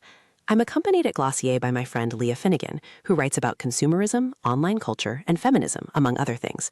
She explains that Weiss's story of entrepreneurship in an industry long dominated by male CEOs is part of the company's appeal. At an event hosted by The Atlantic in 2018, Weiss spoke about being a female entrepreneur in a traditionally male space. As she explained how she has grown the company to meet demand, moving beyond the natural look to cater as well to consumers who want to look like a Kardashian, she couched the expansion as allowing women to make their own choices. Even as she is now among the leading entrepreneurs and tastemakers in skincare, Weiss continues to highlight her outsider status. For so long, the beauty industry has been held tightly by a handful of conglomerates who are multi-hundred-billion-dollar companies, she said at the Atlantic event. Luckily, we're in an era of social media and personal expression where everyone can be her own expert. Though, of course, when everyone is an expert, no one is. Leah sees this empowerment pitch as an illusion. Of course, I'm all for female CEOs, but do we really need to be told to do more skincare? Is that the best way to use your power and influence? She counters Weiss's claims of being a champion of women by pointing out that she is also selling them extreme, unattainable standards of beauty. The fact that these products and standards are coming from a woman doesn't make them good. The standards themselves are the issue. It's authoritarianism. She's sort of joking and sort of not. The city truly is choked with stores that sell products for skin, from bodegas to pharmacies to department stores. Even a few have lines outside them. There are billboards and physically impossible mannequins and glossy magazine covers, creating and perpetuating ideas of good and bad, right and wrong. Corporations that carefully craft these messages also celebrate themselves whenever they deviate even slightly and include someone who isn't extremely skinny, or who is over 40, or whose skin is less than wrinkle-free and perfectly toned. Wandering the New York store, trying not to look too out of place, I'm drawn to a product called Invisible Shield. It turns out to be a sunscreen of SPF 35 that costs $25 for 1 ounce. It does not promise to be more than a sunscreen, yet seeing it there, I want it. I feel that I would be somehow better, that I might somehow belong in this place with this crowd if I were to open it right there and slather it on my face, even if I simply had it in my pocket. The products in the Glossier store are beautifully packaged, but surprisingly standard in content. The popular acne treatment, a zit stick, contains the topical antibiotic benzoyl peroxide. This is the most common ingredient in over-the-counter acne treatments. It is sold in some form by most every skincare, cosmetics, and drugstore brand. Glossier's product is $14 for just over 1/10 of 1 ounce. I pull out my phone and see that Walmart sells a stick containing 1.5 ounces, nearly 15 times as much, for $5. Like the soap empires and beauty brands that came before it, Glossier is a story of winning trust by winning the newest media. It is also, Leah explains, about people wanting to become Emily Weiss by buying her products. Her face is synonymous with the brand, which is suffused with jet-setting urban sophistication and carving one's own route to financial independence. Weiss, whose company has more than 2.5 million followers on Instagram, has harnessed the potential of communication platforms that would have made William Lever foam at the mouth. One fashion magazine called her a pioneer in translating content into commerce. Unlike the celebrity endorsements of the past century, Weiss also built an expansive network of reps in the wellness and skin influencer space, who don't necessarily have large audiences, but they do have loyal ones, mostly on Instagram. These reps get commissions and store credit for helping sell Glossier products. As the journalist Cheryl Wishover recounts, Weiss capitalized on that age-old adage that the most trusted recommendation comes from a close friend. But the first mistake in the wellness industry is thinking a professional influencer is your friend. An influencer is a person who explicitly wants your attention because they want to monetize it. Nonetheless, they are popular with the kids. At a recent wedding, I talked with a 13-year-old whose iPhone case was plastered with a big Glossier sticker. I asked if she was an influencer, and she seemed embarrassed to have to answer no. Trying to turn things around, I said that everyone influences people in their own way, and she half smiled and went back to scrolling on her phone. Venturing into the heart of the Glossier experience, I feel the acute anxiousness of not belonging. I ask Leah where she gets skin products, and she says, without hesitation, CVS. So I suggest we go, also newly curious about what exactly makes the myriad skin products at the myriad drugstores on almost every other street corner so different from those that warrant a line of cool teens outside of Glossier. We head for the line to get back on the elevator. As we walk through Soho, we pass Credo Beauty, an all-glass storefront whose panes advertise the largest, safest, realest clean beauty, which sells hair, body, skincare, makeup. The line is among the many that invoke the word clean in the now common meta way, not to describe what the products do, but to describe what they are. Clean beauty is a movement that sometimes refers to minimal environmental impact, but more often refers to an undefined idea of purity, just as the word always has. The label has also come to replace natural, another term with more of a vibe than any standardized meaning. Critics have pointed out the flaws in using natural as a synonym for good. Rattlesnake venom is natural, as are hurricanes. Toilets are not. Among the critics of the term natural has been one of its leading purveyors. In a 2016 announcement on the company's website, Gwyneth Paltrow's wellness business empire Goop lamented the personal care product industry as essentially unregulated and riddled with products containing toxic chemicals. Because it's a free-for-all, companies can use whatever adjectives they'd like when it comes to marketing and greenwashing their products. Natural, green, and eco literally have no enforceable definition. In other words, what is touted on the front in no way needs to match what lives on the ingredient label on the back.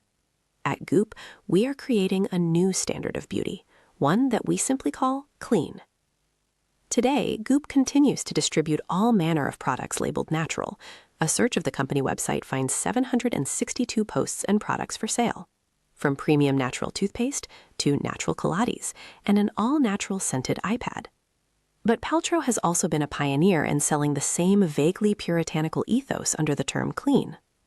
Since 2016, the company has launched an entire line of Goop-branded clean skincare products, as well as a clean cookbook, and even products that promise clean sleeping. The marketing approach behind products like these represents a new, transcendent level of purity seeking. Not only must one clean oneself, but it must be done by way of products and practices that are themselves clean. The concept is creeping even into the products at workaday drugstore chains. These stores have long played a part in conflating beauty, health, and well-being by maintaining entire aisles of soaps, shampoos, body washes, lotions, and other skin products. At CVS, for example, Leah and I find too many versions of benzoyl peroxide to count. Alongside cheap generic versions are luxury products too. One line is called La Roche-Posay Laboratoire Dermatologique, whose body care products are recommended by dermatologists worldwide and clinically shown to reduce dry, rough skin. There are soaps and alcohols for removing oils and moisturizers for adding them. There are dozens of sunscreens. It may be because of the surplus of choices, rather than despite it, that brands like Glossier succeed. The marketplace is so full of products that choice becomes exhausting.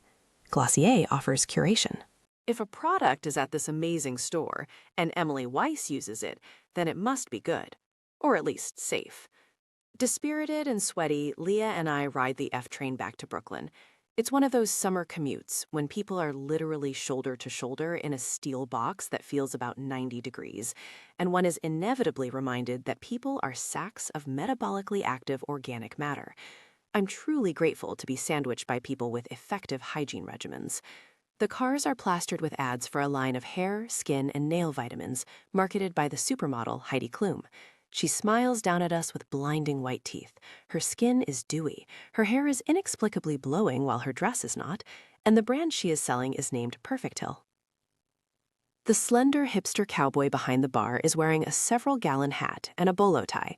I sit down and he pours me an unsolicited shot from a brown bottle that looks to contain whiskey, but the liquid comes out thick and gooey, like syrup.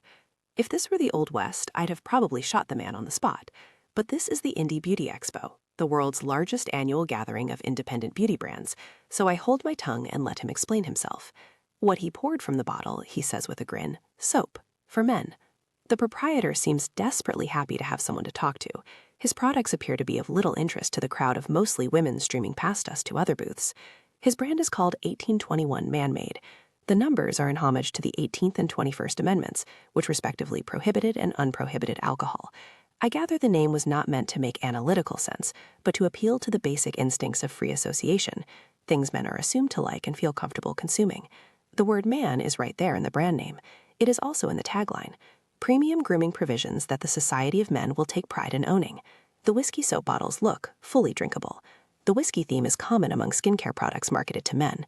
Whole Foods sells a line of soaps called Dear Clark in brown bottles with a red melted wax logo that looks eerily like Maker's Mark. One store I visited in Minneapolis sold a brand of black-bottled soaps and moisturizers called Everyman Jack. It appeared in an entire section of personal care products called All Things Manly. Almost everything in the men's skincare section at the pharmacy is black, brown, or gray. Instead of lavender and hibiscus, the scents are things like mountain spice and fastballs and fisticuffs.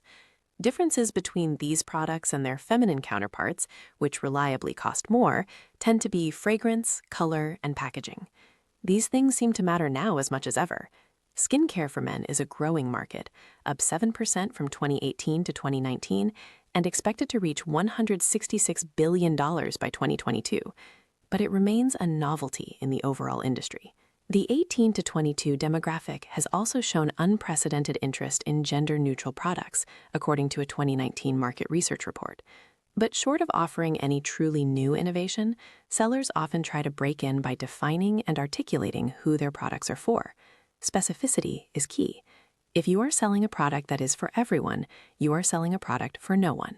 Another male proprietor I see at the Indie Beauty Expo is a paleo enthusiast, standing on an animal pelt. He justifies using body cream because he needs it for his torn-up CrossFit hands. It turns out he's a former executive at the Food Network. The pitch for his company, Primal Derma, whose logo is a cave painting-style cow, is that their skin products are paleo because they are made with beef fat. The expo I'm attending is being held in Lower Manhattan, in a convention center nestled amid public housing high-rises. Every year, up-and-coming skincare entrepreneurs gather at the expo to pitch distributors, to network, to find suppliers, and to determine new ways to sell people more skin products. This place is the bleeding edge of what will be seen in stores in years to come. The seller's eyes are glinting with a bloodlust to overthrow Emily Weiss. I am accompanied through the 70,000 square foot expo space by Autumn Henry, the lead esthetician at Exhale, one of New York's highest-end spas. Autumn is an invaluable source of industry knowledge, trends, sales tactics, and the real value of the art, and agreed to be my guide through the expo's vast universe of products. The sellers at the expo seem to sense that Autumn knows what she is doing, even before she opens her mouth, and that I don't. It's true. I ask her what makes a brand indie. Oh, it's just a feeling, Autumn says. Technically, the lines between establishment and anti-establishment are blurry, but all the brands present are not widely known or distributed, and most are unfamiliar even to her. Many booths are staffed by the founders of the companies, lots of whom are doing this in their spare time or as a second career. Hoping for a big break, getting bought out by a corporate behemoth like the Soapers of old, or getting a distribution deal with a national retailer. They need a breakthrough product first, Autumn explains. So a lot of them are putting in all kinds of new ingredients, either chasing whatever the current trend is or trying to make a new one happen. As in the soap industry, tremendous pressure to stand out in a crowded field requires companies to hone the art of selling products that none of us would have imagined that we wanted or needed. This is often done by highlighting or creating some concern over an ingredient or a symptom or a practice that didn't exist the season before. Here, these approaches are laid bare and executed with intensity. The indie brands are necessarily playing things faster and looser than the mainstream brands, drawing out the industry's it. Once a company breaks out, it's also more likely to draw scrutiny from regulators about claims it makes about its products. But until then, this is a space to take chances. Many sellers use the strategy of heightening an already existing approach. If people want artisanal, then here they can find products that are made in even smaller batches, or that use even fewer or purer ingredients than the ones you see in any store. We pass booth after booth in the expo, beneath airy, glittery decorations hanging from the ceiling. The words clean, pure, and cruelty-free are ubiquitous, as is charcoal, one of the products least intuitively associated with looking clean, especially if you ask a coal miner. The proprietor of a brand called Somebody offers me a Fountain of Youth stem cell moisturizer. The stem cells are from pumpkins. Max and Me offers a Sweet Serenity mask and wash product that benefits hard-to-treat skin issues. The issues are not specified on the sample I receive, but the company's website lists them as acne, rosacea, and cuperose. The site also promises that the product, which is mostly clay and honey, suffuses you with beautiful vibrations. Below a neon sign that says, "Own Your Beauty," a proprietor is wearing medical scrubs and distributing lotion.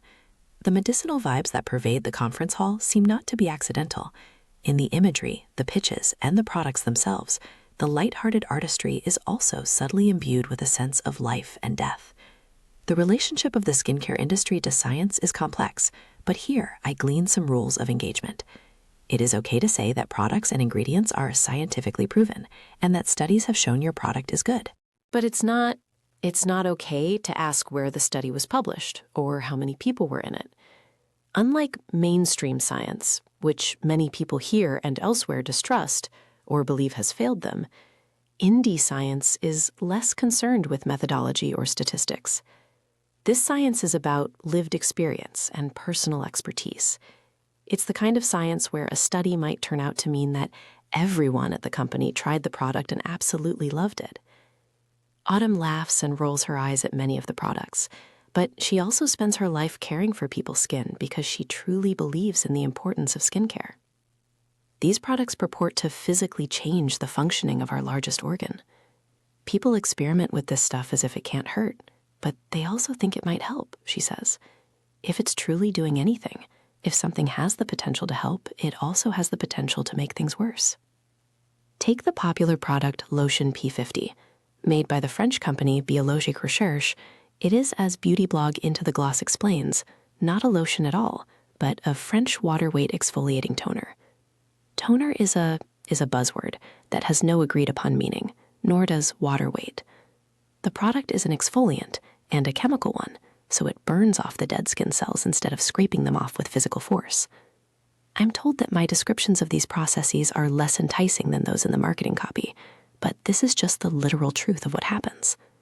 Almost every product is either exfoliating, removing dead skin cells, or cleansing, removing oils, or moisturizing, adding oils. Exfoliation is the opposite of what some buyers might expect from a lotion, but this requirement of insider knowledge is part of the appeal. Lotion P50 smells terrible. One person described it to me as a tire fire, another as body odor. It also does not feel good, by most accounts, including my own. Into the Gloss cautions readers, stinging and redness is par for the course, but ultimately this is worthwhile because it has a hearty blend of AHAs and BHAs to give you that glow. But what makes P50 particularly special is the mix of sorrel, myrrh extract, myrtle, and onion. That's where the smell comes from. The original formulation of the product, marketed as P50 1970, is banned in Europe because it includes phenol, also known as carbolic acid, originally used in antimicrobial soaps beginning in the late 19th century. The compound causes a burning and then numbing sensation, which may be familiar to some in the UK who remember having their mouth washed out with carbolic soap as punishment. Buyers are advised to consult their doctors if they wish to use P50 1970 while pregnant or breastfeeding. The website for one of the product's authorized retailers also warns that, due to the nature of P50, it is prone to arrive leaking from shipment. It's unclear why. It costs $101 for an 8.5-ounce bottle. It is beloved. Part of the appeal of skincare is that it is explicitly not about rational argument, but about artistry, autonomy, enjoyment, and personal expression. But it can also be stressful. The sheer number of options can keep you from ever feeling truly confident in what you're doing. Autumn hears from clients that they ping-pong between feeling up to date and on trend and concerned that they've been doing it all wrong or missing something important. Instead of offering calming, grounding benefits, skincare can become a source of constant doubt and uncertainty. Albert Einstein, who lived through the heart of the soap boom, insisted on continuing to use soap for shaving instead of adding one of the fancy new shaving creams to his regimen. He is reported to have said, "2 soaps? That is too complicated." Of course, he was not the typical man. He rejected material possessions of all sorts and was so averse to frivolity that he devoted his life to discovering one universal theory of everything. But if the skincare scene of the 1930s was overwhelming for Einstein, he would not fare well today. Navigating claims and knowing how to allocate one's faith and time and money gets more difficult in an increasingly crowded and loosely regulated marketplace. As the skincare industry merges into the domain of medicine, some doctors are dismissive. Even open-minded ones tell me they can't keep up with all the products that patients are asking them about and all the new ingredients. The profession teaches us to be cautious about new treatments until they are proven safe and effective. But many patients no longer find it sufficient for a doctor to answer, "I don't think that's been studied, so I would hold off." Leslie Bauman tries to be both open-minded and evidence-driven. She founded the University of Miami's Cosmetic Dermatology Research Institute, the first such academic center in the U.S., representing an institutional embrace of the skincare industry. Dr. Bauman is the author of the heavy academic textbook, Cosmeceuticals and Cosmetic Ingredients, which seeks to guide other dermatologists as they take on roles ever less dictatorial and more responsive, like guides through the product menagerie. She regards it with cautious optimism. One of the major points of confusion she hears about is retinol. Retinoids, chemicals derived from or related to retinoic acid, also known as vitamin A, have been approved as drugs by the FDA. They are found in some prescription medications, but they are also sold over the counter. They are important signaling molecules that regulate cell growth and replication in the skin and elsewhere. There is some evidence that they actually can turn on genes that make the skin produce collagen and turn off genes for the enzyme that breaks down collagen. So if skin aging is largely about collagen depletion, collagen being the structural matrix that keeps it looking firm and taut and not squodgy, then this would be the basis of a semi-plausible anti-aging claim. Topical collagen, by contrast, is useless. Your skin is designed to keep large molecules out, Bauman explains, so it doesn't penetrate. Drinking it also doesn't do anything for your skin. Collagen is broken down by enzymes in the digestive tract, just like any protein, not transported whole from your gut to your skin. Even if it were absorbed into your bloodstream, it would first have to be able to wedge its way down into your dermis.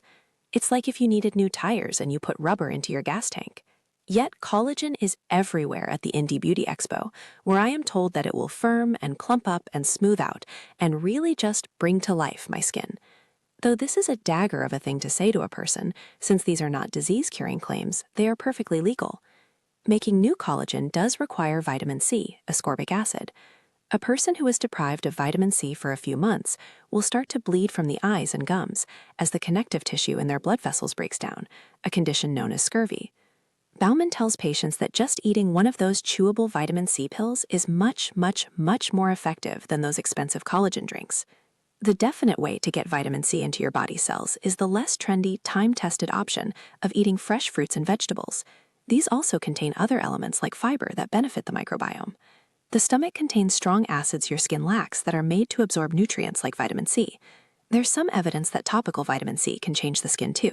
In one study, researchers gave people topical vitamin C and then measured the mRNA of their collagen genes and found that the genes were turned on, suggesting the person could be producing slightly more collagen than previously. But this approach has not proven any more effective than simply eating vitamin C. And the exact same compound, when mixed into skin products, can become exorbitantly expensive.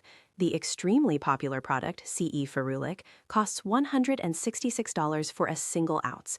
It's made by a company called SkinCeuticals and promises to protect against UV radiation and pollution. The 3 ingredients are simply stated right on the front of the bottle: vitamin C and E and ferulic acid. Individually purchased on Amazon, these ingredients would total less than $1. Individually buying ingredients has the additional benefit that pure nutritional supplements can be vetted by third parties like the U.S. Pharmacopeia, which certifies that the vitamin in the container is indeed the vitamin on the label. Once something has been mixed into a skin product, there is no such testing process.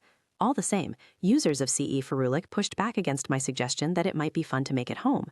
Though many products contain vitamin C, the acid in CE Ferulic is the key to delivering it to your body through the skin. Unless a product has a low enough pH to make it through the skin's acid mantle, your skin will basically carry the product on the outside. While you might like the oily, dewy look, any antioxidant effect of the nutrients is lost. There's no way to know this from reading a label. Bauman explains that many ingredients and brands are proxies for the actual product, which is status. Expensive products tend to sell well, she says, not despite their price, but because of it. It's really sad, she said. I'll have a lady come in with creme de la mer and these $600 creams, and she thinks she's doing everything right for her skin, but she's not on a sunscreen, and she's not on a retinoid, and she's not on vitamin C. The next patient will be someone who comes in and feels guilty that she's not taking better care of her skin because she's busy taking care of her kids. She's only using sunscreen and a little vitamin A. I laugh because the second lady's doing better for her skin than the first. I ask Bauman what she has the hardest time dispelling misinformation about, and she says without hesitation, peptides. They are a vague class of compounds that are extremely expensive, and for which all sorts of claims are made about revitalizing, rejuvenating, and anti-aging. Technically, they're just fragments of proteins. A protein is a long chain of amino acids, while a peptide is a short chain of amino acids.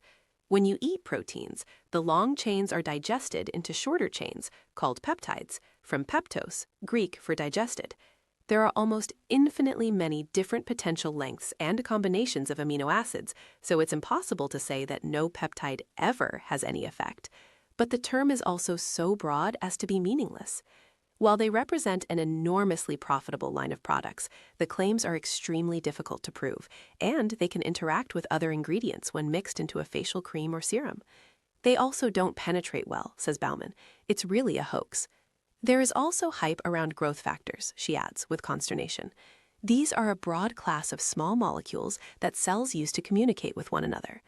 Their biological functions are critical and complex, and now some growth factors are purposely added to facial creams and serums. This is marketed as though it is a good thing, as if more growth factors simply means more beauty.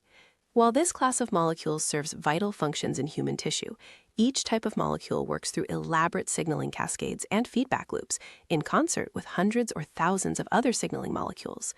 Bauman likens the idea of putting an isolated growth hormone onto your skin to disassembling a football team and expecting the quarterback to be able to play alone. And oh, she goes on, even though I had only asked her to name one thing, I hate those stem cell creams. All of our skin contains stem cells, which keep multiplying to create new skin cells. This is how it's possible to be constantly shedding dead skin and never run out and be sans skin.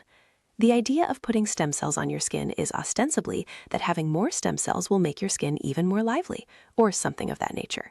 Stem cells are often associated with fetuses, and babies have been central to skin product messaging since the early days of soap. But having more stem cells does not make skin better. Nor is it possible to apply someone else's stem cells to your skin and expect them to work their way down into the basal layer of cells and become part of your own line of stem cells. Nor is it ethical to actually sell human stem cells, and even if it were, they wouldn't stay alive in some cream on a shelf for months.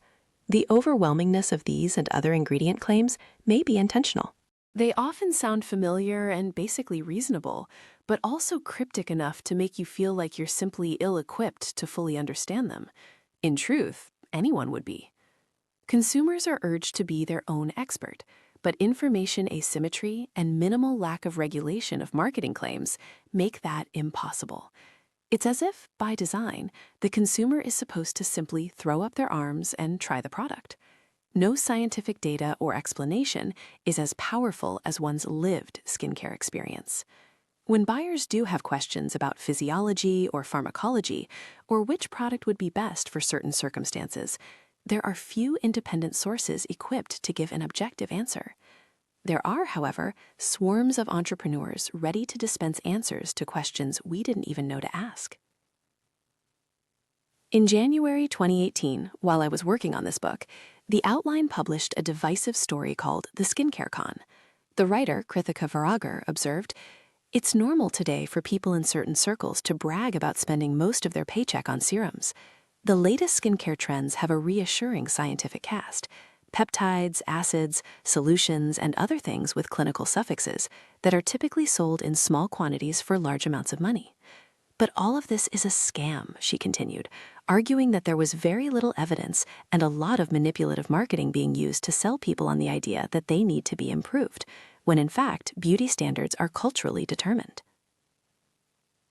Varagar notes that Glossier, with its emphasis on dewiness, now sells a powder to make skin less shiny. Such is the circle of life in a capitalist society. Her conclusion was not that skincare was bad or to be avoided, but before you start a militant skincare regimen, it's instructive to think about why you want one and why it seems like an intrinsic good. The story was promptly and roundly condemned by the internet at large.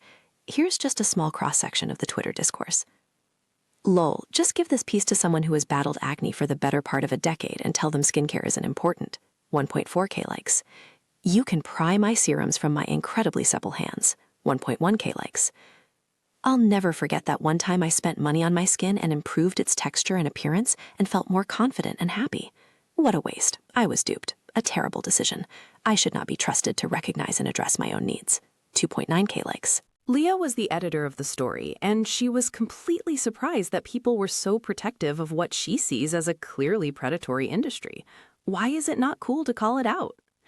The real issues are the marketing to impose a sense of necessity to consume a lot and look a certain way, the fetishizing of youth, and the targeting of women versus men, she says.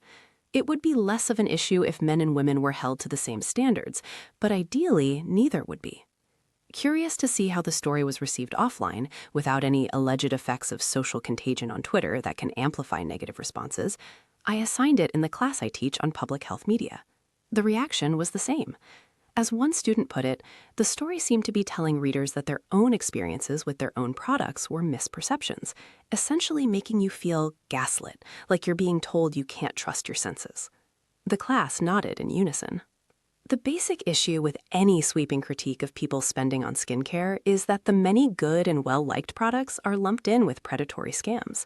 To suggest that consumers are simply gullible, rendered unthinking consumerists by their own vanity, is to blame the individuals for systemic failures. If skincare devotees were foregoing excellent, safe, easily accessible skin health maintenance regimens and medical treatments that had been thoroughly tested and scientifically proven, in favor of some mysterious serum they heard about in an Instagram ad, that might be cause for concern among doctors.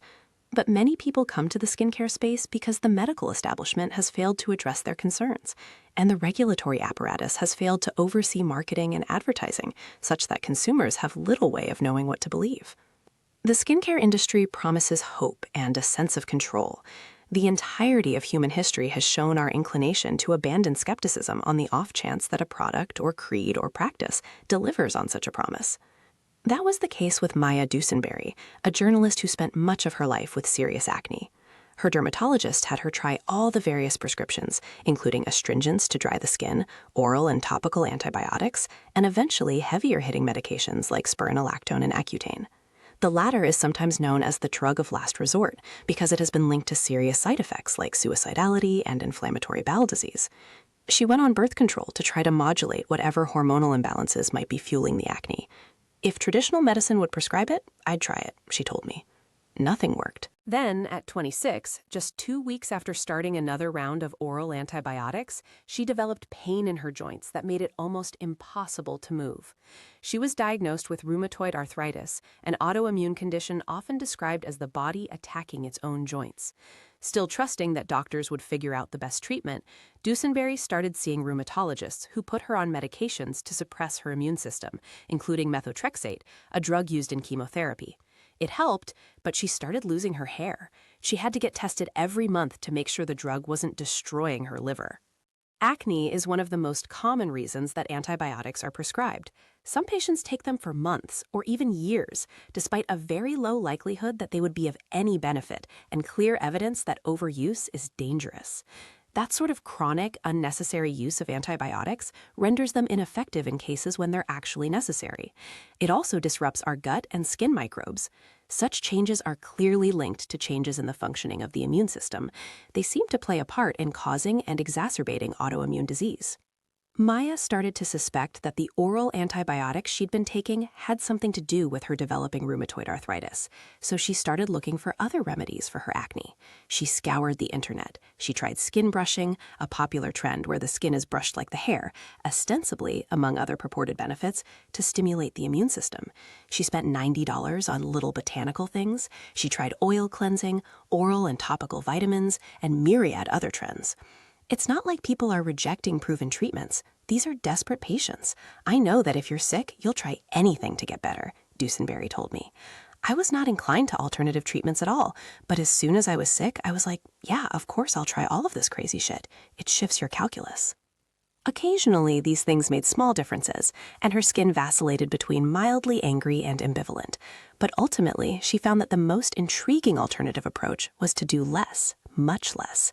In her quest to self-empowerment, she came across one of the skincare internet's favorite terms, something called the acid mantle.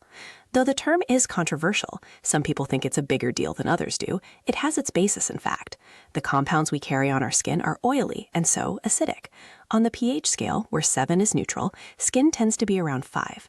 Referring to this as an acid mantle dates to a century-old German paper by the dermatologist Alfred Marchionini and colleagues. In The Acid Mantle of the Skin and Defense Against Bacteria, he conceptualized a film on the surface of the skin that helps to protect the skin from invasive microbes. If the acidity does this, it does so by maintaining a rich diversity of non-dangerous microbes. Acidity is the normal state of the ecosystem of the skin, harboring the microbes that help us live. When the pH of an environment shifts, so do microbial populations. It is these imbalances, less often than any particular invasion, that are associated with disease. This pH-driven model of skin health does not bode well for soaps. A soap, by definition, has a highly basic pH of 10.3. This is by design. The less basic a soap is, the less well it binds to the oils we seek to remove. Dove has a pH of 7 because of the addition of the emollient. This makes it less drying. In other words, it is less able to bind and remove oils. In other words, it is less good at its job. It is the non-alcoholic beer of soaps. Learning all this, Dusenberry came to conceptualize the problem as one of stripping her skin with all the products meant to make it less oily. And as she cleaned more aggressively, it only seemed to get oilier faster. She had been dutifully battling her acne, but she was becoming convinced that the battle was the problem. Eventually, she threw up her hands and stopped everything. She read on forums about people who haven't let water touch their face in years.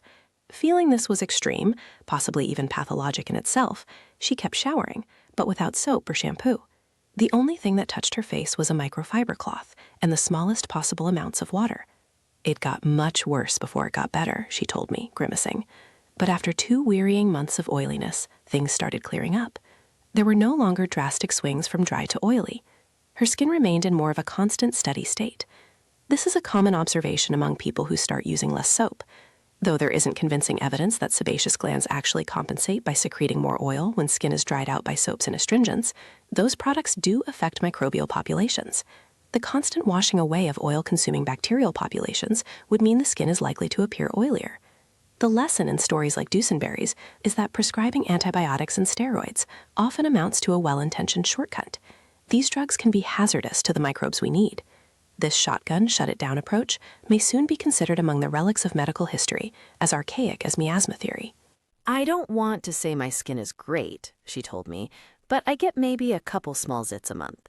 Now there is a believable marketing slogan. Detoxify. You really need to consult an attorney, my girlfriend kept telling me. It's not a crime, became my refrain. I'm very confident it's not a crime. It turns out to be remarkably easy, from a bureaucratic perspective, to start your own skincare business. Having encountered so many soap sellers and skincare entrepreneurs who seem to have dived into this business without any prior knowledge or experience, and knowing that some of them were going to become millionaires, if not billionaires, I had to see if it could really be that easy to put a skincare product on the market. I didn't intend to sell anything, I just wanted to learn about the process firsthand. The plan was to create one skincare product to test out what it was like to actually bring something to market. Not that I was planning to do anything illegal, but if I were to test the boundaries of good conscience, would anyone speak up? Would the government stop me? Taking a note from my tour through the industry, I knew I needed a catchy brand and a target demographic. The tagline for my company would be Brunson plus Sterling, men's care for fucking perfect skin. The names don't mean anything, they just sounded right. I contacted my colleague Katie, an illustrator and designer, to create a logo for the company.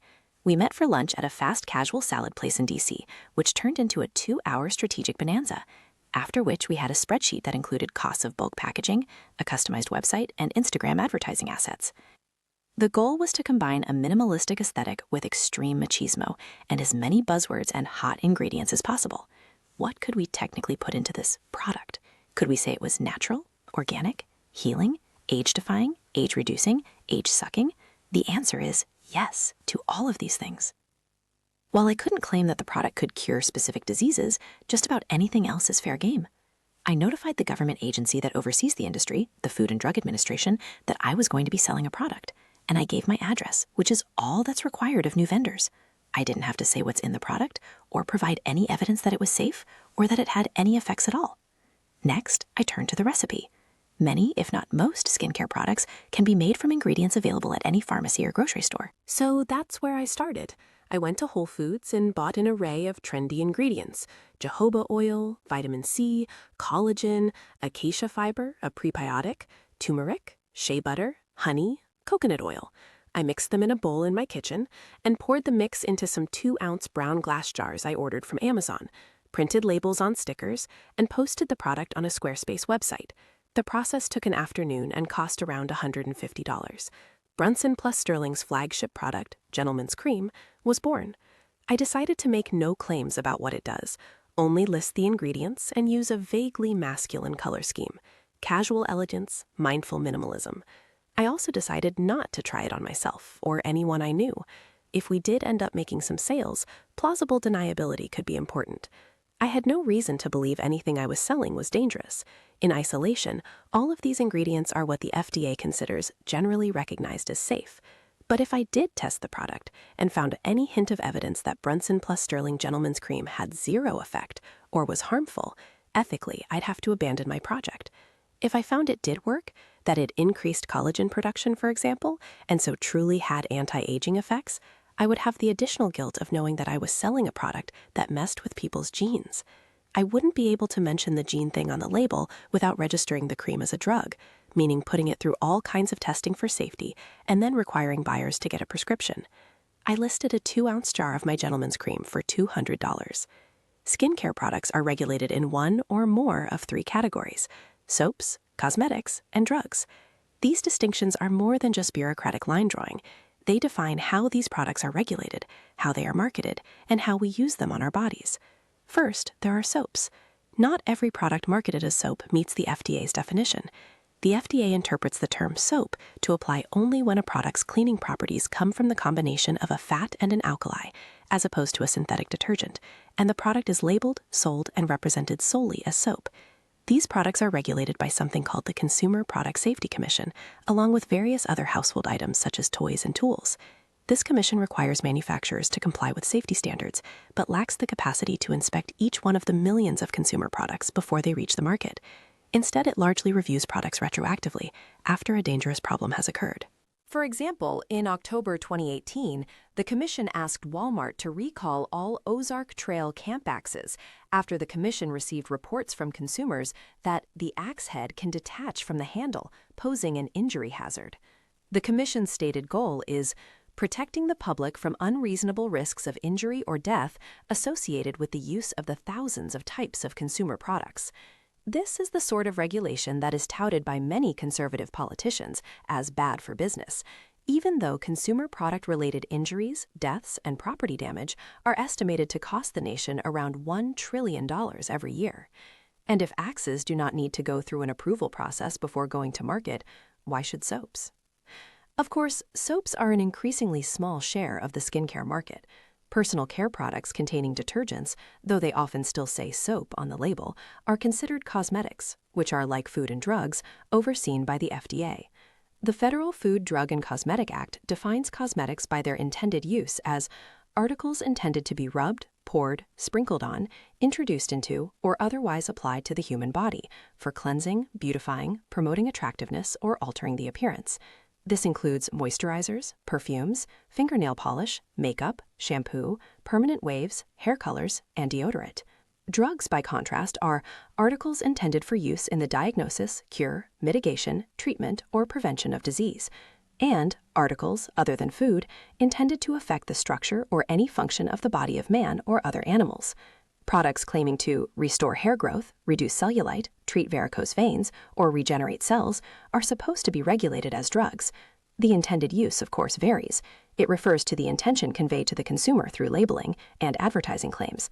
So although I may intend to use YouTube hypnotherapy videos to cure my diseased leg, duct tape to treat a plantar wart, or rat poison to relieve a stomachache, my odd intent doesn't make these things drugs. A drug can also be defined by consumer perception of its uses.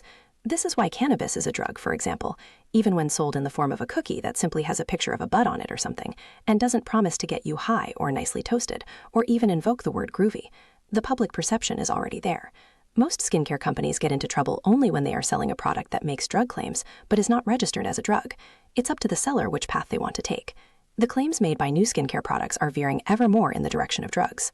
As beauty standards have moved toward a more natural look, as opposed to looking made up, more products are promising to change the structure and function of the skin to make it look better, or at least different.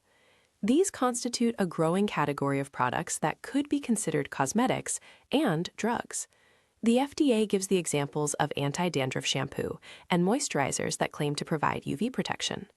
Another is essential oils, which are considered cosmetics when marketed as fragrances, but drugs if marketed with certain aromatherapy claims, such as assertions that the scent will help the consumer sleep or quit smoking.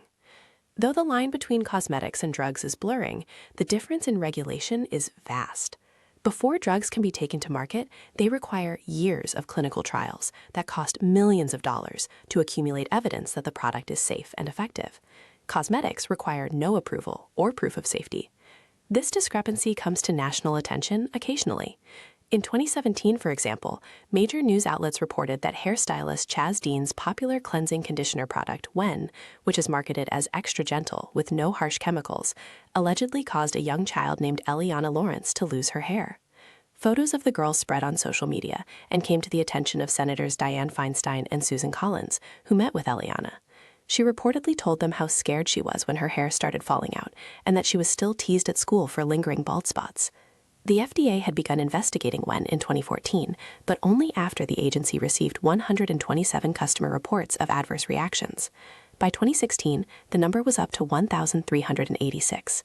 The agency found that the manufacturer had itself also received 21,000 complaints of hair loss or scalp irritation, which it had not passed along to the FDA. There is no requirement that it do so. After all of this, in the wake of Eliana's story making news, the company flatly denied that its product was harmful. A spokesperson said at the time, "There is no credible evidence to support the false and misleading claim that Wen products cause hair loss. The conditioner remains on the market." Proving with certainty that any particular product is dangerous can be extremely difficult. Unless an illness or reaction appears quickly and reliably in multiple users of a product, things can usually be dismissed as coincidental. Combine that with the laxity of the laws and the meager staffing of the FDA, and it's very rare that products are the subject of regulatory action. It's so rare that when a product is proven to be harmful, it often makes national news. The novelty of such cases gives many consumers the sense that harm from personal care products is also rare, isolated to the occasional bad egg that swiftly gets pulled from shelves. But even in provable cases, or when a company admits to error and agrees to take a product off the market, the process can take years. In 2017, for example, the youth accessory store Claire's recalled some makeup products marketed to adolescent girls, including bedazzled rainbow heart makeup set and metallic hot pink glitter makeup, after reports that they contained asbestos, sharp fibers that can cause fatal cancer if inhaled. After the bad press, Claire's chose to recall the products, even though legally it didn't have to. The FDA can't force a company to recall a product. The safety system is an honor code. It wasn't until March 2019 that FDA Commissioner Scott Gottlieb said the FDA had run tests and confirmed the presence of asbestos in the makeup. He used it as an opportunity to remind the public that the cosmetics industry is undergoing rapid expansion and innovation, citing $88.2 billion in sales in 2018, up from $73.3 billion 5 years earlier.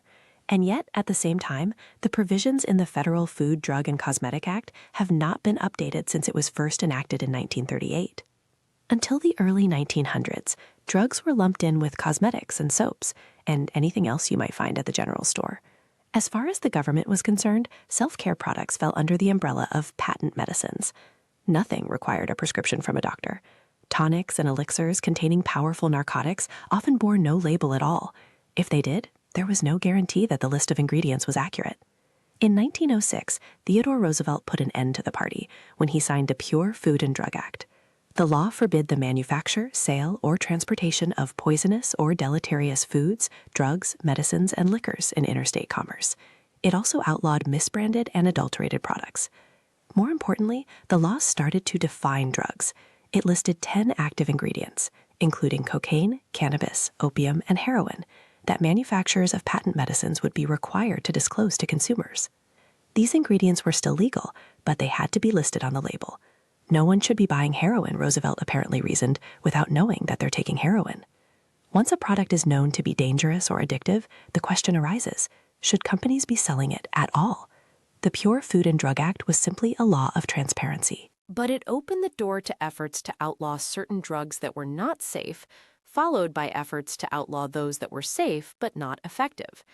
At first, administered by the research-oriented Bureau of Chemistry in the Department of Agriculture, these standards were not straightforward. The safety of most drugs depends entirely on how much you take. So in 1927, to deal with the increasingly expansive demands of these questions, the Bureau of Chemistry was made a purely regulatory agency and renamed the Food, Drug, and Insecticide Administration. The third element was dropped from the name 3 years later. In 1938, the Pure Food and Drug Act was replaced with the more comprehensive Federal Food, Drug, and Cosmetic Act, signed by Roosevelt's cousin Franklin. Then everything stopped. This law remains the basis for federal regulation of all food, drugs, biological products, cosmetics, and medical devices. Congress has never updated it. In the pharmaceutical industry, by contrast, a company cannot bring a product to market until it has undergone clinical trials that have shown it has some benefit and have not shown evidence that it is harmful. The entire process takes years and costs millions of dollars. Even after a pharmaceutical is brought to market, it can't be advertised with a laundry list of adverse side effects, basically the entire second half of any pharmaceutical TV commercial. The advertising is still an ethically dubious proposition, and the clinical trial process is far from perfect, but at least some attempt at regulation and quality control is made. And yet, the pharmaceutical industry's offerings are far more distrusted by the public than the skincare products we apply daily to our body's largest, extremely porous organ. Right now, when it comes to cosmetics, companies and individuals who market these products in the U.S. hold the responsibility for the safety and labeling of their products. Gottlieb said in a press statement delivered by Twitter thread, a post-1938 innovation. This means that ultimately a cosmetic manufacturer can decide if they'd like to test their product for safety and register it with the FDA. To be clear, there are currently no legal requirements for any cosmetic manufacturer marketing products to American consumers to test their products for safety. He ended with some extremely gentle suggestions about what could be done to work with stakeholders to shift the current paradigm. This could include mandatory registration and listing, good manufacturing practice regulations, mandatory reporting of adverse events, access to records, mandatory recall, labeling of known cosmetic allergens, and ingredient review. I asked him in reply, publicly on Twitter, if he was saying it should include these things. At the time, he was months away from resigning, a plan he had already announced. I ask because most people assume these things are already in place, like that FDA can make companies recall products after they've proven dangerous, I wrote. You'd be on real solid footing as a doctor and head of a regulatory agency saying that should definitely happen. He didn't reply or clarify. If the head of the nation's regulatory agency does not even publicly say that his agency should have the authority to know what ingredients are in products being sold, we are vastly far from the sort of oversight that would guarantee any sense of safety. Not only can the FDA not force recalls of such products, it lacks the authority even to review the ingredients in personal care products, with the exception of color additives, to determine whether they are safe.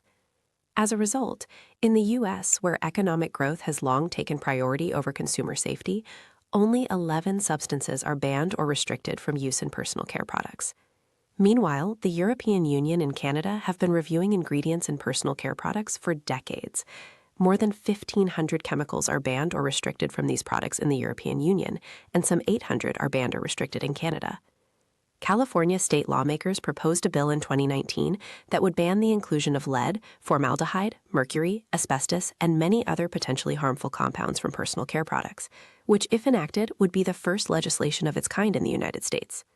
As of this writing, the effort has not yet been successful. After learning about the history and present of skincare regulation, I was less concerned about Brunson & Sterling getting me into trouble with regulators. It remains on the internet today, though I didn't invest enough in advertising to actually induce anyone to buy one of the $200 jars. Ultimately, it just felt too evil. Maybe someday I will be able to work up to it. In the meantime, I am willing to sell the brand for $100 million. In an old factory building in the gentrifying industrial neighborhood of Gowanus, Brooklyn, I round a corner and am hit by the smell of lavender.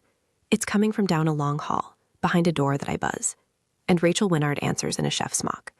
I'm here to make deodorant.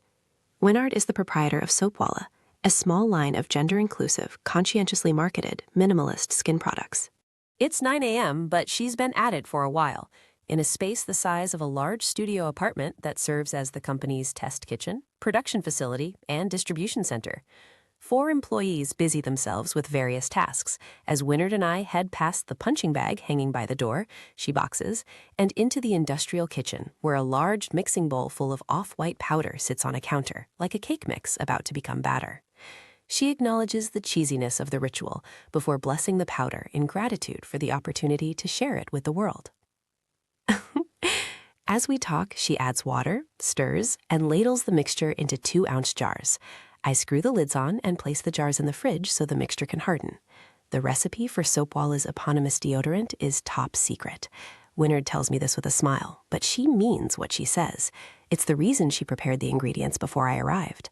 The The deodorant achieved a sort of viral fame around 2011, which Wynard traces possibly to some public accolades from the actress Olivia Wilde. This was in the dark ages before influencers, and Wynard certainly didn't pay anyone to recommend it or invest in publicity at all. At the time, she was making the deodorant out of her own kitchen. The deodorant's popularity spread from blog to blog and person to person in the truest way a product can be recommended, because it is good. Soapwalla deodorant is a cream that has to be applied by finger. It falls in the domain of natural deodorants, a technically undefined class that tends to be a signifier of mildness, or of ingredient lists that do not involve molecular names.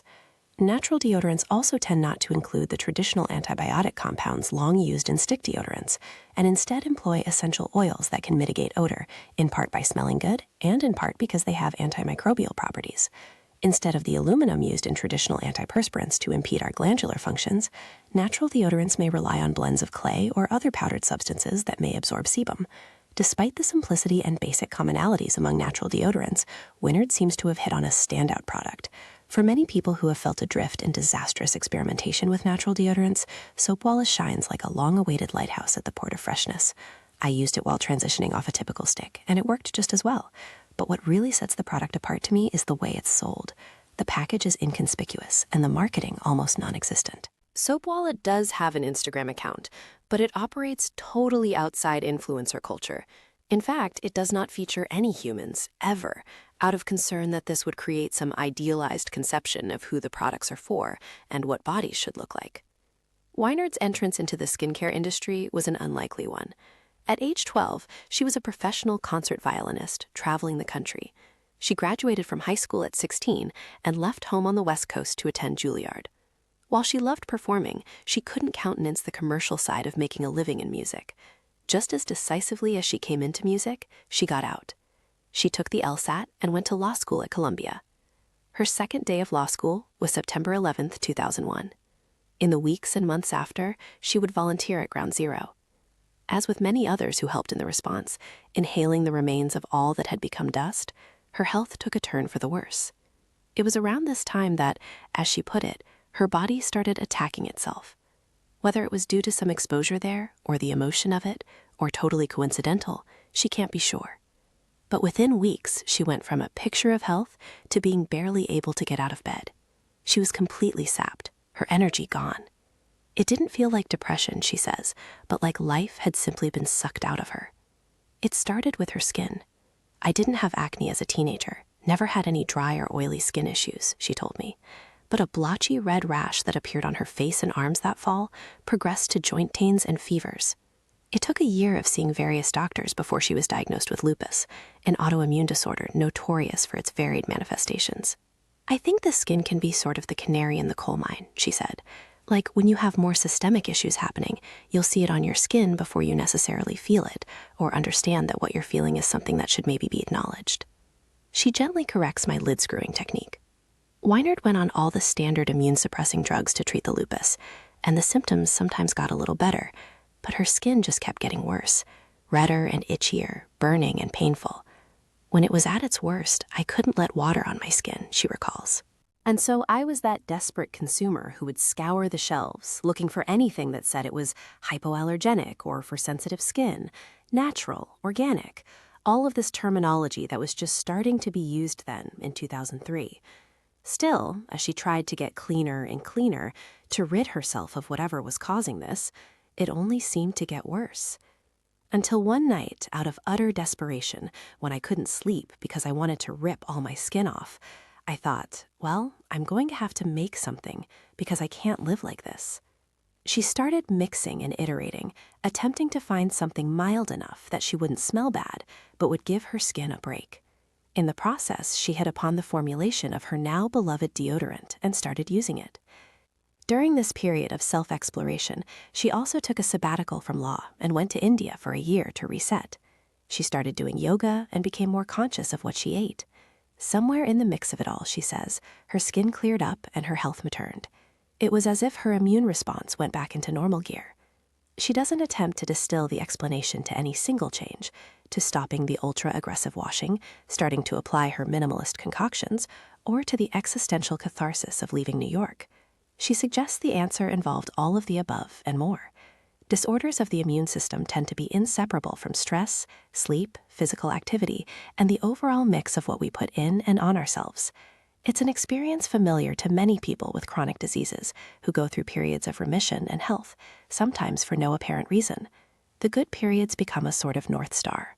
After serious suffering, moments of relief can make doing whatever you're doing at the time seem like it's the answer. No doctor's advice will be more compelling than the instinct to keep doing what you're doing. When she came home, Weiner tried to hang on to as much of her new lifestyle as possible, and for the most part, it has worked well. Having finally found a formula for deodorant that worked for her, Weiner decided in 2009 to start selling it to others who might be in similar situations. She didn't get any venture capital or even advertise her product, but word spread among friends locally and then into the blog addled internet of 2010. Within 2 years, she'd go from filling an occasional order in her spare time to leaving her law firm to run the company. Exactly how or why this deodorant works especially well for many people, and for others I spoke to doesn't, isn't totally clear. Weinard includes clay to absorb moisture, as has been done for centuries around the world. Microbiologists I spoke with suggested that there may be something to particular combinations of powders and essential oils that balance or shift microbial populations away from the odor-producing species, while still allowing other species to thrive. This would mean that seeing effects could take time. After I had sufficiently convinced myself that it was possible to quit deodorant altogether, I went back to using Soapwalla every few days. It gives me the certainty of smelling unobjectionable, the odds of which are always somewhere below 100% when I don't use anything at all. That experience of personal trial and error was my high-stakes induction into the self-experimentation side of skincare.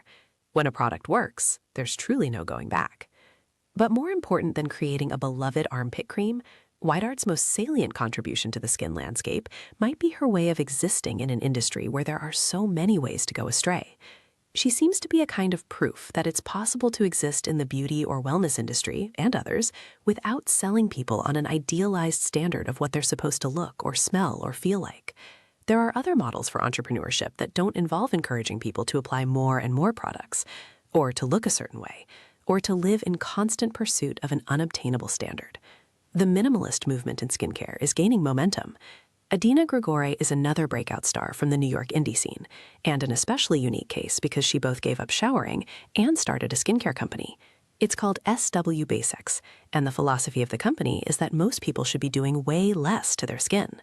So what I'm trying to do with the line is go, leave your skin the fuck alone, she tells me. Just leave it alone as much as you can. Grigore is in her 30s and newly left New York for Denver, where she now leads the small company. The SW Basics line seems to be the closest any mass market company comes now to selling skin products under the pretense of doing almost nothing to our skin. The best-selling products are a rosewater spray, called simply Rosewater, and a cream for dry skin, Cream. Grigore recounted to me in an impassioned monologue the story of how her own health inspired her business. Problems with acne led to challenges to identity and issues with control. I was just covered in essentially a full-body rash, she tells me. She was told she had folliculitis and started using a steroid cream all over her body. She stayed on it for 2 straight years. Usually steroids aren't recommended for more than a few weeks at a time because, while they're effective at shutting down the immune system, that is not an inconsequential act. In the long term, they cause the skin to break down. She describes her skin becoming visibly thinner. This is where Grigore, like Maya Dusenberry, took matters into her own hands.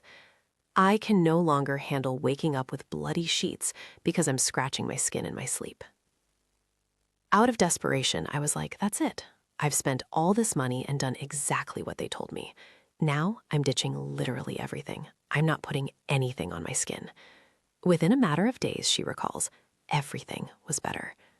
Now she keeps alive the spirit of skincare in the minimalist style, for people who like the fragrances and the sensations and the ritual, but pretty much want to leave their skin alone. She is open about the fact that most of what she sells could be easily made by anyone in their own kitchen. Yet despite, and possibly because of her candor, Grigore's concept has had tremendous success. She started out with money from angel investors and recently signed distribution deals with Target and Whole Foods. Even with all the products these places carry, to be included in their stores is an elite and highly coveted achievement. Dermatologists also sell her products directly to their patients, taking a percentage of the sale as what would technically be a commission. It is considered unethical for doctors to take a cut of each prescription drug they prescribe, in part because having a financial incentive to prescribe certain drugs could bias the scientific judgment of the practitioner. But doing so with skincare products raises no such flags. All of this ideal placement also obviated the need for a strong sales pitch from Grigor, of the sort you see when companies are still trying to get noticed on Instagram. She can continue speaking her truth, that less can be more.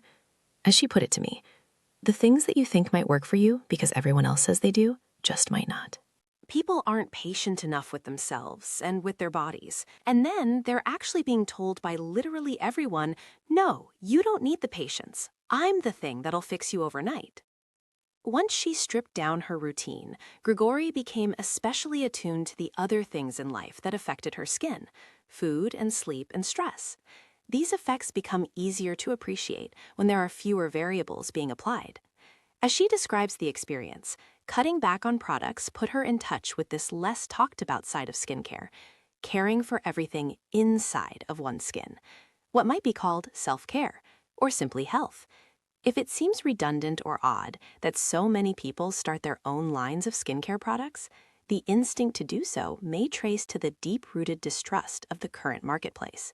While there can be many honest and well-intentioned sellers, it does not take many unscrupulous actors to ruin consumer confidence. In an attempt to help restore that trust, Senators Susan Collins and Dianne Feinstein introduced the Bipartisan Personal Care Product Safety Act to Congress in 2017. They argued at the time that it makes no sense for each company in a multi-billion-dollar industry to have to make its own determinations about minimum safety standards. Writing in the medical journal JAMA Internal Medicine, the senators warned, there is no other class of products so widely used in the United States with so little regulation. They concluded in no uncertain terms, the lack of oversight is a broad threat to public health. The bill would simply require companies to disclose what is in the millions of products that we slather over ourselves every day, not to prove safety, just to register the product and say what's in it. When consumers report serious adverse effects from a product, the companies would be required to report that to the FDA. If the agency sees a problematic pattern, it would have the authority to require warning labels, and if a product is causing serious problems, to recall it. The bill would also establish an independent review process for ingredients used in personal care products, and authorize the FDA to look at all available information on particular chemicals to determine whether they are safe. The FDA would be required to review at least five chemicals or categories of chemicals per year, chosen based on input from consumers, medical professionals, scientists, and companies. It's surprising to most people I talk to that none of this regulation is in place already, especially in an industry that's ostensibly all about purity. Can any consumer really be operating autonomously when their access to information is incomplete and the playing field skewed so heavily toward sellers? For decades, industries have successfully convinced the public and its lawmakers that regulation would raise the price of products and would be bad for jobs. Requirements for testing products would increase the cost of basic goods because corporations would pass those costs on to consumers.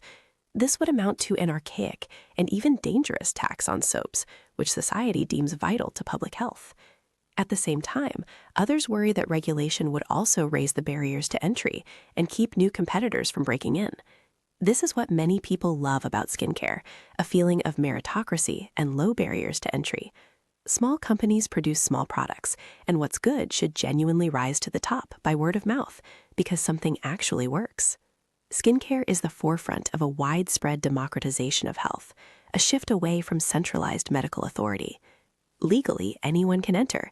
The gatekeepers are not gone, but their gates are much lower. No one needs health insurance or a prescription to partake. The sellers do not need to go through training or assume hundreds of thousands of dollars in student loans. They do not even need to have much overhead. Companies can be run out of one's apartment. Marketing can be done on Instagram. Many consumers are beyond ready for this shift of power. Unlike in many other medical specialties, dermatology patients can often see whether their treatment is working. A cardiologist may prescribe a blood pressure medication or a cholesterol drug that is supposed to decrease a person's chance of dying decades later, but it doesn't change how they look or feel.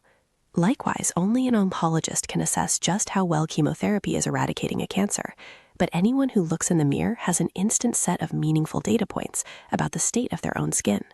Maya Dusenberry, whose personal health journey was so similar to Winard's, thinks the role of doctors and scientists in all this should not be to try to regain their spot as the primary keepers of knowledge, or to position themselves as the sole arbiters of truth. Instead, it is time to break down the old dichotomy in medicine between mainstream and alternative. I had come to think of this in the cliché way, what science has proven and everything else. But it is more complex than that. Instead, experts and authoritative agencies might help break things down into 4 categories: what clearly works, what plausibly might work but hasn't been studied, what's totally implausible, and what's proven to be useless or harmful. Dusenberry felt well equipped to take the path of radical minimalism and experimentation with novel products because she is a journalist who has covered science and medicine for years. She wrote a book of ethnographic history about the medical profession's systematic biases against women. She has a unique sense of the problems with paternalism, as well as the problems with anarchy. There are definitely aspects of the communities that have formed around sharing health and beauty knowledge that are bringing people, especially women, together to take control of what's long been a male-dominated field, she says. Indeed, the internet is loaded with forums and accounts of skin gurus who are clearly sparking debate and building followings. For example, the popular podcast Forever 35 maintains a private Facebook page where listeners go to post about self-care and wellness. The community was over 17,000 strong when I last checked, and one of the most popular tags is skincare, with discussions of vitamin C and acne and things familiar to any skincare space. The discussion manages to be lighthearted and affirming, bringing into public space the daily routines that for so long were undertaken in private and discussed only with close friends. In this way, the social currency of skincare is no longer all about the outcome, how you ultimately look, but about the process. The trick is keeping perspective on the overall costs and benefits and not letting other people determine your value system, insofar as that's possible. Several years after her product cleanse, Dusenberry only uses products that she feels are actively adding value to her life, and out of curiosity and for pleasure, more than from any feeling of necessity. She spritzes rose water on herself, and she dabbled in snail serums. In winter, she tried beef tallow as a moisturizer, as well as a bear tallow lip balm made by a dreadlocked herbalist in Eastern Oregon from a bear she shot herself. I use makeup sometimes, when I feel like it, but not in a way that I feel like I need to. Nothing that I have to do every day, Dusenberry says. She does feel she couldn't have done this back when her acne was at its most severe. Given the way acne is imbued with judgment about poor hygiene, the professional and social penalties would have been too intense. We just don't live in a society where that's really possible. Many people want to do less, be more minimalistic and natural, but still have the grounding ritual, time for oneself, social signifiers, and social bonding that partaking in cleaning routines provides. In a historic context, the communities that spring up around skincare products and routines and beliefs are more true to the essence of being clean than any of the products themselves. The solidarity and passion that accrue behind product lines and brands are sometimes also obtainable in their absence. Abstainers bond over having given one or many things up. Environmentalists and no-poo, referring to shampoo, devotees, find identity in the act of going without. I found that once the subject is on the table, a lot of people are actually pretty eager to talk about their hygiene beliefs and practices. The subject has the effect of instantly breaking down a barrier, like sharing a secret that almost no one else knows, when actually all they've told me is how often they shower. I'm not suggesting that as an opening question to a stranger, but breaking down conversational taboos is actually an important step in challenging the standards that beg to be challenged. Once you start hearing about all the things people do and don't do, use and don't use, couldn't live with or without, standards of normalcy fade. Then you can focus on what actually matters to you. Living among the rolling hills of corn in Pennsylvania and the supine expanses of corn in Indiana are people who almost never get asthma and have very few allergies. And they have, by all credible accounts, abnormally good skin. The traffic had been humming along on the 2-lane Indiana interstate when, in the middle of a sunny Sunday afternoon, it suddenly slows to a crawl. There is a horse-drawn buggy on the road, decorated in back with a 3-foot reflective triangle. This happens a lot in Amish country. The buggies sneak up on you fast when you're going 70 miles per hour, and they're going 10. After a spate of highway collisions, some buggies have now been outfitted with lights. breaking with the community's traditional avoidance of modern technology, but preventing cataclysmic death. The slow traffic affords an opportunity to peruse the roadside stands, selling furniture, quilts, and candy, and the people in 19th century attire working in the fields beyond. Some of the white wooden homes I pass have phones hooked up in the yard, a way of connecting to the outside world without letting it become too accessible. Mark Holbreak, an allergist and immunologist who has worked in Indiana for 3 decades, noticed something different about the Amish that went beyond their low-tech lifestyle. He does research affiliated with Indiana University, where I went to med school. Our hospitals and clinics were close enough to the Amish populations in the northern part of the state that we saw a not insignificant number of Amish patients. My first observation is that their skin is particularly clear and healthy-looking, he tells me. He also noticed that the Amish communities he served seemed to have low rates of asthma and allergies, that those patients who came to him thinking they had an allergy actually didn't. We rarely see eczema or skin problems, he says. He wondered if this low incidence of skin conditions was somehow related to the genetics of the Amish, who emigrated from Switzerland 2 centuries ago and famously keep a tight gene pool, or if it had more to do with their lifestyle. Holbreich dug through the research and uncovered some European studies indicating that children who grew up on farms tended to have lower rates of asthma and allergies compared to city or suburban kids. In 2007, Erika von Mutius at the Children's Hospital of the University of Munich reviewed 15 studies of immune system function. These were conducted over the prior decade in rural areas in Europe: Switzerland, Germany, Austria, France, Sweden, Denmark, Finland, and Britain. Almost all the studies she reviewed found that farming communities had very low rates of hay fever and allergies. Several of the studies found less asthma and sensitization to allergens among farm children versus non-farm children. These aren't skeptical quotes, by the way. I just like the terms. In the journal Proceedings of the American Thoracic Society, von Mutius deems this the discovery of a farming effect on the immune system.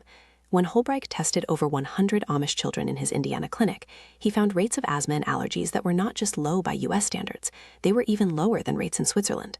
Just 5% compared to 7% in Swiss farm children and 11% in Swiss non-farm children. He couldn't exactly say why, but his hypothesis followed the European researchers, involving some impact of early life exposure to microbes, which we think are inhaled, swallowed, and on the skin. To test this hypothesis, Holbreich teamed up with a group of researchers, including von Mutius, to compare the allergy rates of 2 genetically similar farming communities, the Amish in Indiana and the Hutterites in South Dakota. Both originated in the same region in Europe during the Protestant Reformation and came to America between the 1700s and 1800s. Both have since remained relatively isolated, with lifestyles that are similar in many respects, especially those that might influence the immune system. They don't keep many indoor pets, generally have large families living together, eating similar diets, are exposed to low rates of smoking and air pollution, and have comparably high rates of breastfeeding. In August 2016, Holbreich, von Mutius, and their colleagues rocked the world of immunology when they published their findings in the eminent New England Journal of Medicine. Despite all the similarities between the two groups, rates of asthma were 4 times lower, and rates of allergies were 6 times lower among the Amish children compared to the Hutterites. The key difference between the two groups, the researchers determined, was the proximity of their homes to their farms. Amish kids grow up extensively interacting with the farm environment, the animals, the soil, and the airborne sediment and microbes that a farmer inhales. The exposure starts in infancy, as parents strap their babies to them while they do the rounds on the farm. Hutterite kids have a different experience, removed from such direct contact with farming life. They live on large communal properties, with homes arranged around a central farm. The men are driven out each morning to work, but children are not allowed to accompany them. The Hutterites have also embraced modern agricultural technology, which means that much of their work is more highly mechanized than the Amish hands-in-the-dirt approach. The Amish and Hutterites are very hygienic, Holbreich tells me, careful to make the distinction that they do not see high rates of preventable infectious diseases in either group. That is despite, and he believes because of, their exposure to lots of microbes. In some bacteria, for example, proteins known as endotoxins stimulate the immune system. The researchers found that levels of endotoxin in the dust of Amish houses were 7 times higher than in the Hutterite homes. They also looked at the children's immune systems and found that the numbers and types of immune cells showed profound differences. As if this weren't enough, the scientists used electrostatic dust collectors, which are basically just vacuums, to collect house dust from both populations and puffed it into the noses of mice. The mice exposed to Amish dust, compared to those exposed to placebo dust, developed less reactive airways and lower levels of allergy-related cells. Holbrecht says his grandmother always said to eat some dirt every day and you'll be healthier, or something like that. He didn't, and he doesn't recommend letting children roam the wilderness in feral packs. Or, as I suggested, packaging the dust from Amish farms as a miracle allergy cure. The science is just not there, he says. What the science does suggest is a far more complicated relationship between our bodies and microbes than we previously understood. When there is inflammation in one part of the body, the rest of the body knows. Messages travel through intricate channels of white fluid coursing throughout our bodies, connecting our heart and our skin. Just as the circulatory system deals in blood, the lymphatic system deals in lymph, the liquid carrier of immune cells. As crucial as it is to our existence, the whole system was discovered only very recently. In 1622, the Italian scientist Gaspare Aselli was dissecting a dog and found milky veins that looked like they contained white blood, but he did not know what he had found. What was this? A demon dog? A second circulatory system? Do all animals have white and red blood? Other colors too?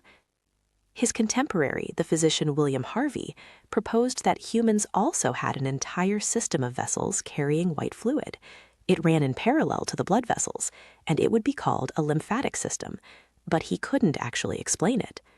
It was not until 1962, at a meeting of the New York Academy of Sciences, that a pathologist from Oxford named James Gowans purported discoveries that explained how this fluid created long-term protection from disease. The lymphatic system was separate from the circulatory system, he explained, but immune cells could be passed back and forth. He described experiments in which cells from the lymph of one rat could be injected into the veins of another. When the cells were marked with adenosine so they could be tracked, Gowans watched them rapidly exit through tubes and into pools he referred to as lymph nodes. These pea-sized organs are intersections of the lymph vessels that run all over our bodies. When you have an infection, the lymph nodes in the area become loaded with white blood cells and swell to several times their usual size. When doctors feel around the base of a patient's jaw during a physical exam, they are searching for swollen lymph nodes. But even when lymph nodes aren't enlarged, billions of white blood cells, lymphocytes, are passing through daily. Gowans explained how removing these lymphocytes from rats left them immunodeficient, unable to mount an inflammatory attack. But the same lymphocytes, when infused into the rats, could entirely restore the ability to fight infections.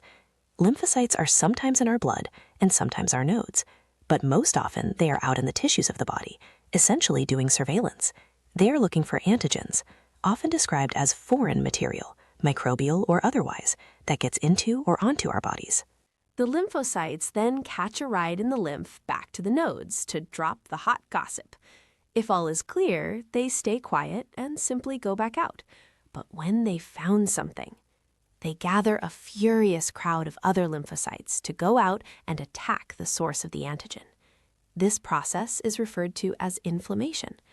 Inflammation can kill us, and it can save our lives. The difference is contingent on constant calibration of the system so that lymphocytes know when and how aggressively to react to any given exposure. This requires constant training. As a pediatrician might explain it to a child who likes dinosaurs, the immune system can be trained to attack a particular target, sort of like velociraptors are trained by having Chris Pratt dangle a hunk of the target's meat in front of them. This sort of limited exposure, which is also the basic idea behind vaccination, prepares immune cells to identify and fight enemy invaders. The trained immune cells then work like trained raptors, roaming the Jurassic theme park, the body, looking for their targets and hunting them relentlessly and ruthlessly, but not wantonly killing anything that moves. This can easily go horribly wrong, as anyone who has worked with raptors knows. Our immune system is similarly powerful and willing to use decisive force. Without proper training, through exposure to the antigens it's meant to target, as well as to benign things it's not, our immune system is more likely to attack harmless invaders and even our own selves. When the predators in the dinosaur park start killing one another, you've got a hit movie on your hands. When the immune system starts attacking the self, you get autoimmune diseases. These diseases result from a mix of genetic propensity and exposures over the course of a life. Some people are likely to develop an autoimmune condition no matter what they do, but the odds are at least affected, if not largely determined, by exposures that train the immune system. Exposure early in life is the key. By 3 or 4 years of age, a child's microbiome is established, and the immune system has completed much of its training. Even if a person does not develop an autoimmune condition until later, it seems that the foundation of inflammatory processes is laid in the first few years of life. In wealthy countries around the world, people now spend more than 90% of their lives indoors. Friends and family are not allowed to touch babies unless their hands have been scrubbed or coated in antibacterial gels. The indoor air is lacking in the wealth of bacterial particles that used to temper our immune systems. Our diet is hyper-processed and cleaned, and low in fresh fruits and vegetables, which are naturally loaded with bacteria. An average apple contains 100 million microbes. In aggregate, these and all the many other precautions we've taken, with the best of intentions, to protect ourselves and our loved ones from disease, and to appear constantly and meticulously clean, have had at least some role in changing how our immune systems develop. This idea has been slow to catch on, though its seeds were planted decades ago. In the 1980s, David Strachan, an epidemiologist then working at the London School of Hygiene and Tropical Medicine, started off studying mold exposure as a cause of asthma. He quickly realized the causes were more complex than any single home infestation. Just as some disease is caused by the presence of microbes, other diseases might be caused by microbial absence. Based on a national survey of British children, Strachan noted that babies born in homes with many siblings were later less susceptible to eczema and to hay fever than kids with few siblings. Some 10% of firstborn children had allergies, while those with 2 older siblings were half as likely to have allergies. The rate dropped by half again among people with 4 or more older siblings, meaning that firstborn siblings are 4 times more likely to have allergies compared to fifthborns. As everyone who has interacted with kids knows, they are walking virus and bacteria distribution machines. Assuming that more children in a house meant more germs being shared, Strachan suggested that infections in early childhood protect people against allergic disease. His hygiene hypothesis, as it would become known, spoke to many scientists because it also happened to explain the recent increase of allergic disease in the developed world.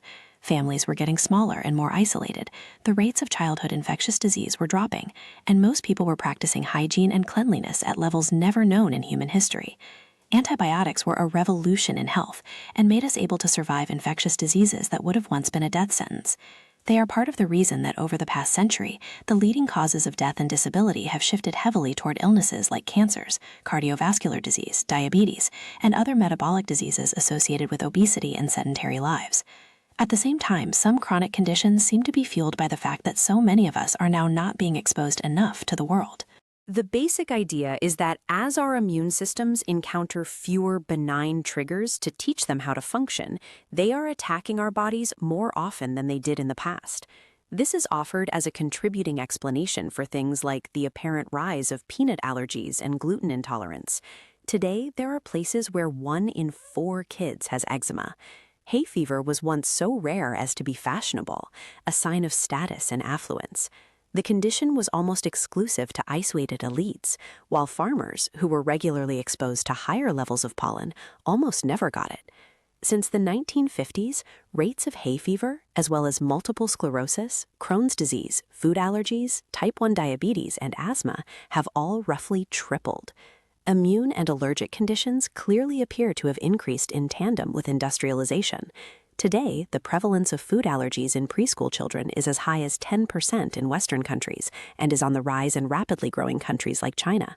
Type 1 diabetes is far more common in Europe and North America than in the rest of the world, and the percentage of kids with the condition is rising more than 3% per year across Europe. Ulcerative colitis and Crohn's disease are twice as common in Western Europe as in Eastern Europe. To test the effect of isolation and industrialization on these diseases, a landmark study started in 2008 followed children from 3 countries with close genetic backgrounds, but clear differences in rates of allergies and type 1 diabetes. Industrialized Finland, which has high rates of both, rapidly modernizing Estonia, where rates have been increasing, and Russia, where both conditions are, comparatively, still rare. Researchers monitored monthly stool samples from over 200 children in their first 3 years of life. they found that Finnish and Estonian infants have distinct populations of gut microbes compared with Russians, which could account for the difference, not a genetic difference, but a difference in accumulated exposures. As evidence mounts, though, some experts are worried by any implication that hygiene can be overdone. Sally Bloomfield, for one, is a self-described hygiene advocate, an honorary professor at the London School of Hygiene and Tropical Medicine, where David Strachan developed his theory. She shudders audibly over the phone when I say, hygiene hypothesis. She worries that the term can be easily misinterpreted to mean all hygiene practices are bad, and that we could be propelled back into the pre-industrial era of infectious disease outbreaks, of the sort that, though less common today, still have the potential to cause catastrophic pandemics. Like many scientists who study hygiene, Bloomfield has collaborated with the soap industry. She spent 7 years at Port Sunlight working for Unilever. Some of Val Curtis's research has also been funded by industry, and she worked with Procter & Gamble, Colgate-Palmolive, and Unilever on hand-washing advocacy campaigns. This I note for purposes of transparency, not to imply that intellectually honest collaborations don't exist.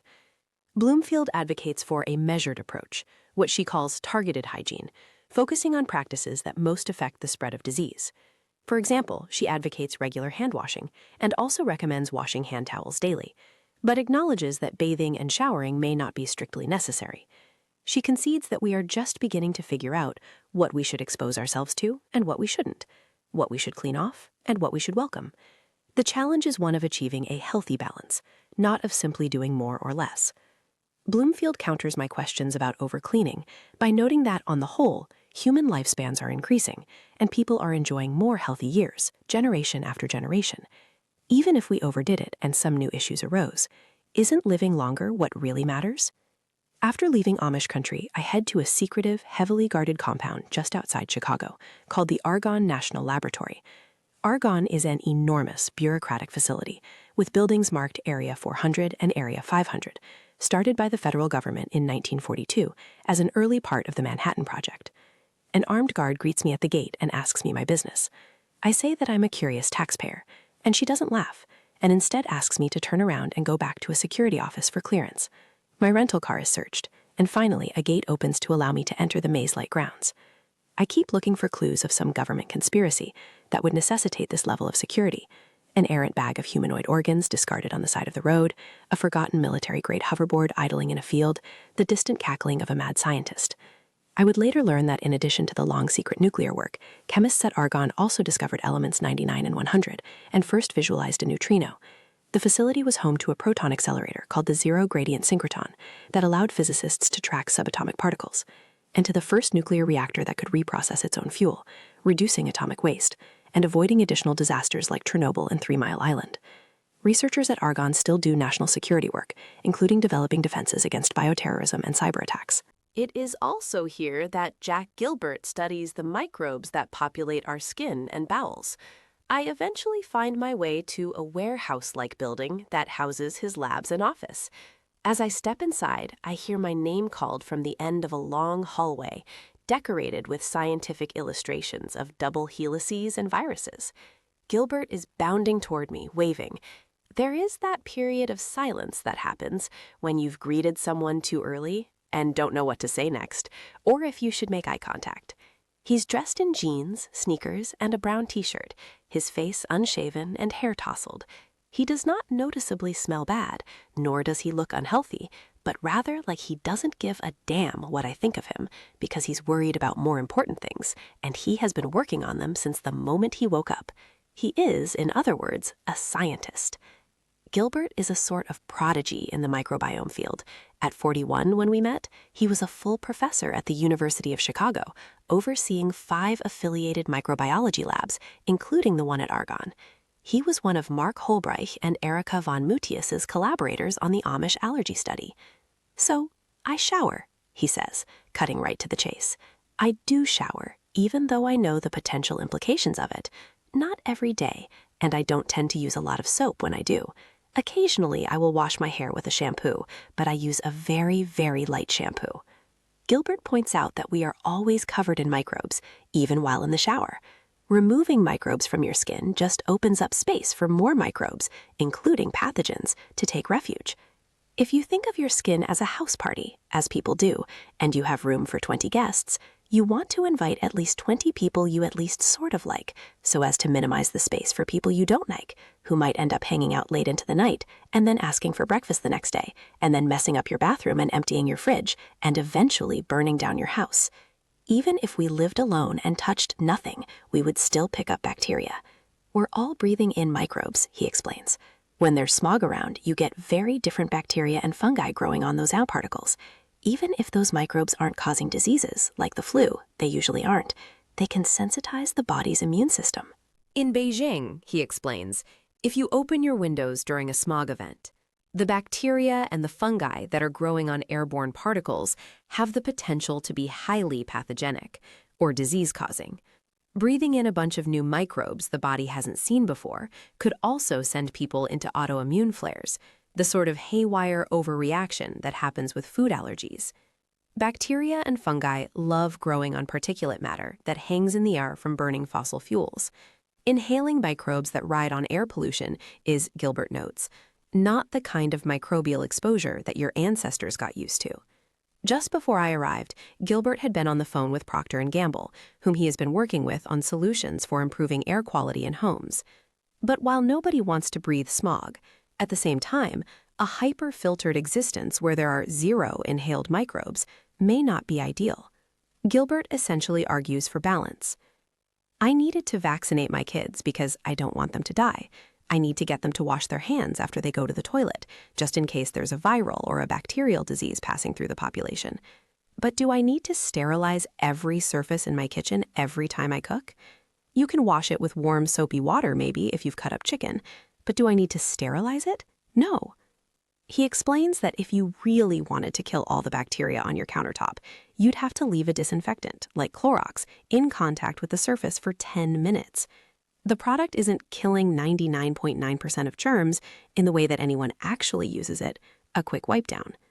This was, both in concept and in practice, misguided, and the magnitude of its effects on our lives is now starting to become clear. You know Lifebuoy? Louis Spitz asks me, almost rhetorically, clearly assuming that I do. I admit that I don't, and he glares into the back of my eye and waves a finger at my nose.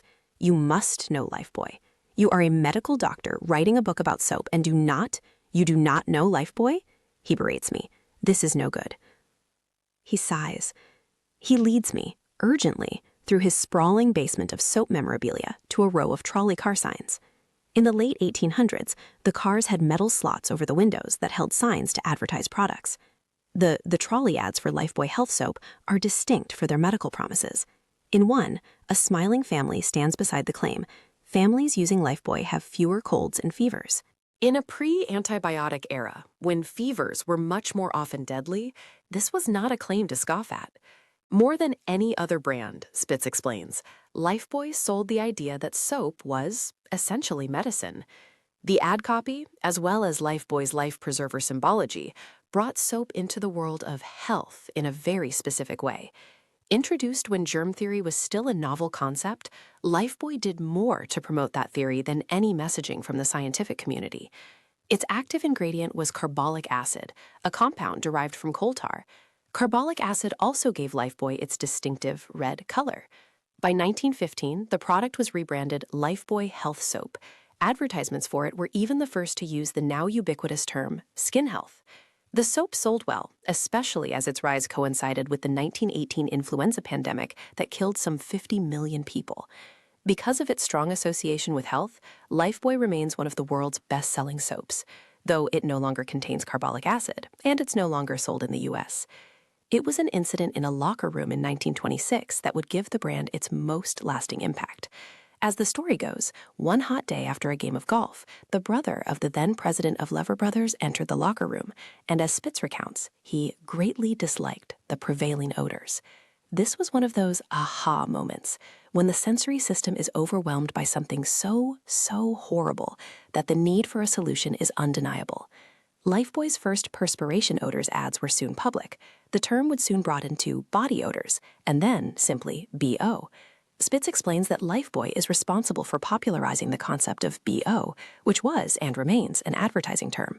Between 1926 and 1930, sales quadrupled. The term was so compelling and the implication in the ad such a powerful association that people who did not have any issue with odor at all bought it as a preventative measure. This was insecurity and fear-based marketing. The entire conceit was that body odor was caused by bacteria, and so a soap with a bacteria-killing compound was necessary to prevent odor. This was a marketing concept, not a scientific one. Watching the rise of Lifebuoy, the Chicago-based meatpacking company Armour decided to get into the deodorant business. Armour had been making soap for a few years because it had excess animal fat. They put hexachlorophene in soap, and Dial was introduced in 1948. The name conjured a clock face and promised to keep users fresh around the clock. The first advertisement stated, "Stops odor before it starts." Enamored of the promise of killing germs, Americans made Dial the best-selling soap in the country. It was even chosen to be the first space-age soap. Astronaut Alan Shepard carried a bar of Dial on the historic first U.S. manned spaceflight in 1961. And then, of course, there was no turning back. We were in space, and we were sterilizing ourselves in the shower. Shortly after, Procter & Gamble moved into the arena. In 1963, the company launched Safeguard. It contained an antibiotic called triclocarban. Few thought to question the wisdom of daily application of antibiotics. By the 1970s, studies found that hexachlorophene could be absorbed through the skin into the body, where it affected the nervous system. In 1972, the FDA issued a recall, but the agency had no registry of what products contained the compound or in what quantities. Disclosure of ingredients to the FDA was voluntary, as it remains today. After the hexachlorophene catastrophe, products were replaced with another microbe-killing compound known as triclosan, marketed with all the same promises, and business continued as usual. For decades, we poured it on our hands and down our drains, allowing it to accumulate in our water and soil. Animal studies have shown that triclosan alters the way some hormones work. Using some antibacterial soaps might even promote the growth of liver tumors. By 2014, it was much too late to prevent anyone's exposure to triclosan. In fact, most people thought they were doing something good for themselves by paying extra for the antibacterial soap. It's really everywhere in the environment, lead researcher Robert Tukey told me. Researchers found that nearly 3/4 of people they tested had triclosan in their urine. Another study found triclosan in the urine of 100% of pregnant women tested in Brooklyn. It was not until 2013 that the FDA told producers they needed to substantiate claims that antimicrobial cleaners have any benefit at all. The agency said, and I quote, "There is currently no evidence that they are any more effective at preventing illness than washing with plain soap and water." Almost no evidence arrived from the soap producers. The problem isn't limited to products that promise to kill bacteria. We have also exposed ourselves to preservatives like parabens. The goal was to make hygiene products more shelf-stable and affordable. Laudable as that may have been in concept, in practice, we now all have parabens in our blood. The concern arises from cumulative exposure over years and decades. Studies have found links to an increased risk of breast cancer and reproductive toxicity. Parabens are antimicrobial compounds by design. They kill a wide range of bacteria and fungi. So the question is not whether these products have affected our microbiomes, but how much those effects matter. Researchers have raised the concern that parabens could leave people more susceptible to eczema flares. To know exactly how parabens have changed our microbial populations, though, is impossible, since no one could reasonably be said to be free of parabens. None of this is to say that the compound's net effect has been for the worse, but it does serve as a warning. There can be longer-term, cumulative effects whenever we apply antimicrobial products to our skin, much less lace them into every crevice of our environments. Graham Rook, now an emeritus professor of medical microbiology at University College London, has been leading a charge to get people exposed to and appreciative of biological diversity on and in our bodies. In 2016, he, along with 5 other prominent specialists, declared it was time to abandon the term hygiene hypothesis. They proposed as a replacement either the old friends or the biodiversity hypothesis. The point was to emphasize that many microbes are not our enemies. They are just there, on us, probably because they play some role in supporting other microbes. They evolved along with us, And those that aren't our friends might be friends of friends, or friends of friends of friends. The biodiversity hypothesis doesn't propose that hygiene is bad. It proposes that the loss of different kinds of microbes is bad. It's the idea that modern inflammatory and autoimmune diseases are linked to us being deprived of exposure, deprived of the microbes we evolved to be exposed to. And we aren't just deprived of them by washing or using antibacterial products. It's everything. All the ways we are today isolated and sterile, and live in a world that is too, if you will, clean. As Rook explains to me over coffee over Skype, early and regular exposure to microorganisms trains the immune system. It trains it to react appropriately to threats. It's not that children in developed countries aren't subject to enough infections, he says, but that their exposure to the microbial world is far more circumscribed than it once was. Maternal microbes colonize infant intestines in childbirth. Immune cells are transferred while breastfeeding. Young children continue amassing microbiota in every contact with family members, playing outside in dirt, getting licked by dogs, sharing toys with friends. All of those microbes shape the developing immune system, which is malleable in the first few years of life. Like a hot bar of freshly pressed soap. Cesarean sections have been linked to increased risk of allergies and asthma. Owning a pet can be protective against them. And antibiotic use, which kills off much more than just the disease-causing microbes, has been linked to IBD and eczema. Cleanliness it's part of the problem, Rook argues, but it's also the low-fiber diets that have changed the populations of microbes in our intestines, and the antibiotics that have changed the microbes in and on us. Seeking out old friends does not mean exposing ourselves to dangerous infectious diseases. Small communities have sprung up in recent years, advocating intentional infection with parasites. They want to stimulate the immune system. It's an interesting idea, but not endorsed by any official medical entity. The risks are definite, and the benefits, hypothetical.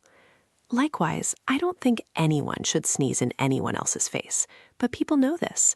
The flu and other viruses kill millions of people globally, and much of that could be prevented by cutting off chains of transmission with simple hand washing. But there are harms associated with too much isolation, too much removal. The best advice right now is to think of hygiene as similar to medicine. Extremely important in some scenarios, and also very possible to overdo. Historically, exposure has been a much bigger danger than overcleaning. Now, in much of the world, it's the reverse. So what's a healthy amount of exposure, and how do you achieve it without compromising safety? Jenny Lehtimäki is a rising star in skin microbiome research. Her research focuses on elucidating the ways microbes mediate our relationship to our environment. Her group in Finland was among the first to show evidence that micropopulations on the skin can have widespread effects. When Lehtimäki exposed mice to certain bacteria, she was able to track a small but measurable influence on immune responses.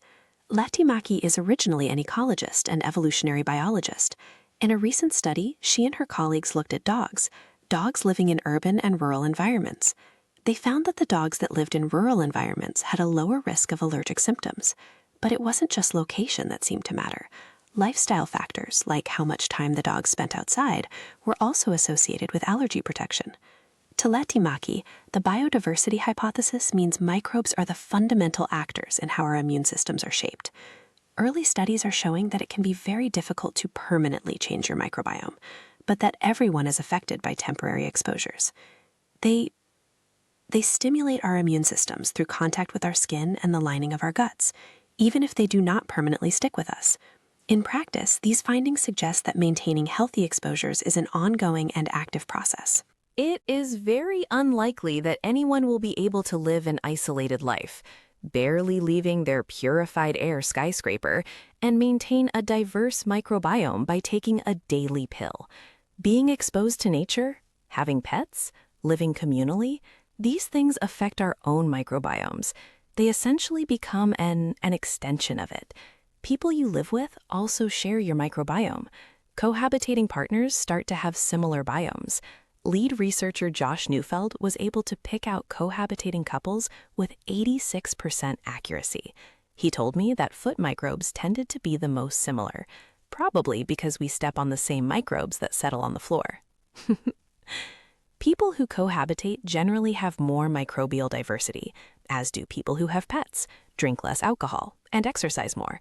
As Mark Holbright pointed out to me, the microbiome is a very vibrant sort of organ. If you move an Aboriginal person into a city, within days their microbiome changes. The whole family changes. The house changes. Letty Maki is working on modifying the microbiota in our homes and offices. Her approach is pragmatic. Because people are lazy and they don't want to do much, maybe you just bring the microbes to the home somehow. Some researchers have tried to transport good microbes using carpets. There are also those carpets with the capacity to walk in love, known as dogs. Letty Maki's study found that when a dog was allergic to something, its owner was more likely to be allergic as well. It's a shared microbial environment. Increased exposure to natural environments also seems to have a broader effect on health. A 2018 meta-analysis found significant associations between green spaces and reduced blood pressure, reduced heart rate, reduced cortisol levels. Exercising outdoors may also have health benefits you don't get at the gym. A walk or run outside may convey greater health benefits than the same activity in a synthetic environment. Researchers concluded that walking in a green space may offer health benefits above walking on a treadmill. Various theories have been offered to explain this. The emotional boost you might get from spending time outside, but Letty Maki is particularly interested in the role that microbes are playing. The scientific understanding is still very limited. In the meantime, she tells me that she does what she can to expose herself to nature. She limits her use of antibacterial products. She rarely uses deodorant and avoids hand sanitizers. She showers in the same way as most of the other microbiologists. Which is to say, conservatively, the hatch popped open, but Claire Guest's aging golden retriever, Daisy, she didn't do her usual instantaneous leap out of the car. Instead, she just sat there, her head cocked sideways, staring up at the young scientist. She was a bit wary of me, Guest recalls, like something was bothering her. It was a sunny afternoon in 2009, a routine trip to the park near their London home. She looked up into my eyes, and I said, "What's wrong?" Guest, 33 at the time, was working as a medical researcher in an obscure field. She was studying the long-held but poorly understood idea that dogs have the ability to smell cancer. She had read anecdotal reports throughout history of pets acting differently around owners who become sick. As a biologist, she wanted to know what it was the dogs could actually be detecting. Daisy was part of the research program. Seeing Daisy's reaction, Guest was jolted out of the moment.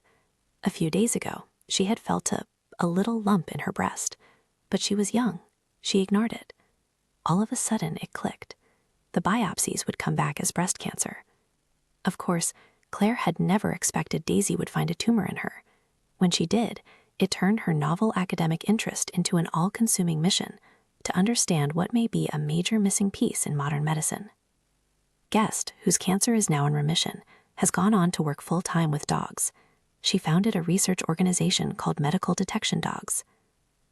The struggle was to get this treated as a true science, Guest says, to get people to accept a biosensor with a fluffy coat and a waggy tail.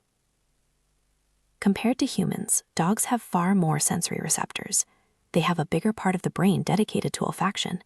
If we had similarly structured brains, we would be more aware of the thousands of volatile chemicals that constantly radiate from each of us.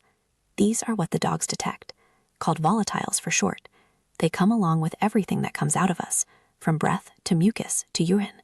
They are even produced by the normal functioning of our skin.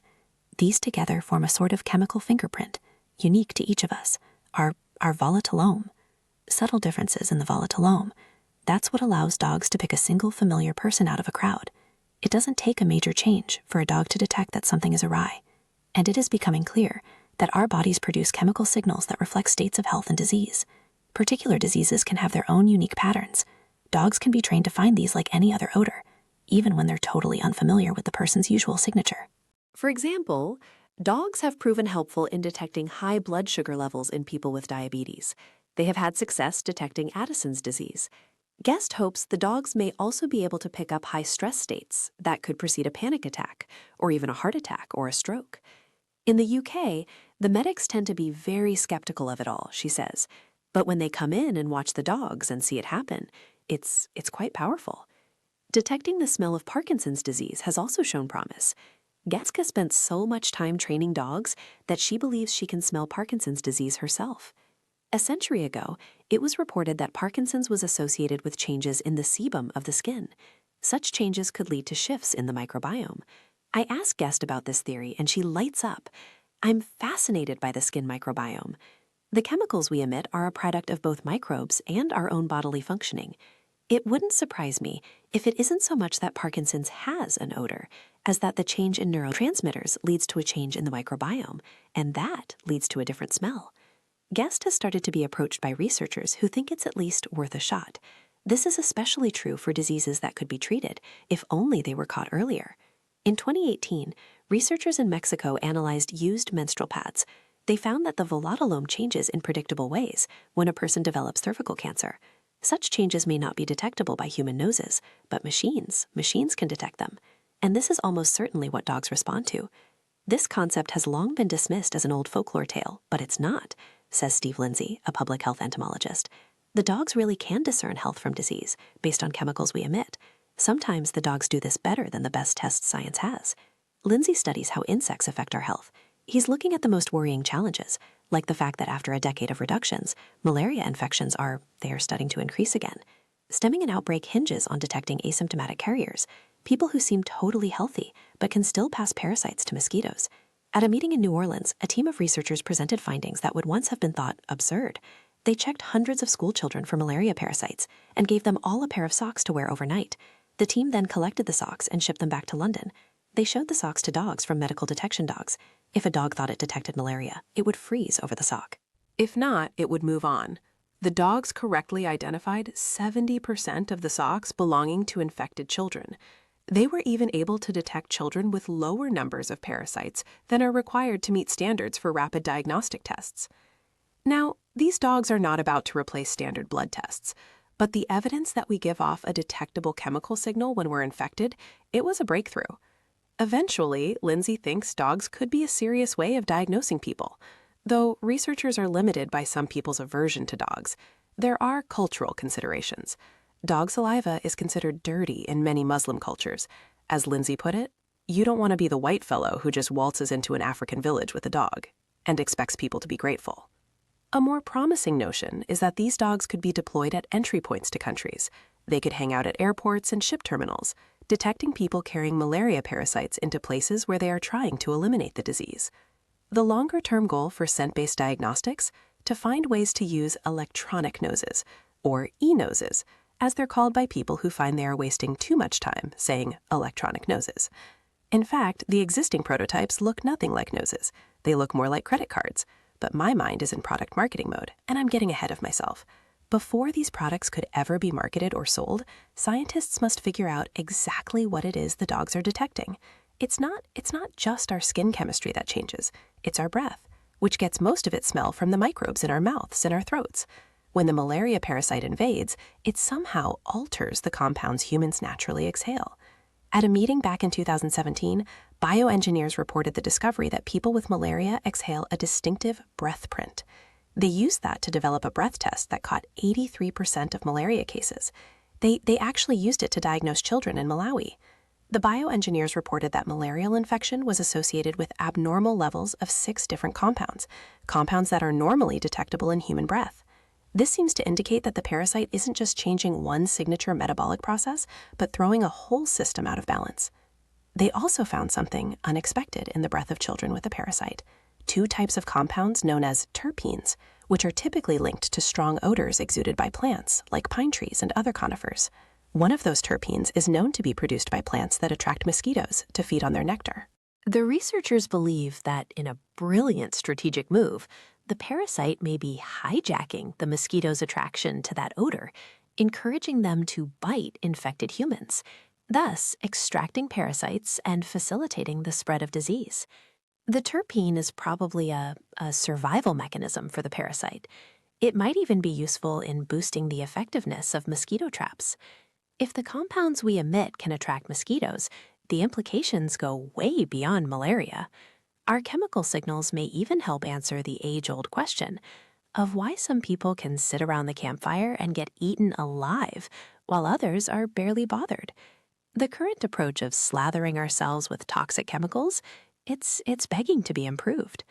Some researchers believe the answer lies in the microbes on our skin and in our mouths, not killing them, but masking the specific compounds they give off that mosquitoes detect. Researchers at Texas A&M, for example, found that modifying the bacteria on people's skin can put us into a sort of stealth mode, a mode in which mosquitoes simply can't find us. At least as a proof of concept, this could transform the insect repellent industry. We might want to modify the messages that are being released instead of developing chemicals that can be harmful to our bacteria or to our skin itself. So, if so much of what we've learned says clearly that we are a social species, that we rely on others for survival, why would we evolve to smell bad, to actively repulse other people, even when we aren't sick at all? The argument is that the odor-producing bacteria are there because they play some useful role in our existence. We didn't evolve to smell. We evolved in harmony with microbes that serve a function, and they also, unfortunately, happen to sometimes produce bad odors. Consider how Rob Dunn explains feet. As a human with a functioning nose, he, of course, agrees that the smell of feet can be one of the most repellent things about a body. The stench would be evolutionarily indefensible, unless it came with some arcane survival benefit. Like at some point we were using our smelly feet as weapons against enemies? I found no historical record of this, so Dunn urged me to critically engage with the question of why feet smell. In other animals, foot odor seems to directly serve a purpose. Bumblebees, for example, emit odors from their feet that are unique to each individual bee. These odors mark their tracks so that their cohorts can follow the stinky footprints, leading them to one another or to food. If human foot odor serves no such appetizing purpose, the bacteria that produce the odor may be common because they serve some other useful role. One possibility relates to the fact that humans walked barefoot until very recently, and so we were susceptible to cuts and scrapes that could become infected. Before antibiotics, minor infections like that were often fatal. While fungal infections are typically low-threat annoyances, a break in the skin can let fungi into the bloodstream and cause havoc. So it could be evolutionarily adaptive to harbor innocuous species on the feet, species that might help prevent an infection. Some bacteria are even known to produce compounds that have antifungal properties. One species, Bacillus subtilis, generates compounds that are lethal to fungi, the sort that cause athlete's foot or toenail fungus. Unfortunately, B. subtilis also smells terrible. Dunn has traced much of that hot trash smell to a compound called isoflavic acid, which is produced when the bacteria metabolizes leucine in our sweat. And compared to the rest of the body, the sweat that comes out of our feet has especially high levels of leucine. He posits that this could be the result of coevolution. Our feet may have evolved to produce lots of sweat containing leucine to feed specific bacteria that kill fungi, reducing our risk of foot infection. So while rancid feet may create an impediment to finding a sex partner, people thus afflicted were also reproductively advantaged over those who died of septic shock from a foot fungus. This model of our skin as a symbiotic ecosystem raises the question, how much should we be washing off? Anything we do to make these useful bacteria less abundant could increase our risk of fungal infections. At the same time, nobody wants to smell terrible, so the question is just how to strike the right balance. The effect of smell is not some binary situation where we either have body odor or don't. More likely, we have milieus of smells through which we may express ourselves in no less complex a way than we do with the intonation of our voice or the subtle contortions of our face. Many people say their romantic partner smells good. They're referring to those steady-state odors that social standards don't permit most of us to experience. What if all the soaps and colognes and perfumes we use, no matter how natural they claim to be, are also changing and masking signals that serve a purpose? The hundreds of subtle, volatile chemical signals we emit may play roles in communicating with other people in ways we're just beginning to understand. Chemistry between people, it's not just romantic. And it's not just about signaling health and disease. There is something to physical presence that, well, it simply cannot be replicated on screens or in texts. According to innumerable magazine covers and books and academic papers, the sense of being isolated and disconnected is a defining one of our era. In the same way that coffee shops draw us in, even when we just sit in front of our laptops and endure the bad music and don't acknowledge anyone else. Except except when asking strangers to watch our laptops while we go to the bathroom. Something about even the small contacts and physical presence of others, it seems to sustain us.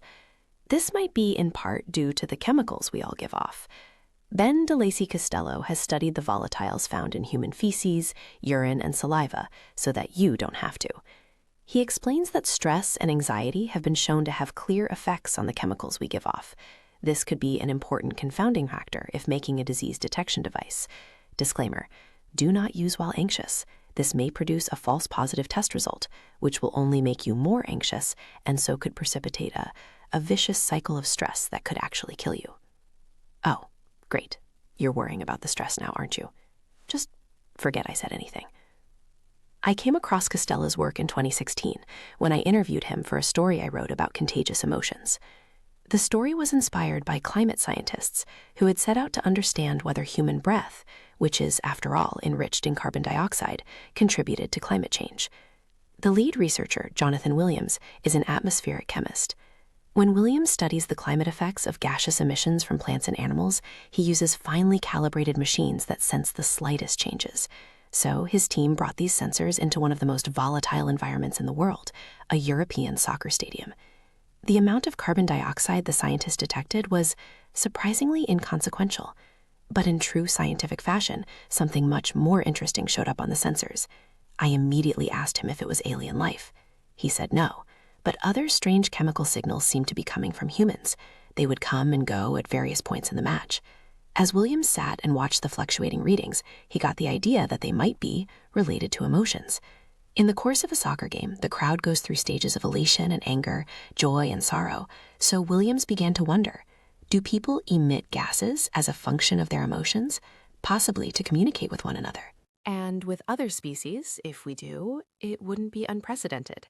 Plants are constantly emitting volatiles, from the scent given off by a bouquet of roses to far more subtle signals. Plants are well known to release chemicals after they have been attacked by an animal. These served, scientists thought, to warn adjacent plants about predators in the area.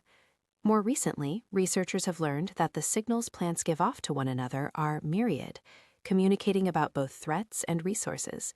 They are overlaid into an ambient, infochemical web. The functions go well beyond textbook examples like flowers attracting bees. Even trees are giving off compounds to convey information about their identity. Tear some leaves off a tree, for example, and it will emit chemical signals. The grounding effect of walking into a forest can be, in part, due to the change in the air that's hitting our airways and skin. The air we describe as fresh might be more than just clear of contaminants. It's also laden with chemical signals from plants and animals.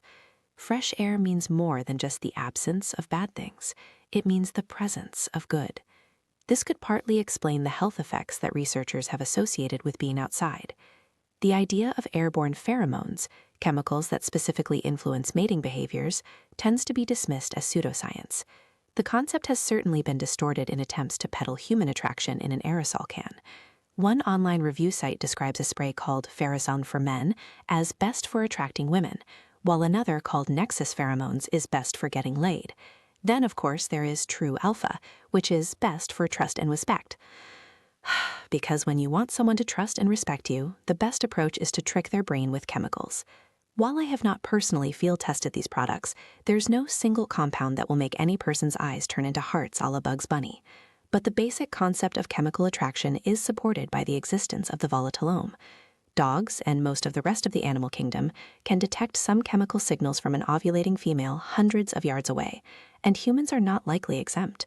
Though most volatile chemical signals seem to be imperceptible to our relatively humble noses, our overall melange of gaseous emissions clearly signals more to other humans, beyond whether or not we smell attractive or repulsive. Costello believes the number of chemicals in the volatilome is likely in the tens of thousands. Signals between individuals could involve trillions of permutations, accounting for the subtle individuality of the smells in our armpits and on our breath and every other part of the body. Whether or not these airborne concoctions can ever be bottled to induce love, what's clear is that the compounds we emit are not incidental. This is at least reason to question the wisdom of repressing them. While writing this book, I spent 2 weeks working in an addiction clinic in Connecticut, seeing patients under the guidance of actual addiction specialists. I mostly saw patients who were on anywhere from their first to their 100th shot at getting, the word they all use, clean. The word in this context feels more apt than anywhere else I hear it. In the addiction clinic, clean is an encapsulation of all its meanings, from removing toxic contaminants to seeking spiritual purity. The goal is not simply to quit using a substance, but to actively build a new life without it. This requires intensive, constant work. Many people find it helps to see the process as a renaissance, an opportunity to be reborn, to reconceive of oneself entirely and to start again. At the state-funded facility where I worked, there were almost no windows, and the main activity was sitting quietly in a room with a small TV that not many people were watching. The time in rehab can be intensely boring, but the real challenge was remaining clean after leaving the house. If you go back into the same social environment with the same people who enabled your addiction before, the odds of relapse they're almost 100%. If you do not have a concrete plan of exactly where to go and what to do, relapse is all but guaranteed. Being clean in this sense, it requires the opposite of isolation. It requires opening oneself to new exposures. This mostly means new people, building deep, meaningful, honest relationships. Getting clean only works, many addicts told me, when this new identity is part of a new approach to life. Behavioral science is clear. To stop any old habit is difficult and often a failed endeavor. Thinking about getting clean as a monastic, solitary, painful errand of deprivation, it's unsustainable. Seeing it as a process of embracing change and creating relationships is a far more effective path. Justin McMillan sees promise in this concept. McMillan is a square-faced and square-shouldered athlete. He grew up in a lumberjack environment. As a young carpenter in Los Angeles, he began using heroin. During the collapse of the housing market in 2008, he lost most of what he had, and he was living in a garage when he hit rock bottom. He came to conceptualize addiction as something that rewires the prefrontal cortex. As the PFC becomes dysregulated, that makes it harder to connect. The isolation makes the mind more desperate for stimulation. It's a vicious cycle. As McMillan started to recover, he noticed that isolation seemed to be particularly striking among men. He launched a small addiction program called Treehouse Recovery, based on teaching them to connect. It is predicated heavily on physical contact. McMillan has become one of the rare public advocates of physical touch among men, touting health benefits like lowering blood pressure and strengthening the immune system. When he demonstrates this practice in local news segments, the level of awkwardness varies from moderate to high. McMillan emphasizes that touch can be as simple as a pat on the back. He's not expecting that men will start holding hands with acquaintances. Touchy-feely is often seen as a pejorative in the recovery genre, so McMillan found that the key to real platonic touch is to get people to choose to do it themselves without much thought. Since these norms seem to melt away in athletic competition, sports are a way to teach men that touching other men is good and okay. But, of course, McMillan wasn't going to have the men in his program actually hit one another, so he developed what he calls action-based induction therapy. It looks like mixed martial arts, but the point is just to get the men to experience platonic touch. He says, after class, you see guys hanging off each other. The social ideas of boundaries, they kind of drop away. Part of the reason we greet with handshakes and hugs is the universal knowledge that breaking physical barriers instantly makes other barriers more permeable. I experienced this while reporting on a wellness festival in Palm Springs. In one session, we were asked to stand in two lines facing each other, with our faces only about 10 inches apart. We were told to never break eye contact, and then to talk about our most serious sources of anxiety. And initially, it was as awkward as it sounds. But something about the physical proximity and alignment was like, well, it was like taking a kink out of a hose. In 1 minute, I gushed as much to a stranger as I would have in an hour of talking to a friend. The health benefits of touch itself, they are well documented. Tiffany Field, a developmental psychologist, has spent decades trying to get people to touch one another more. Her efforts started with premature babies. She found that basic human touch led them to quickly gain weight. They averaged fewer days in the hospital and $3,000 less in medical bills. This led to documenting the effects of touch deprivation on kids. It has been found to lead to permanent physical and cognitive impairment and social withdrawal later in life. Field has published similar findings about the benefits of touch in pregnant women, adults with chronic pain, and people in retirement homes. Physical touch isn't known to make adults grow larger, but as little as 15 daily minutes seems to have myriad benefits. In a more recent study, the one that made headlines about hugs helping the immune system, researchers led by Sheldon Cohen isolated 400 people in a hotel, and then they exposed them to a cold virus. People who had supportive social interactions had fewer and less severe symptoms. Physical touch, specifically hugging, seemed to account for about a third of that effect. The mechanism is unknown. Guesses often center, vaguely, around touch receptors leading the brain to release endorphins. But an equally compelling hypothesis might be that people who touch they're sharing microbes, and that this is at least partly responsible for any effects.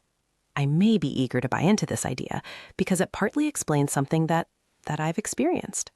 Like a lot of jobs, being a writer today means a lot of digital communication, spending whole days emailing, interacting on Twitter, talking to people on screens. We're processing images and language in ways that simulate connection almost constantly, and yet we can feel more alone than if we spent the day with just one actual person. Touch and chemistry, they surely can't explain that effect on their own, but whether the benefits come from the sensation or the chemical signals or the microbes we share, we would do well to see our bodies as part of a community, stronger together than they can ever be alone. Probiotic. Not far past some blocks of boarded-up row houses in Baltimore, the horizon suddenly fills with food carts, collagen drinks, flocks of athleisure-clad influencers streaming into the city's palatial convention center. For 4 days, it will be transformed into the world's premier wellness trade conference, the annual Natural Products Expo. This is where retailers go to stock their catalogs for the next season of wellness trends. Boutique brands selling Himalayan sea salt occupy booths next to, major retailers of oat milk. LaCroix has an enormous booth, so does Annie's. It's a triumph of marketing. They took a 50-year-old product, Kraft Mac and Cheese, repackaged it, and sold it to concerned parents for twice as much because it was labeled natural. Dr. Bronner's is also there. They have a new hand sanitizer. The bottle reads 99.9% effective against germs. It seems my ideas about embracing skin microbes did not inspire David to break the mold. I thought we were connecting. Do you ever really know anyone? I first attended this expo 4 years ago, and the change is dramatic. The presence of probiotic products for the skin, the gut, the mouth, the vagina. It's a category that previously barely existed. Now, a market is exploding. It upends the central tenet of the hygiene revolution. The idea that adding bacteria to your body can prevent or reverse all manner of disease. At a booth for a company called Just Thrive, a man looms over me, Billy Anderson, polo shirt tucked into his jeans. He sounds like he's just going through the motions as he begins his sales pitch. These bugs used to be found abundantly in the environment, he tells me, in the dirt we lived in, the food we ate, the water we drank. But because of pesticides and herbicides and antibiotics, our soil got depleted of microbes. Then he veers into uncharted territory, implying that his pills could treat, among other things, autism. Parents will take their children to the doctor, he says, and the doctor will go like, "Holy cow, this is awesome. What'd you do? Things are looking really good." And the parents say, "I gave them Just Thrive." The label is a masterclass in selling what something is not, non-GMO and made without, all caps there, without soy, dairy, sugar, salt, corn, tree nuts, or gluten. A small bottle sells for $49.99. What's less clear is what the product actually does. The term probiotic is being treated as a synonym for good for you. Nearby vendors are selling probiotic house cleansers, probiotic deodorants. Elsewhere, an enormous sign reads, "The True Probiotic," and under this, in pink script, for women, "A vaginal probiotic." When I reach for a sample, the salesperson says, No, she pulls the basket away. "You want the regular ones." She was too slow, though. I got my 2-pill sample of Gerodophilus women. I later took them without reservation. They had no noticeable effect, because they were an oral probiotic. Regardless of whether a person has a vagina, swallowing bacteria does not send them to the vagina. The only way bacteria could travel from your GI tract to your urinary tract would be if they got into your blood, and that would be an urgent medical emergency. The bacteria in this pill were all lactobacillus, the stuff found in yogurt. But pills like these they're variable. Most bacteria are not shelf-stable for long. It's difficult to know how many are truly still alive in any supplement, much less how many are making their way through your stomach acids. This ingredient is, well, it's alive.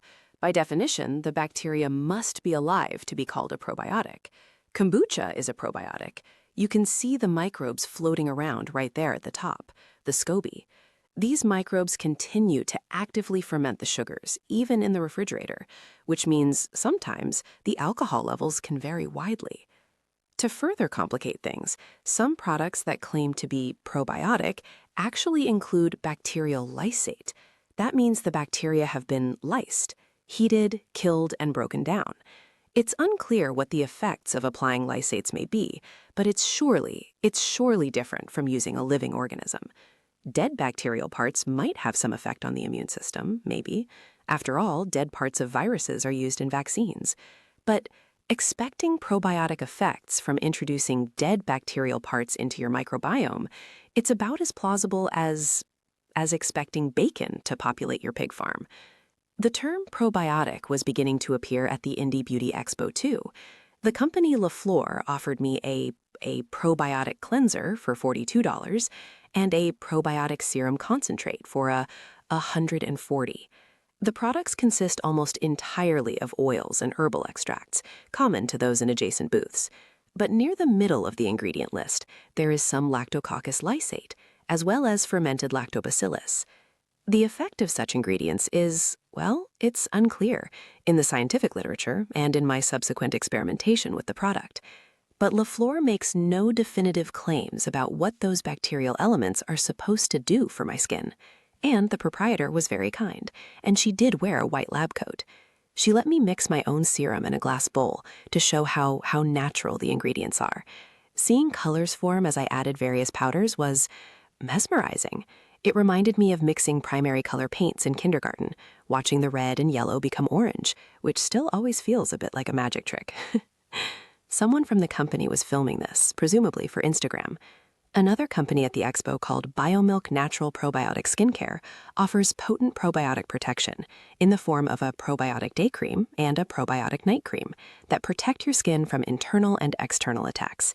The imagery on the packaging is milk-based, along with pictures of apples and broccoli and other superfoods. The messaging stands out for the sense of fostering the microbial ecosystem rather than cleaning it off. The founder, Valerie Casagrande, formerly worked in sales at Johnson & Johnson. She told me she started BioMilk when she realized that probiotics are not just a trend, like coconut water a few years back. This is really going to turn the industry on its head. Other companies use the term prebiotic, meaning a compound intended to feed or otherwise foster growth of microbial populations, though the product isn't a microbe itself. This is an even more ethereal claim, since no one knows exactly what products would help feed a person's skin biome, other than one's own sebum, though many ideas are plausible. I spoke to Stasia Guzzo, the founder of a deodorant brand called Smarty Pits, who claims that it can reshape the armpit microbiome. Technically, all deodorants do, but the idea of marketing products accordingly, feeding or reshaping the bacterial populations instead of simply annihilating them, is sound and ahead of its time. For all the hope and energy in the place, it's unlikely that any indie seller will deliver the product that brings skin probiotics into mainstream consciousness. Doing so requires a conceptual shift that historically has happened by way of tremendous marketing and advertising efforts, of the sort only at the disposal of multinational corporations. When the big pharmaceutical industry and soap corporations decide to move into the skin probiotic space, these products could be alongside soap and shampoo, and conditioner, and lotion, and deodorant on every bathroom shelf. And it turns out that machinery is already in motion. I blame my obsession with the skin microbiome on the person who first got me interested in minimalist regimens, Julia Scott, a science journalist based in the Bay Area. Scott had written a fascinating story for the New York Times in 2014 about a company called AOBiome that was selling bacteria in a spray bottle for your skin. This really put the company on the conceptual map. I visited her apartment to talk about the story and found a shower that looked strangely barren. She had only a bit of soap for occasional use, and otherwise, no products. The year before, renowned microbiologist Maria Dominguez Bello and colleagues had published findings that the remote Yanomami tribe in rural Venezuela had the greatest microbial diversity ever discovered in humans. Like the Amish allergy study, it furthered the narrative that the nature-withdrawn post-industrial revolution lifestyle had changed our guts and our skin. The idea was quickly commercialized. MIT-educated chemical engineer David Whitlock, who famously claims not to have showered in more than 15 years, created Aobiome, a company aimed at changing the way we think about bacteria on our bodies. Its products are predicated on a return to nature. Aobiome's first probiotic spray, sold over the counter as Mother Dirt, was intended to help a bacterium called Nitrosomonas eutropha recolonize our skin. The pitch is that these ammonia-oxidizing bacteria used to be part of our skin microbiome, where they helped break down smelly byproducts of other bacterial reactions that cause odor. But thanks to all the surfactants we use to clean our skin, and our physical separation from the dirt in which these bacteria come to us, the Nitrosomonas have all but disappeared. The claim is that reestablishing them on the body promotes skin health and reduces the occurrence of skin pathologies, such as acne. Within 2 weeks of use, the AO Plus mist improves the appearance of skin issues, including sensitivity, blotchiness, roughness, oiliness, dryness, and odor, by replacing essential bacteria lost by modern hygiene and lifestyles. Whitlock uses this stuff. Because of it, he says, he doesn't need to shower. Others insisted to me that, in fact, he needs to. I visited Aobiome San Francisco lab in 2015, and one of their scientists, Larry Weiss, sprayed the bacteria on my face. He asked permission first, but it still felt like being sneezed on. Ultimately, I noticed no change, for better or worse, but it did get me thinking about the skin microbiome and how I should be cultivating it, or not messing it up with my random application of whatever cleaning products I had, just because I heard about them from a friend or on a podcast, or because they were the most attractively labeled at the drugstore. After I stopped showering and started working on this book, I visited the Aobiome headquarters in Cambridge, Massachusetts.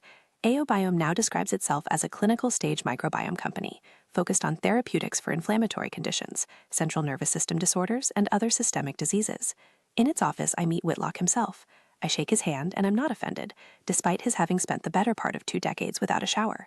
For a place developing bacterial products meant to return our skin to pre-modern times, the vibe is incongruously startup, with standing desks and a dead silent open office plan, and a half-eaten birthday cake on the counter in the communal kitchen.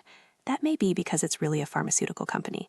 The company currently has 6 clinical stage programs, which include testing bacterial sprays to treat acne, eczema, rosacea, and allergic rhinitis, as well as earlier stage programs targeting gut and pulmonary disorders. Their new CEO, Todd Kruger, came from a business development background. He has an MBA from Northwestern, spent time at Bain & Company. Kruger shows me around the tech incubator, and we have lunch at the MIT-adjacent Cafe Art Science. I think people are probably not going to give up showering, he says, eating French fries and looking at me slightly askance. And we're not advocating anybody should give up showering. We do think that showering with chemicals is probably not your best solution. Anything with a preservative in it is probably damaging some part of your microbiome. Soap? Well, soap is bad, too. True soaps are really bad. This was the sales pitch, reader, but I wanted to hear it play out.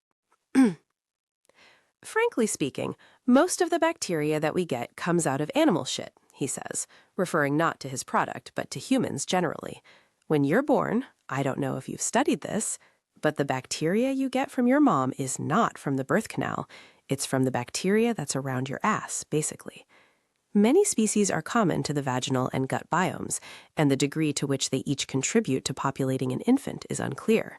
But both are known to change during pregnancy, and it is clear that they serve as a sort of inoculation right at birth. The presence of Staphylococcus in a mothering vagina, for example, has been found to correlate with infants' likelihood of having asthma at age 5. Evacuating one's bowels is common during vaginal delivery. Studies have found that infants born by C-section have a less diverse microbiome than those who had a vaginal birth. When women receive antibiotics during pregnancy, the biomes of their infants are also likely to be less diverse than had they not. The practical implications of all this remain to be seen. Of course, C-sections are sometimes vital, life-saving interventions, but the proper way to expose the infant to microbes after a C-section remains to be studied. For now, multiple scientists I spoke with are in favor of taking swabs of the maternal vaginal microbes and brushing them onto the infant's skin. This may be the most natural approach to populating a child's microbiome, but thereafter, the question of how to maintain healthy exposures is where companies like Audiobook see an opening. As Kruger pitches it, you may declare war on your microbiome in the shower every morning and then spray it back on. A new, daily use hygiene product is the holy grail of this industry, and probiotic products stand to become that.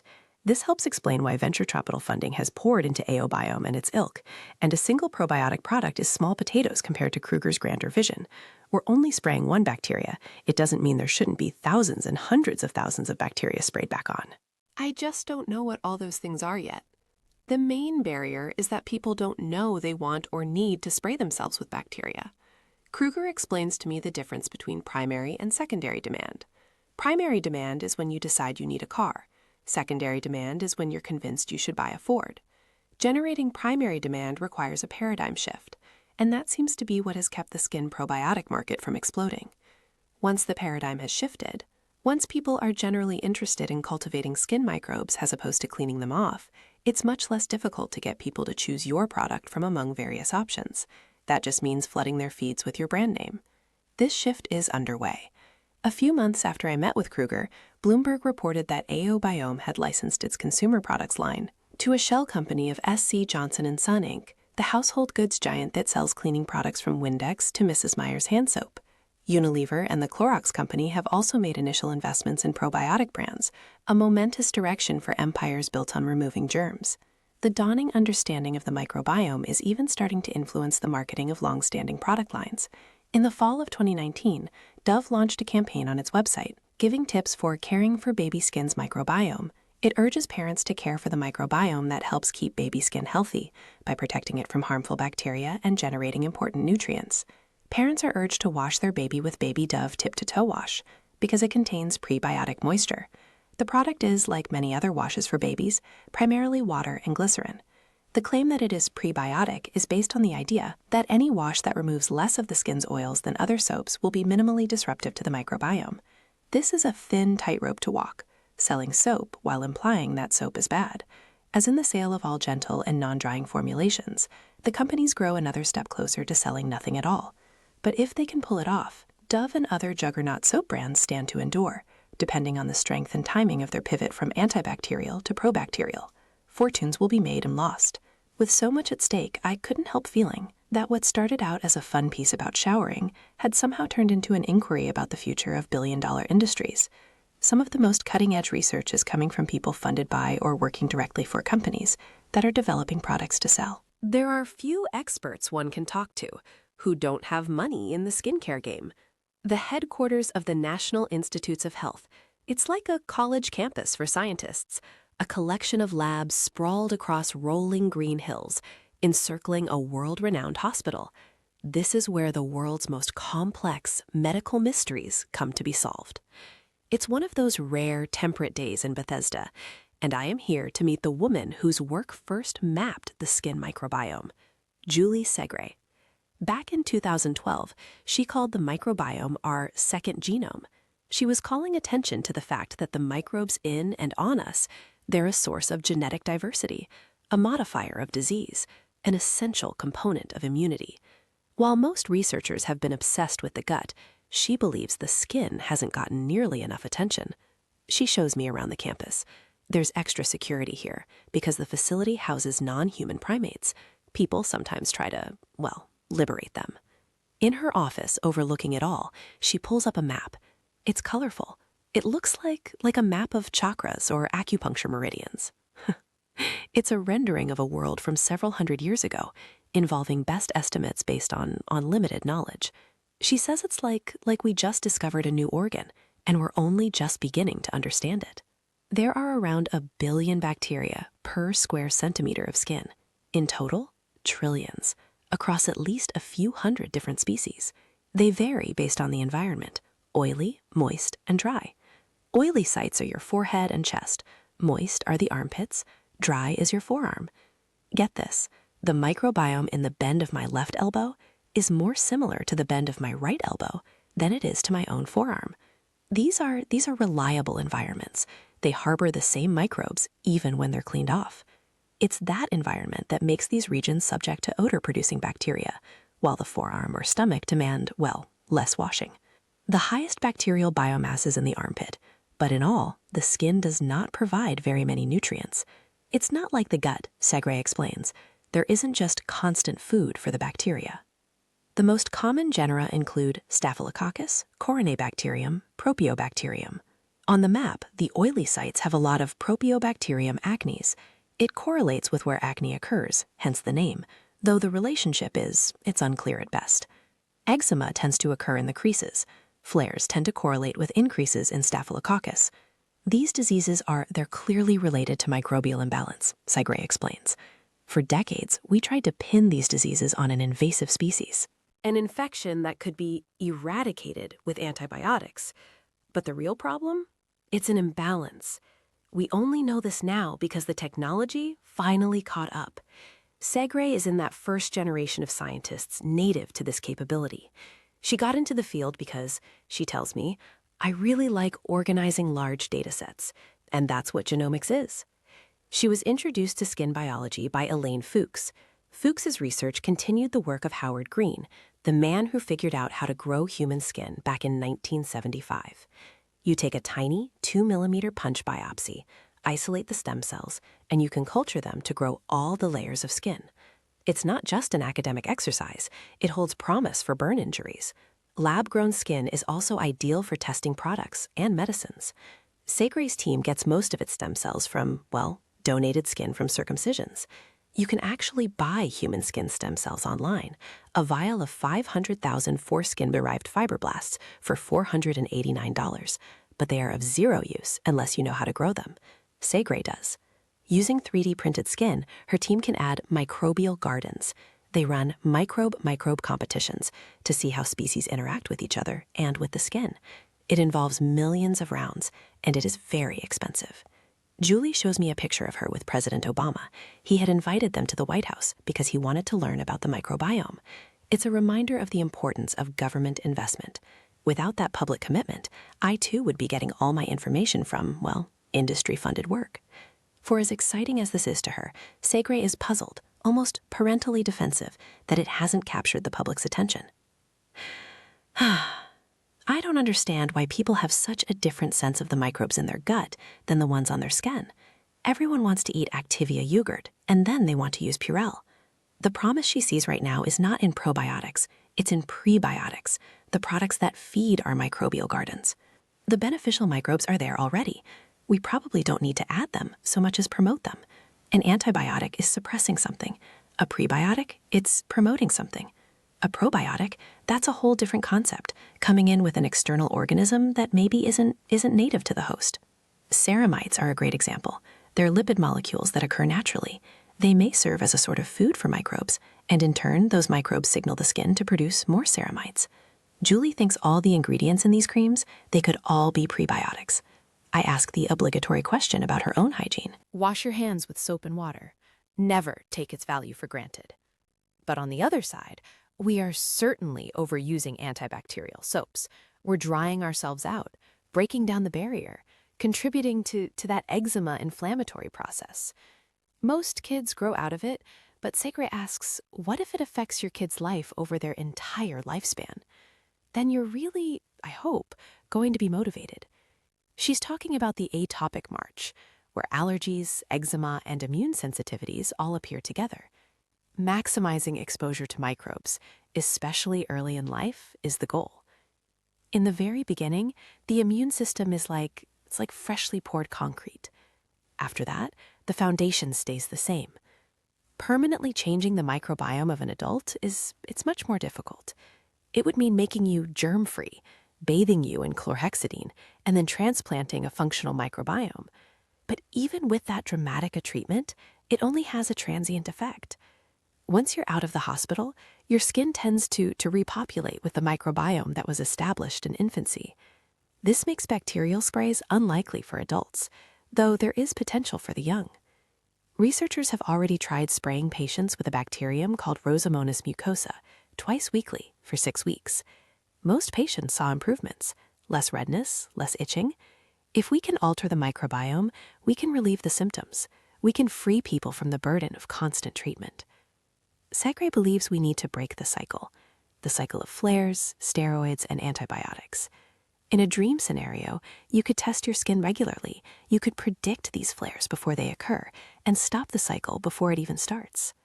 Richard Gallo at the University of California, San Diego, has partially transplanted skin microbiomes from one part of a kid's skin to another, and he's actually had some success. In a paper published in 2017 in Science Translational Medicine, his team reported isolating and growing what they call good bacteria, Staph hominis and Staph epidermidis. These produce antimicrobial peptides to defend against the bad stuff, like Staph aureus. The researchers isolated the compounds, formulated them in a skin cream, and applied them to the forearm of people with eczema, and they actually saw improvement in symptoms. Gallo said that healthy people have many bacteria producing previously undiscovered peptides, but when you look at the skin of people with atopic dermatitis, their bacteria are not doing the same thing. By his interpretation, for all the work that's gone into antibiotic development, the chemicals produced by normal skin bacteria may be the best tool we have. It's the best way to fight an imbalance of skin microbes. The lead researcher, Teruaki Nakatsuchi, called this transplant a natural antibiotic. He suggested it would be a way around killing innocent bystander bacteria, and it avoids contributing to antibiotic overuse and resistance. Among other natural antibiotics that help moderate Staph aureus is, quite simply, sunlight. Researchers in Norway found that when people were exposed to UVB rays regularly for 4 weeks, their colonies came back toward the norm. The thing is, treating skin conditions shouldn't have to be such a deeply frustrating series of trials and errors. In the next few years, dermatologists could potentially sequence your individual skin microbiome. They could see exactly what was causing flares in your particular case. It could be possible to use more targeted approaches. Sometimes that might involve a probiotic or a prebiotic instead of an antibiotic. Meanwhile, scientists like Segre are focusing their limited budgets on urgent threats to humanity. At the top of her mind is a lethal super fungus. Her department has been scrambling to try and understand it. No one even knew the species existed until a decade ago, but it has now emerged as one of the CDC's top concerns. It's called Candida auris, and it has Segre captivated. It's popping up right now in skilled nursing facilities and acute care hospitals. By October 2019, the total cases in the U.S. had reached more than 900. The new strains are referred to as a super fungus because they are resistant to the medications used to treat them. Every microbiologist I spoke with agreed, antibiotic overuse is likely a bigger contributor to messing up our microbiomes than hygiene itself. We may not be changing our biomes by showering less, but by conceptually getting over the idea that microbes are bad, we might use less of the antimicrobial products that create these superbugs. Our concept of cleanliness is, in other words, inordinately consequential. Segre believes it's great that the public is starting to glom on to the idea that you're a superorganism, that all these microbes live in and on you and need to be considered in every decision we make. As recently as 2013, many people expressed disgust at the idea of fecal transplants. It seemed so contrary to the staid and sanitary ethos of medicine. Now, fecal transplants are fast becoming a part of clinical practice. I'm used to Segre that it's fascinating. The U.S. healthcare system is the 7th largest economy in the world, and one of our most exciting breakthroughs is, putting other people's feces into our bodies. Anyway, I say, as we both stare into the middle distance, I should let you go. Yeah, it's getting late. She rides the elevator down with me, and I tell the security guard I don't have any of his marmosets. In parting, I ask if she knows of anyone doing exciting work in the development of microbial products, without the hype. Segre suggests that I talk to Julia O, and so I wander off of the NIH campus and head north, to where state-funded basic science is translated into corporate profit. At the Jackson Laboratory, Julia O is making skin probiotics a reality. She studied wine yeast before focusing her attention on skin microbes. Wine is important to people, she reasoned, but skin is even more so. She is certain that the skin microbiome plays an active and intimate role in shaping health. In 2017, O received a grant of $2.8 million from the NIH. It's an indicator that the leading power brokers in skin research believe the next generation of products will involve manipulating the microbes on our skin. It sounds to me like the skincare equivalent of landing a person on Mars, but she's confident. The challenge, though, is getting specific microbes to stick around. In one experiment, O's team doused mice with microbes 3 times a week for 20 weeks. By the end, the new microbes comprised only 2% of the mice's overall skin biomes. That told the researchers that there are innate forces that make a microbiome more or less resilient. Is it a matter of space? Are the microbes in the hair follicle basically saying, seats taken? Changing a person's skin microbiome in predictable ways means understanding how all these forces work together. Even adding a seemingly inert microbe to the mix can throw things out of whack. While these interactions are being explored, O is forging ahead with another approach. Instead of trying to change the populations, they can use the microbes that are already on us.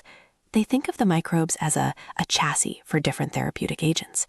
O has also developed CRISPR-based gene editing tools.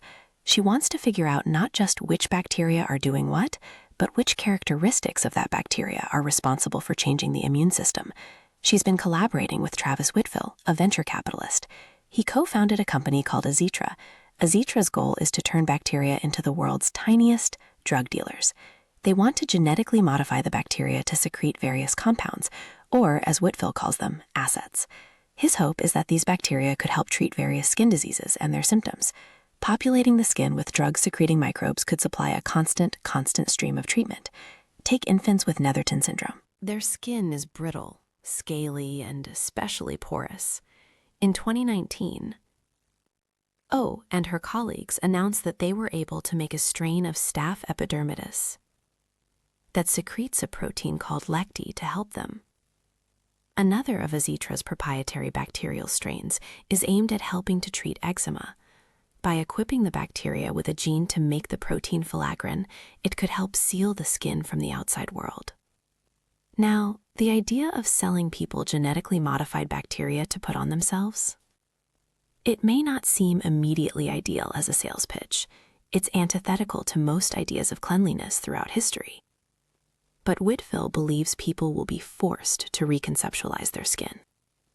Azitra also announced a partnership with Bayer to create cosmetic and personal care products. These contain Staph epidermidis that has not been genetically modified. These could come to market much more quickly.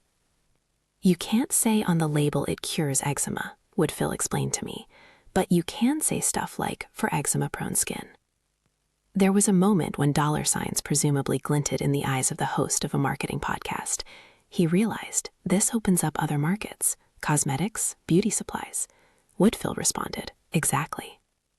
It's not as cheap as making yogurt, but it's not too far off. People are starting to become aware of the microbiome. And let's be honest, a lot of consumer products are not microbiome friendly. Azitra feels confident that consumers want this product, but a product that people want to buy is not necessarily the same as one that works. Each of us has unique skin with a unique microbiome. Populating a person with living bacteria that can reproduce and thrive, or die off, it makes it much more difficult to ensure that dosing is standardized. The optimistic premise quickly seems radically complicated. The time-tested way to optimize the immune system still seems to be through early life exposures, as O herself concludes. If your skin biomes are diseased, then we have to have therapeutic targets.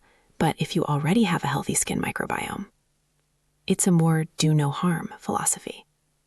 Lying in a hotel bed one night in 2008, a corporate salesperson named Sean Seipler he was contemplating the meaninglessness of existence. He worried he wasn't doing anything productive for the world, just arranging tech industry partnerships. He started considering the actual wastefulness of his travel schedule, not just the carbon footprint of flying all over the country, staying in a different hotel many nights of the year, but the little things. He called down to the front desk of the hotel, and he asked what they did with all the soap that was left behind. Unsurprisingly, the concierge said they throw it away. Seipler thought about the scale of that waste, multiplied by the number of hotel visits in the U.S. alone, and estimated that every single day, we're collectively discarding around 5 million bars of soap. This did not it did not help him fall asleep. American hotel operators adopted the European concept of offering soap in the early 1970s, as ever budget-conscious chain hotels fought for ways to distinguish themselves without significant investment. A little bar of soap in the bathroom, or a mint on the pillow, it made you feel cared about, even if the environment was otherwise dreary, and, if you took a black light to it, unclean. Including a previously used bar of soap, or a half-empty economy bottle of shampoo, did not apparently confer the same feeling of care as giving each guest a new one. Each item needed to be individually packaged, wrapped in pleats of decorative paper, and discarded after each guest departed, even if it wasn't obviously touched. For a person with a tendency to be conscious of waste, this could trigger a panic attack. Some people are now being diagnosed with something called eco-anxiety. Seipler channeled this energy productively. Newly imbued with purpose, he went on to found an organization that recycles used hotel soap. They melt down the partially used bars, fashion them into new ones, put them in fresh wrappers, as consumers have come to expect, and distribute the new bars to people in need. The group is called Clean the World. At their Florida headquarters, huge bins of partially used soap are separated by type. You don't want to mix colors and scents when you're reshaping them. The bars are shredded and melted together. The heat from the process sanitizes any lingering human matter, and the end product is a good-looking bar that can be sent around the world. The group says they have sent some 50 million bars to more than 100 countries. The effort became part of a story it's much bigger than wasted soap. While Clean the World is mainly concerned with preventing hygiene-related diseases, it's also about the dignity of having basic needs met. The overuse of hygiene products is more than an environmental problem. It's more than plastic shampoo bottles accumulating in trash islands in the ocean. Even the problems of autoimmune diseases, of eczema and acne and asthma, all the things we may have unleashed on ourselves in wealthy countries, that is only part of the issue. At the same time as the conditions of excess and isolation are on the rise, elsewhere, preventable death and infectious disease plague the 2 billion people who lack access to basic sanitation. In 2019, UNICEF reported that 1/3 of the global population does not have regular access to clean drinking water, and even more do not have a way to wash their hands at home with soap and water. The world's hygiene problem is one of not simply too much or too little, but of radical imbalance. Clean the World is part of the United Nations WASH program, an arm of the ongoing effort to end extreme poverty, reduce inequalities, and tackle climate change globally. Much of this comes down to soap and water. The most globally visible problems involve disaster situations. For example, after the earthquake in Haiti in 2010, some 8,000 people died of cholera, which is entirely preventable with clean water and hygiene. But much of the effect of poverty on health involves day-to-day hygiene habits. In 2020, the leading global cause of death for children under 5 is still hygiene-related illnesses, primarily diarrhea and pneumonia. Around 90% of these deaths are estimated to be preventable with hygiene, sanitation, and clean water.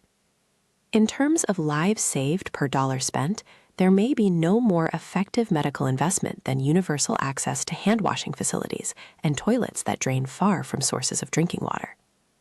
One of the countries where the problem is most evident is Mozambique, where, according to the UN, half the population lacks access to a safe water supply. Maldina Jalaine, a 45-year-old housekeeper, grew up in Maputo. She spent her childhood and early adulthood carrying water to supply her family's home. She tells me this matter-of-factly. She and her siblings would trek to the borehole 4 times a week, usually at night to avoid the heat and increase the odds that the well would not be dry. And then they would carry water back to fill the home's water tank. When she was 10, she carried 5 liters. By adulthood, she was a professional water carrier, bringing 40 liters at a time on her head to construction sites to mix cement. Even when her family's water tank was full, there was still a step between pouring and drinking. All the water had to be boiled to be safe. Jalan now uses a product called Certeza, which can be put in the tank to purify it. The product, which translates from Portuguese as certainty, is a water-diluted sodium hypochlorite solution. It is an individualistic approach to clean water. Rather than pooling resources and sanitizing water centrally, each person carries around little bottles of a product that can be poured into water before drinking. These are distributed by a mix of government investment and international aid.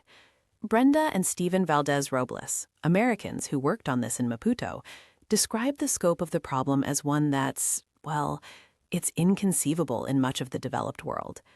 For most of history and still in much of the world, a reliable public water supply, of the sort many of us now take for granted, has been synonymous with luxury. Jelaine recently visited the U.S. for the first time. In New York, she said what fascinated her most was the regularity with which the trash is collected. Within the U.S., the city has something of a reputation for smelling like garbage, especially in the summer. But to her, it really is miraculous that the Department of Sanitation is able to keep a city this dense ever not smelling like fetid waste. Despite the preciousness of water, and perhaps because of it, appearing clean has always been a priority for Jelaine and her family. It was worth walking through the night for. If there was any hope for the upward mobility she ended up achieving, by the social standards that associate cleanliness and status, she simply couldn't afford to look any other way. The situation in Mozambique is far from unique. We are, and always have been, in the midst of what public health experts deem a global water crisis. For all the lofty innovations touted in Silicon Valley about curing rare metabolic syndromes or unwinding complex cancer pathophysiology, the medical community is still struggling to address a seemingly simple need: getting people water and toilets. Hygiene is one of the most cost-effective health interventions on the planet, says Serena Probasi, and that's just soap and water, mostly. When we spoke, Probasi was the CEO of WaterAid, a global nonprofit that sees health and water access as one and the same. WaterAid works in countries with the least access to water, building rainwater tanks, hand pumps, and wells. Her group estimates that 60% of the world's population lives in water stress, meaning they don't have clean water close to home that's safe to drink. Not only does this mean that hundreds of thousands of children die of infectious diseases, it also means that producing water becomes a top concern and a time-consuming activity for much of the world's population. Probasi was formerly based in Ethiopia, where she helped tackle trachoma, the leading cause of preventable blindness in the world. It was one of the most horrendous examples of suffering I've seen, she says, describing the debilitating infection in which the eyelashes turn inward. It's mainly related to hygiene. This can be prevented with face washing. Common among preschool-age children, the infection can be cleared by the immune system. But after years of repeated infections, the inside of the eyelid scars down, and the then inward-facing lashes scratch the cornea, to the point of blindness. This happens up to 4 times more often in women than in men, likely due to their disproportionate responsibility for childcare. The World Health Organization put the annual economic cost at around $8 billion. While diseases like trachoma are now localized issues, Probasi sees much more universal challenges in what's often the most difficult subject to address: menstrual hygiene. The effects of ignoring this basic element of human biology, it resonates across the global economy, affecting the position of women in every country that does not provide comprehensive education and readily accessible hygiene products, including the United States. Around the world, millions of girls drop out of school each year because of hygiene issues relating to menstruation. Menstrual hygiene has become a much bigger part of our work over the years, says Probasi. She noted that stigma over menstruation is especially strong in Nepal, where it's not uncommon for young women to avoid going to school for 4 or 5 days a month because they don't have a way. They don't have a way to manage menstruation. In many cases, there's no privacy or bathroom in the school, she says, which means they fall behind academically, which then means they're much more likely to drop out of school altogether. In Mozambique, only 25% of rural schools have restrooms.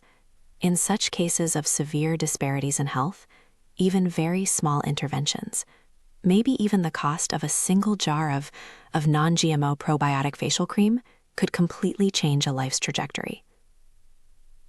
While writing this book, I was in a meeting with the dean of the Yale School of Public Health, where I teach, discussing what felt like the only thing I'd been discussing for as long as I could remember: hygiene and skin microbes. And his eyes just lit up. He explained that decades ago, in response to a spate of deaths, he had done several studies of douching, the fallout from douching, the act of flushing the vagina with water and other products in order to clean it, may actually be the first widely recognized instance of the negative effects of hygiene on the microbiome.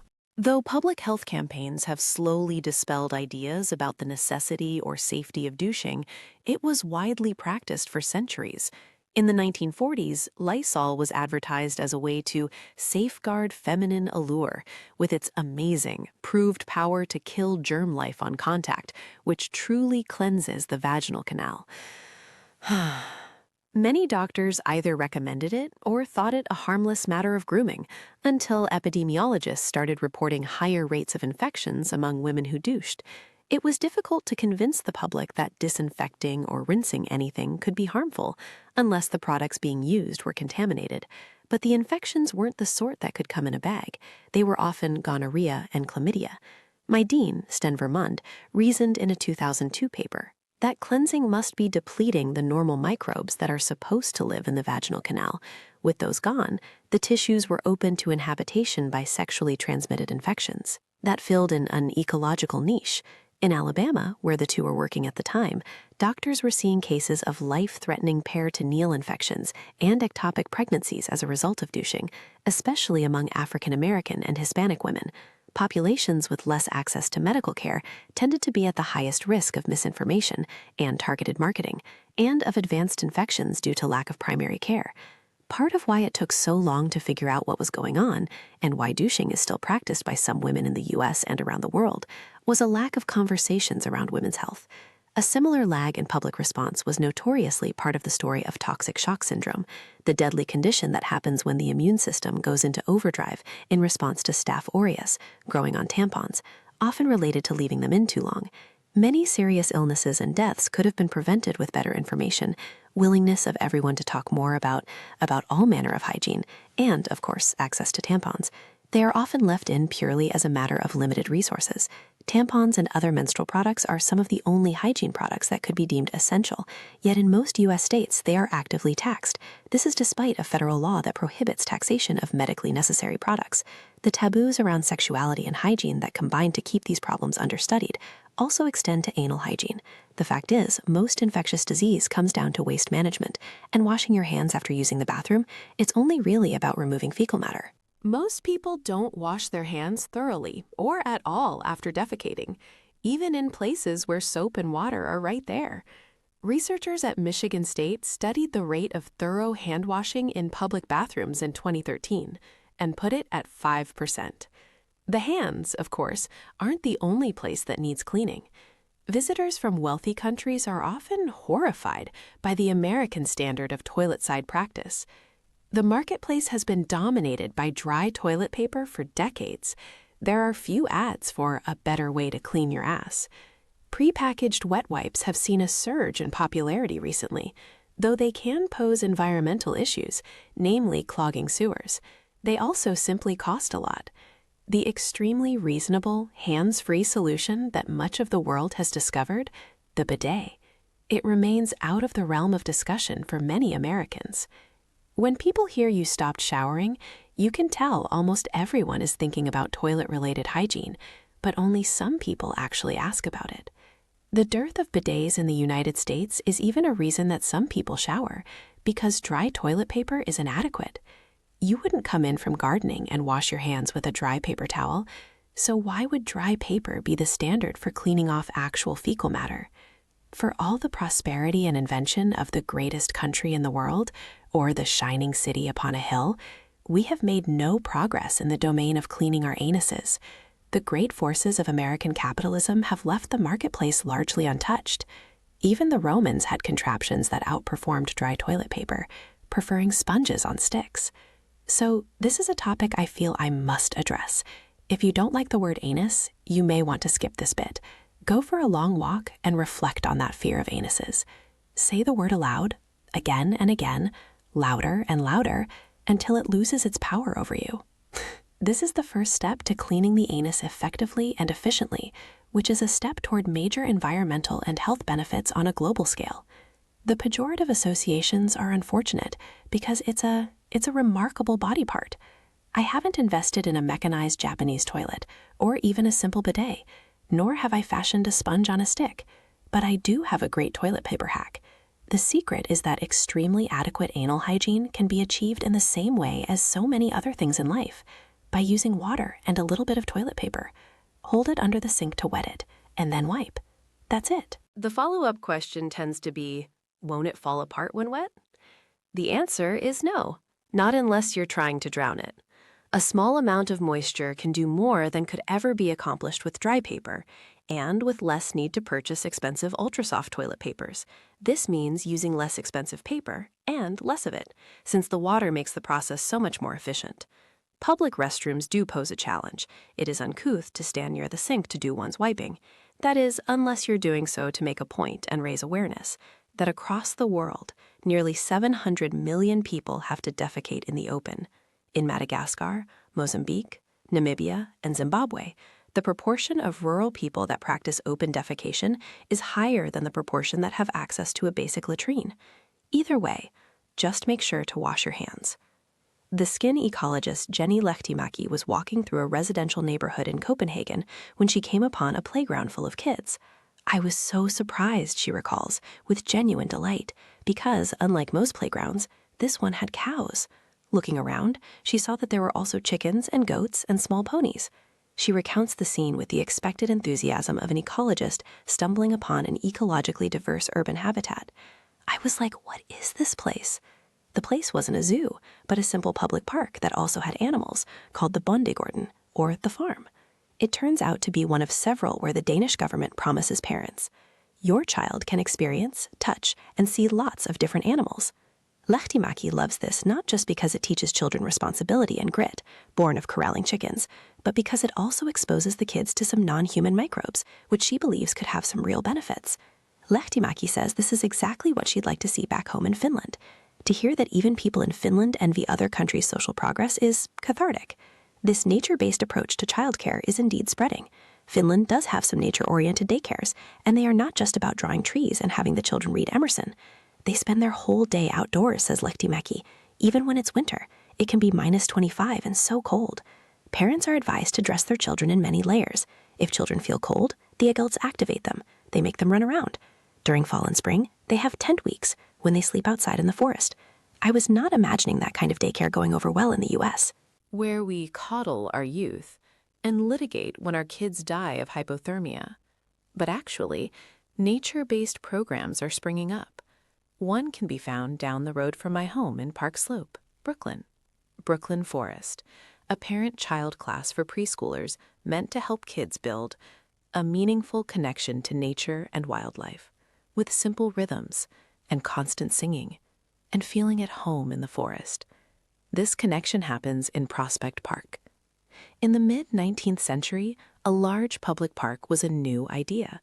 The poverty, social unrest, and epidemics that plagued American cities convinced city leaders that urban life was too stressful for its citizens.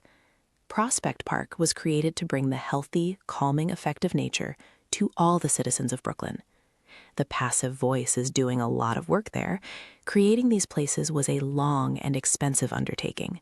Though the cost of building Prospect Park was originally estimated at $300,000, the 7-year project ultimately came in at more than $5 million. That is more than $150 million today. Olmsted and his team meticulously mapped each acre on scrolls. They designed them to perfectly capture an ideal natural landscape.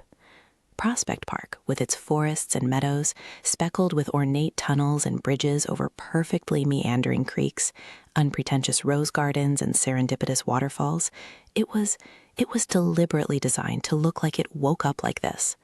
The project relied on a vision that would reconceptualize what was missing from modern life, what would drive the epidemics of the future, and what could be done to stop them. An idealistic millennial spirit living in the 1840s, Frederick Law Olmsted spent decades bouncing between professions, searching for something meaningful.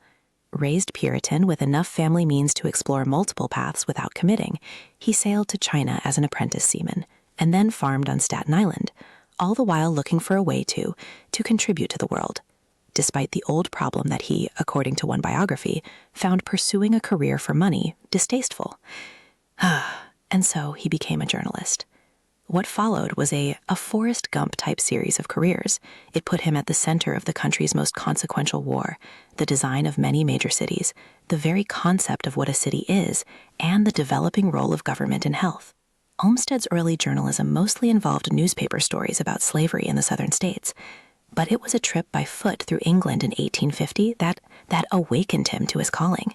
The country had just opened its first publicly funded park, called Birkenhead, in a suburb of Liverpool. He visited and had what his biographers describe as a sort of textbook epiphany.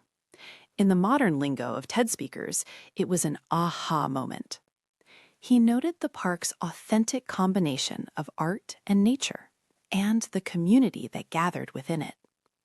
Olmsted was especially excited to discover that Birkenhead's beauty was shared about equally by all classes.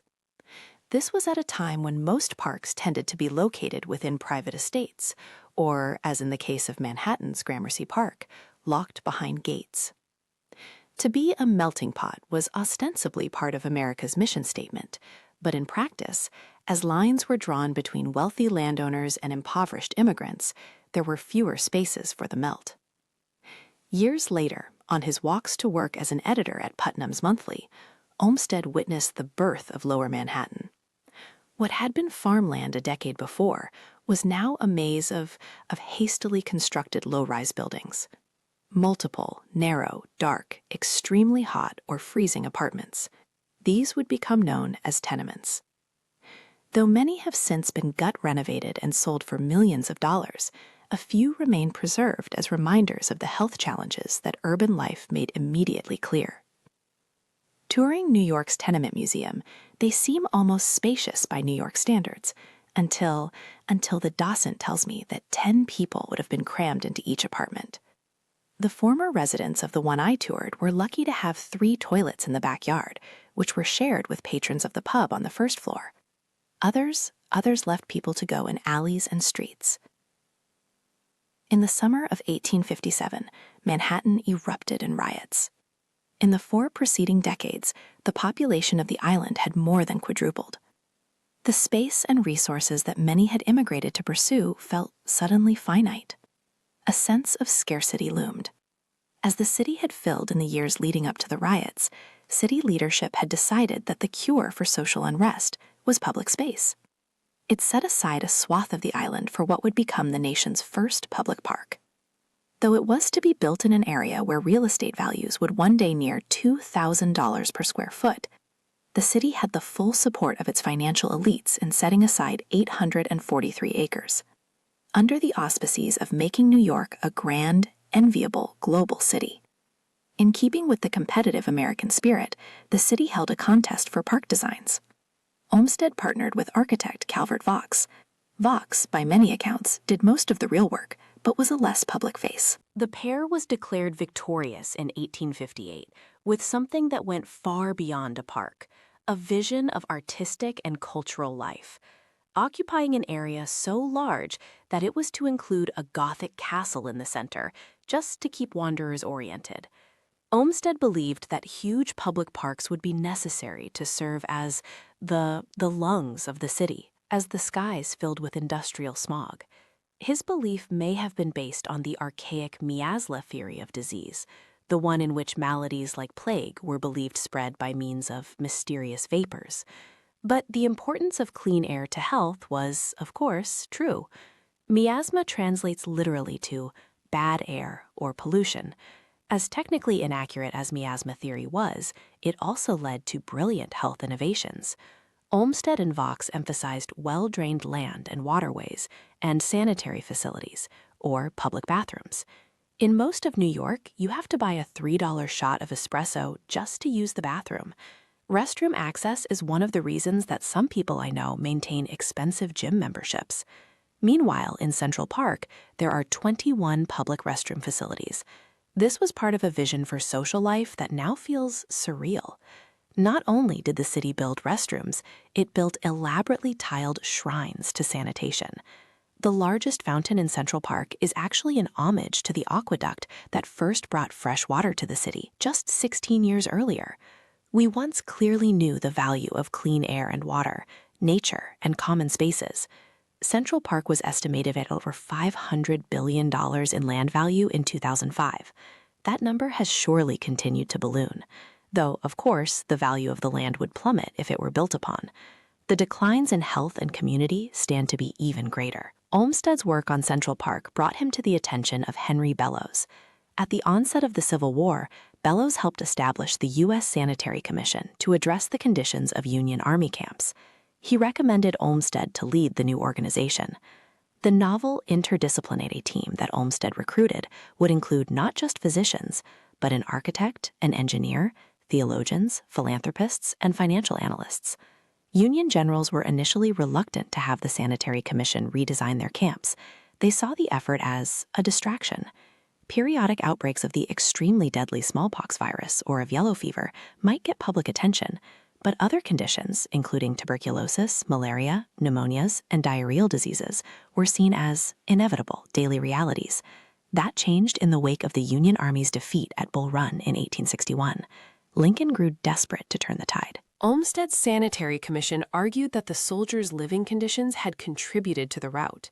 In his report to the president, Olmsted wrote that troops were demoralized by fatigue, heat, and want of food and drink. The Army was not known for lifestyle amenities, of course, but the camps had grown particularly squalid. The generals had been concerned with little beyond arming the men. Anything more was either wasteful or frivolous, certainly not a matter of strategy. Olmsted argued that it was. He pushed for investment in keeping people well, to keep them functioning properly.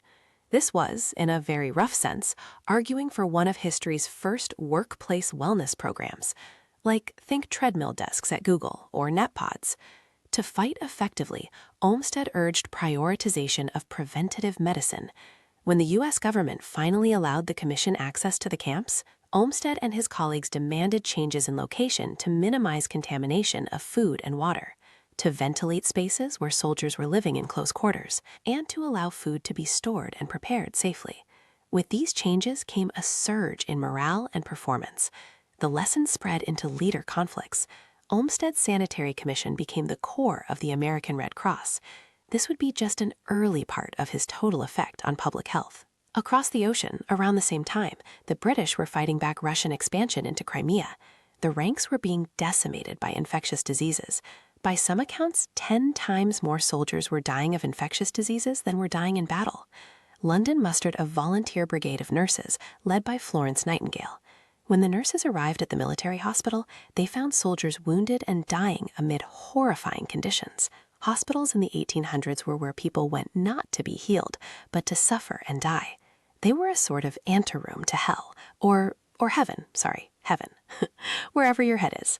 Nightingale found the places reprehensibly dank. One needed no understanding of germ theory to see men's beards and linens swarming with lice and fleas, errant excrement, and rats scattering. Nightingale believed the men needed air. The British government sent a novel sanitary commission for reinforcement, and she directed them to carve new doors and windows to get the breeze flowing through the rooms. Almost instantly, the condition of the men improved, though no one knew exactly why. London's Times referred to Nightingale as a ministering angel, though the men reportedly thought her work trivial in a time of war. As the death rate began to fall, by one report from 40% to 2%, the military leadership and even the Queen took notice. Nightingale became an advocate for the improvement of care and conditions in hospitals. One of her books, Notes on Hospitals, makes the essential argument for better ventilation, more windows, drainage, and less cramped conditions. In other words, solutions that predicted all the challenges of modern cities and hospitals. Though Nightingale had a moment as possibly the world's first hygiene influencer, by the end of the century, the roots of germ theory would take hold. Nightingale's advocacy of open air and exposure to nature, it got lost. It got lost in the crusade to eliminate all microbes. As legitimate fears of contamination and infection became paramount, cleanliness became synonymous with sterility. Modern hospitals vied to provide apparently pristine conditions and personal privacy. People were put into small rooms with limited ventilation. Windows were small and kept closed in the interest of heating bills. Only in recent years have the imperfections of this approach begun to be understood. airflow modeling techniques have tracked outbreaks within hospitals, outbreaks that could well have been prevented with simple open windows.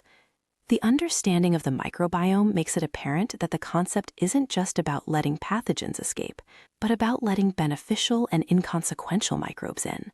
As the microbiologist Jack Gilbert put it, there's a good bacterial community living in hospitals, and if you try to wipe out that good bacterial community with sterilization agents and excessive antibiotics, you actually lay waste to this green field, this protective layer, and then these bad bacteria can just jump in and start causing hospital-borne infections. This microbial world, it makes it clear. Health is a balance. It's a balance between personal and public health, between being too exposed and too isolated. Among the wealthy, the tendency toward isolationism, it often wins out. I interviewed the entrepreneur Deepak Chopra back in 2017, and he had just launched a new business selling wellness real estate.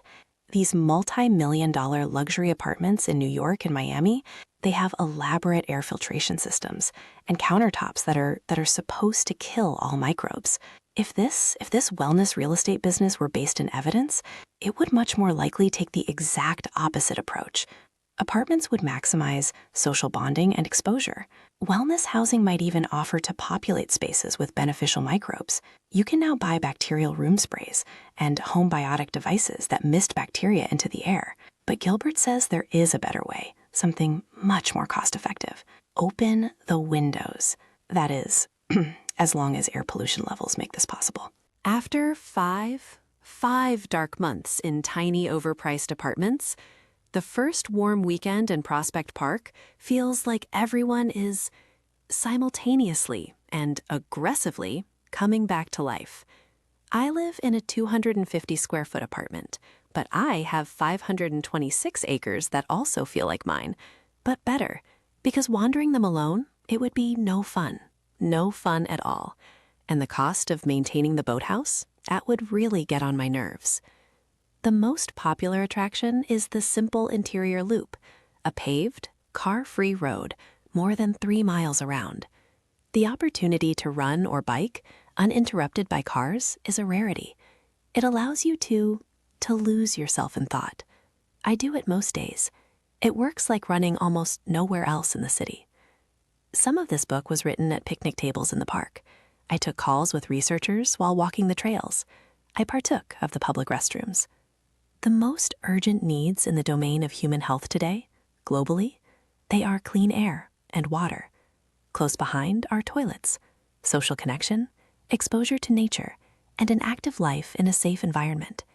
For a person who wants to maximize their impact on health, any of these targets present opportunities, and they require no medical degree or student loan debt. And all of these ideas, and the answer to how best to take care of our skin, they come together in the park. Olmsted's living work remains the backbone of New York City. His vision is also carved into other cities all across the country. As the walls of urbanization closed in, Olmsted traversed the country, seeding it with parks. He protected spaces for the classes to mix and for the air and the water to circulate. He gave us, among other things, the grounds of the U.S. Capitol, the National Zoo, the campus of Stanford University. He eventually moved to Boston, where he encircled the city in a corridor of green space, a chain of 9 parks, 7 miles long. Olmsted wanted to name it the Jeweled Girdle. He was ultimately, thankfully, steered toward the name Emerald Necklace. At the same time these embodiments of public health were being constructed, private corporations also began developing medications. In combination, we gained control over smallpox, polio, and diphtheria. Malaria and yellow fever were virtually eradicated. The future of medicine seemed bright. Doctors were no longer just palliating or covering up pain. They were curing. The focus of health investment shifted to individual treatments, and over time, these grew more and more specific and expensive. We have now entered an era of personalized medicine. In 2016, I moderated a panel with President Obama. They announced a commitment to investing in treatments tailored to every individual's specific biology. I was only mildly skeptical at the time. Now I realize this way of thinking it's turning our attention away from the much more urgently needed commitment to building the active, collaborative social lifestyles that are the foundation of health. The two approaches are not mutually exclusive, of course, but we have swung way too far towards self-care. Dietary supplements, prescriptions, gurus, and medicines made to match our DNA. Soon, we could be matching them to our microbiomes, too. As I look at the costs of this individualistic approach, I am unconvinced that more investment in treatments for an ever smaller number of people should be a top priority. These approaches, by design, treat symptoms and diseases after they have occurred. They rarely work to prevent disease. The market incentive is to maximize use of a product, not to minimize it. Today, millions of people endure living conditions comparable to the old tenements. The old diseases of deprivation are still rampant, but they are paired now with diseases of abundance. Parts of the world are in desperate need of basic sanitation, while others, they have hoarded resources to their own detriment. A century and a half after Olmsted, we've built fences and walls. Many of us live on cul-de-sacs with lawns full of pesticides intended to kill everything but one particular species of grass. Our bathrooms are lined with bottles and creams and sprays. They promise to protect us from the outside world, and now, increasingly, to restore the ecosystems we have already washed away. In 1950, 751 million people lived in cities. Today, that number is 4.2 billion. By 2050, there is projected to be 2.5 billion more in those soaring cities. Each person will have less exposure to nature, less sunlight, less space. As we change our worlds, we change our bodies. The old duality between environmental health and human health it's obsolete. This is why I felt so absurd, standing 7 stories over Bryant Park, waiting to get hyaluronic acid and expensive serums rubbed into my face, alone, behind a window that wouldn't even open. I'm not suggesting everyone should give up on skincare or quit showering. More than anything, this whole experiment helped me understand their value. These habits they're profoundly personal, but this book is meant only to offer an alternative perspective on how our habits affect our bodies and the communities around us. Advancing public health depends on constantly questioning the systems. It depends on understanding that we are all in this together, and that no challenges will be solved by sealing ourselves away, chasing some ineffable, impossible state of being clean.